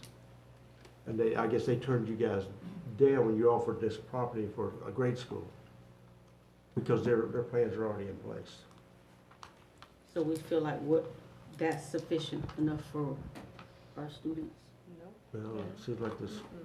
Well, and while I do respect everything and the questions being asked, I still state we're a town of currently 3,800 residents. Statesville has 30,000 residents, and there's not one plan, and they're projected to have more residents than we do, and there's not one plan to build one school anywhere near Statesville. It's still concerning. Not one. That's interesting, yeah. Maybe an opportunity for us to speak with our school board and county commissioners. Any other questions or comments regarding the motion on the floor? Okay, I just want to make a few comments. So I wanted to get another perspective of this property up here. So me being from Barium and spent time at Barium, and my 2 brothers. So I know that those guys, it's not Barium Springs Home for Children, no matter what we call it now, it's Children's Hope Alliance, and that's 70 acres, which my daughter actually worked for Children's Hope Alliance. So she's still tied to that facility that like I was as a child. And I do know that there's a lot of concerns within that group. So I contacted, after I kind of feel a little sorry but sad about seeing some of it go, but because I stayed at the Lottie Walker cottage, my brother stayed at Jenny Gilmore, my oldest brother. So anyhow, I called my oldest brother about 3 or 4 weeks ago. At first I sent him pictures of what was going to happen. And he was kind of sad that it's going to be going away. But then they had the homecoming and they were looking at the facilities. And when I talked to him this time, he said it was kind of sad to go you go back to Barium because it's really not Barium. The buildings are falling down, and people don't even want to come to homecoming anymore, so it's kind of like they run away. So they were glad to see the changes. And then the one thing my brother had talked about was the dam, which y'all mentioned. Kids always used to hang out down there in the pond, and when he found out that was going to be saved, and some of the other changes, and he was like, that his whole opinion started to change after homecoming, that we're going to see some improvement, that they can have to be proud to come back and say, this is where we used to be at, you know, because, well, he stayed there 6 years longer than I did, but the ones I talked to were also, they all graduated. Actually, the three I talked to graduated Paul Hinkle's wife, so it's like, I didn't realize that one of them reminded me he went to school with her. So I talked to Royce, and that's what Royce had to say about the place. It's kind of sad, but he said he's glad to see improvements, and that it's going to be, that the things they're doing to recognize the buried home, and he liked some of those. Then I talked to Al Blake, who's the president of the homecoming committee, and he had, so when I knew this happened, I called my brother at that time to so he could get hold of Al and let him know what was going to be happening, because I felt like the homecoming committee ought to know. And when Royce got hold of him the next day, he was walking in the front door of the museum with the developers. They had already contacted him, so, and he said that, so Al's comments were that he feels this could be a good community. He's very impressed with some of the work that their designers have done at Triad Park over in Kernersville. And he said that was just a very good what he found. They were developers, but he also was really pleased with the different times he's come back and talked to them of how they're making sure that the Barium Springs community and all the childhood memories has been remembered. They felt really good about that, and that keeping Barium history alive. And then he also talked about the pond and down there at the dam where they all used to hang out as they got older, I guess, and that was way past me being there, but I had never even seen that area because I was a lot younger when I was there. But and then I told him that when I was at the Trilogy, I met with the manager that's going to build the Trilogy area where the buried springs is on the backside of the property over there. And I asked about, we had talked with Al about some kind of memorial thing there, and they all agreed to put a memorial near the springs and something so that if they wanted to go through that area, they'd have something to see there, along with the new museum and all that's going to happen. And then the guy even said at the bar they'd have a Dead Springs beer or something put in there for a drink mixed in there for them, just because he liked the idea of the history of the place. So then I thought, well, that's two people don't live here. So I talked to Percy Utzman, who lives off St. John's Road over here by East Mumbo, and he said the place is run down and kind of sad to look at as it is. And it's really sad to go by and see it. But then he said, again, like everybody here, the traffic concerns was one thing. He was concerned with that many homes. He said, but then when I talked to him about the Trilogy development, I told him about that, and he kind of liked that idea that it was kind of an age-restricted area, and he felt good about that piece of property being developed and saved, and he said that'd be something nice to look at. And then he liked the shopping center area. He said he'd like to have a Krispy Kreme there, that'd really make him sold on the place. And I said, well, I don't know, like probably a Krispy Kreme, but maybe 90% sure I can get you a Publix. He said that'll work. So he liked that, having a commercial and seeing that people would actually be going to Barium, and some of the, I told him the names of the areas, how you ought to name them off of Barium's history. And so he was real pleased. And then he was too, let's see that the museum can be relocated over on the Children's Hope Alliance property, and they're even moving the bricks with their names on when he bought bricks out front of the museum, and a couple of the buildings cornerstones, the Rumpel building, and I forget the other one, but all that's going to be moved to the new museums. And he said, that one day he said he hates to see the old buildings, but he said they need to be torn down because it just looks bad when you drive by there because it's just run down as it is now. And he actually was in the cottage of the Lottie Walker building, which is the long one down there before you get to the church. And he had said that, it's just kind of sad to see that place. But he said that with them relocating the museum and the dedication to preserving the memory of the children's home, he likes the idea of the monument by the original Springs area and that the dam area is saved. That those three guys also, they would support the movement. They thought it was a good change for Barium. Since Barium doesn't exist anymore, and it's really the Children's Hope Alliance, which is, with foster care and those things, which my daughter works in, and all that stuff. So anyhow, I just want to make sure that somebody from Barium had their comments in there too. Thank you. Any other question or comment on the motion on the floor? Okay. I will call for the vote. All those in favor say aye. Aye. Aye. Any opposition? Nay. Nay. I'll ask for a roll call. Mr. Harris? Yes. Ms. Harris? No. Mr. Now? Yes. Mr. Oxer? No. Mr. Hinkle? Yes. Okay. Motion passes. We will move over to our consider a statement of consistency. Please read the statement regarding our consistency. I'll read that, Mr. Mayor. Rezoning to conditional zoning mixed use is consistent with the 2018 Troutman strategic plan identifying Barium Springs as a primary growth area. The concept plan is consistent with the current adopted Unified Development Ordinance, and the request is reasonable and in the public interest as it proposes to allow mixed-use development in the areas of Troutman where it is appropriate. The motion's on the floor regarding our statement of consistency. Is there a second? I'll second it. Motion is made, received a second regarding the statement of consistency. I'll call for the vote. All those in favor say aye. Aye. Opposition? No. Don't have to, but it'll count as a yay. Oh, I guess I have to say no for the, if I don't agree with the, Is that a no? it's a no, I guess. Okay. So, one no. Motion passes. This time there is an ordinance 2522 titled Ordinance Amending the Town Code of Ordinances, adding language that provides for the ability to address chronic violators. Turn it over to Ms. Hare. Just very briefly, this is something that we are asking council to consider to add to our code of ordinances. It's language that gives our code enforcement officer the ability to follow up on code violations that are considered chronic. An example of that is someone who is in violation of having tall grass in their yard.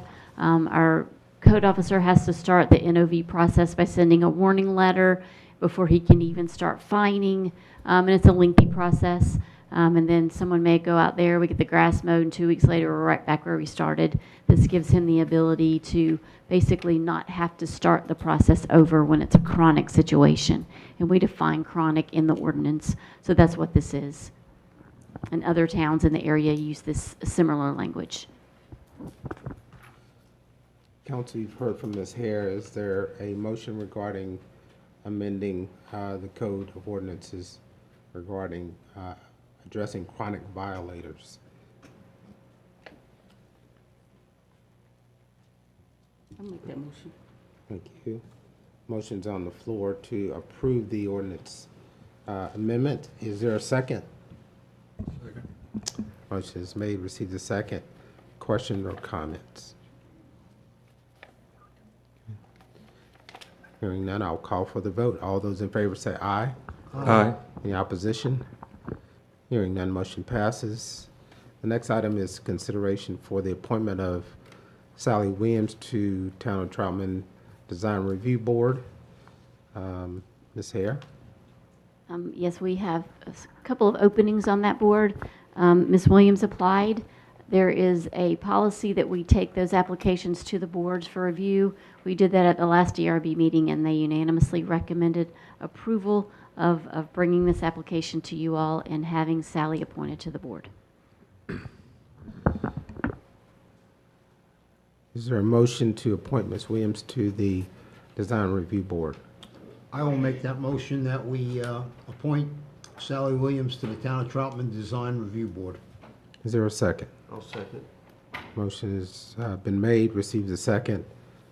All those in favor say aye. Aye. Any opposition? Hearing none, motion passes. I don't believe Ms. Williams is here tonight. The next item on the agenda are comments from council members, myself and staff. I'll start with Mr. Oxer. I haven't had the mic enough tonight. So, pleased with the turnout, pleased with the engagement. I'm sure some people not happy with me right now. But truth be told, I planned on coming in here and voting yes. But I talked with one of my good friends, and sought his counsel and asked him what I should do. And he said, Jerry, trust your gut. And just something with the way things went down tonight, I had to listen to my gut. So a lot of things I like in this project, a lot. Some things I don't like, but I think that's probably not unique to anyone in this town. So I look forward to working with Prestige, working with council, and working with staff to make this project the best we can and make it a shining thing in Iredell County. And I look forward to it. And thank you for your time. Mr. Harris. I don't really have any other comments except that my opportunity to call the different ones. I got to talk to my brother probably longer than I've talked to him any time in the last year and a half. But we talked about this project, so I think it's spend time with my brother. Ms. Harris? I just, quick comment, I just appreciate the residents of our town where I was born and raised and seeing the passion and how much we care about this town. Again, I was born and raised here and I've never seen so much passion. I keep using that word all the time in the residents, maybe because I'm in this role, but I just appreciate all of our residents and we do care about every one of our residents, just to let you all know that. Now? My comment is that I was glad that we were able to help influence the project that came before us, that we can see it Troutman's way instead of some other way. All right. I won't try to rehash too much, but you all stole my thunder. There's always these projects that aren't exactly as you would have drawn them up. And so I appreciate the work, number one, from the staff for working on this project. I know a lot of times we get the phone call that we are building projects. The town of Troutman does not build projects. The staff does not build projects. And the planning board does not build projects. But we are required to, and in some cases, we decide to ensure that we try to meet the desires of the community.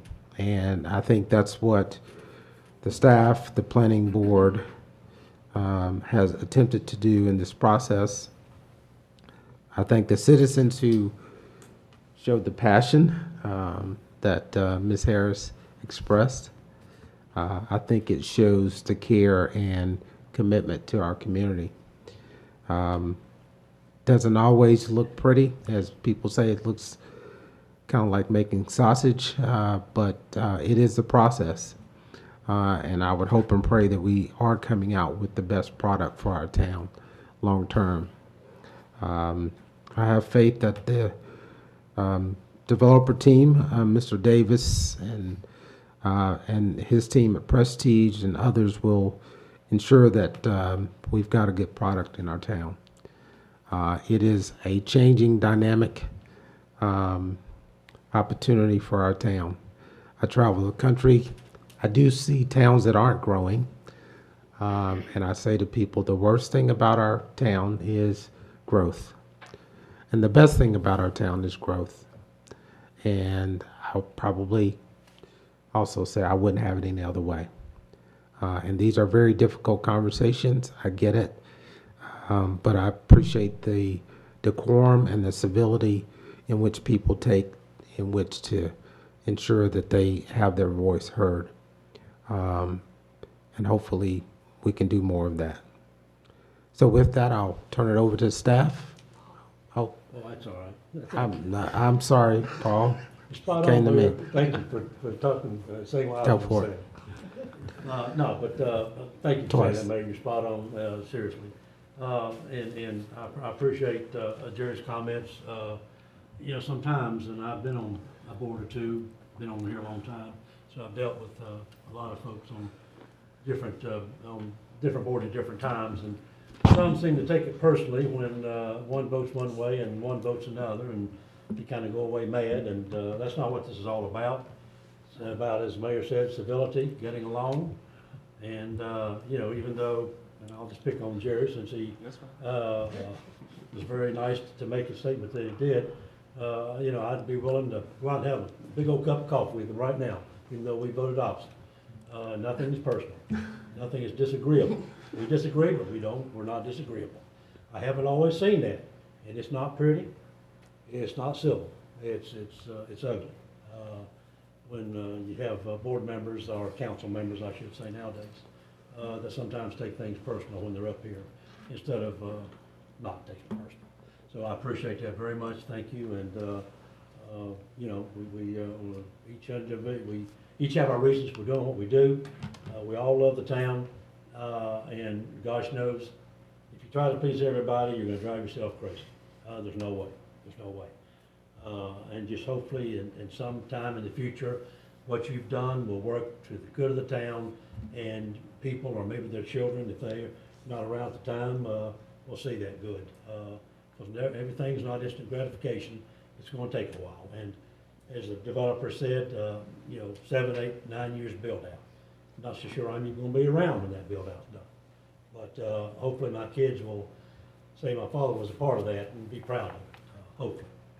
So with that, I'll say thank you to each and every one of the members for being who you are and getting along. Thank you. I'll take Krispy Kreme. And I'll take a decaf coffee. Yeah. So at this point, I'll turn it over to staff. Mr. Wyatt. I would like to thank staff that has took a lot of phone calls and meetings in person to hear a lot of different perspectives and points of view, regardless of what the citizens and people's thoughts and opinions was.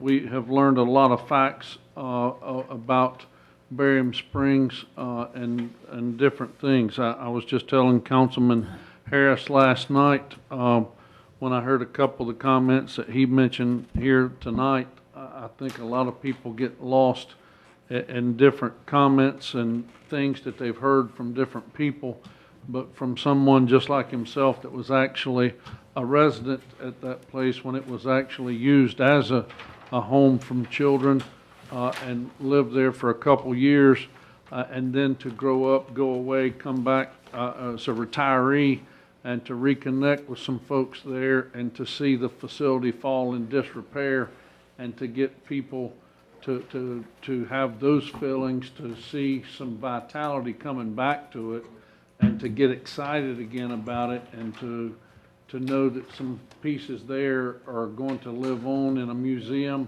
and to be proud of what it can be, and to reconnect and tell the next generation the stories about what it was, and the success stories that it had to a lot of young men and women and children that became success stories all over this country. To me, is absolutely a good piece that these developers have went back and reconnected and named it to Wakefield Development. And to me, that's a positive that come out of this.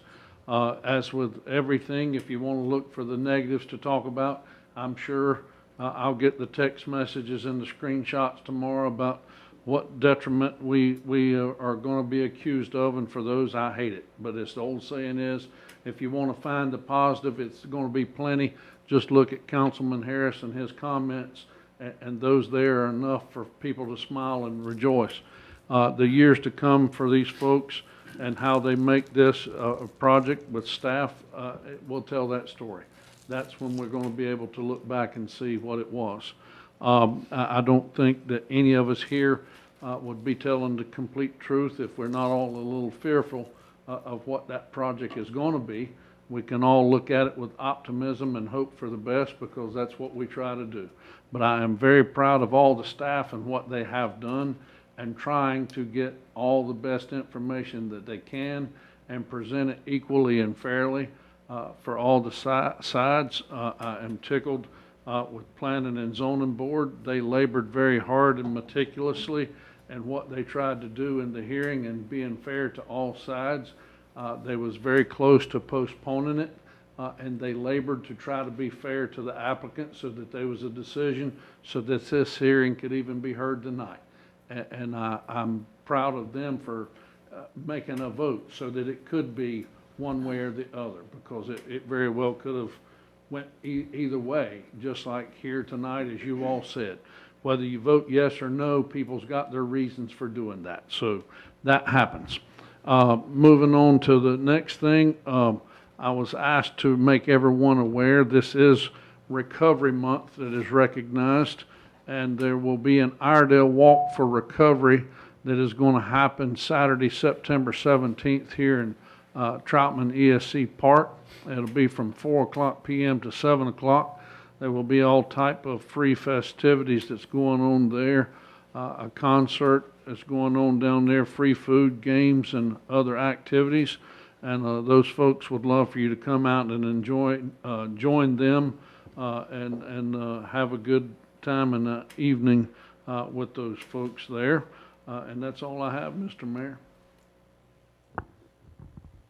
So before I adjourn, I do want to say, number of members of the public folks know that I lost my father the last few weeks, and I appreciate all the cards, thoughts, prayers, phone calls, flowers, the staff being at the funeral was heartwarming. And so again, I appreciate the support.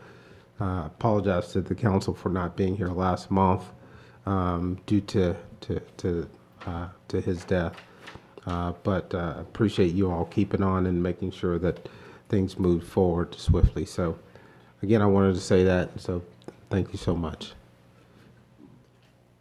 Well, also, just an FYI, Trails and Treats will be October 31st, 4 to 6. Speaking of trails, we love to have our Trails and Treats. It's always fun. If you've never been, bring out the kiddos and let them experience some fun on our Trails and Treats. Also, there's a Wicked Fast 5K on October 15th, 6 o'clock. And that's a Saturday, so it should be fun. I expect to see all of council there. I will be rooting you on. So with that, I will ask for an adjournment. I'll make a motion, we adjourn. Is there a second? A second. All those in favor say aye. Aye. Any opposition? You're welcome to stay. All right, thank you.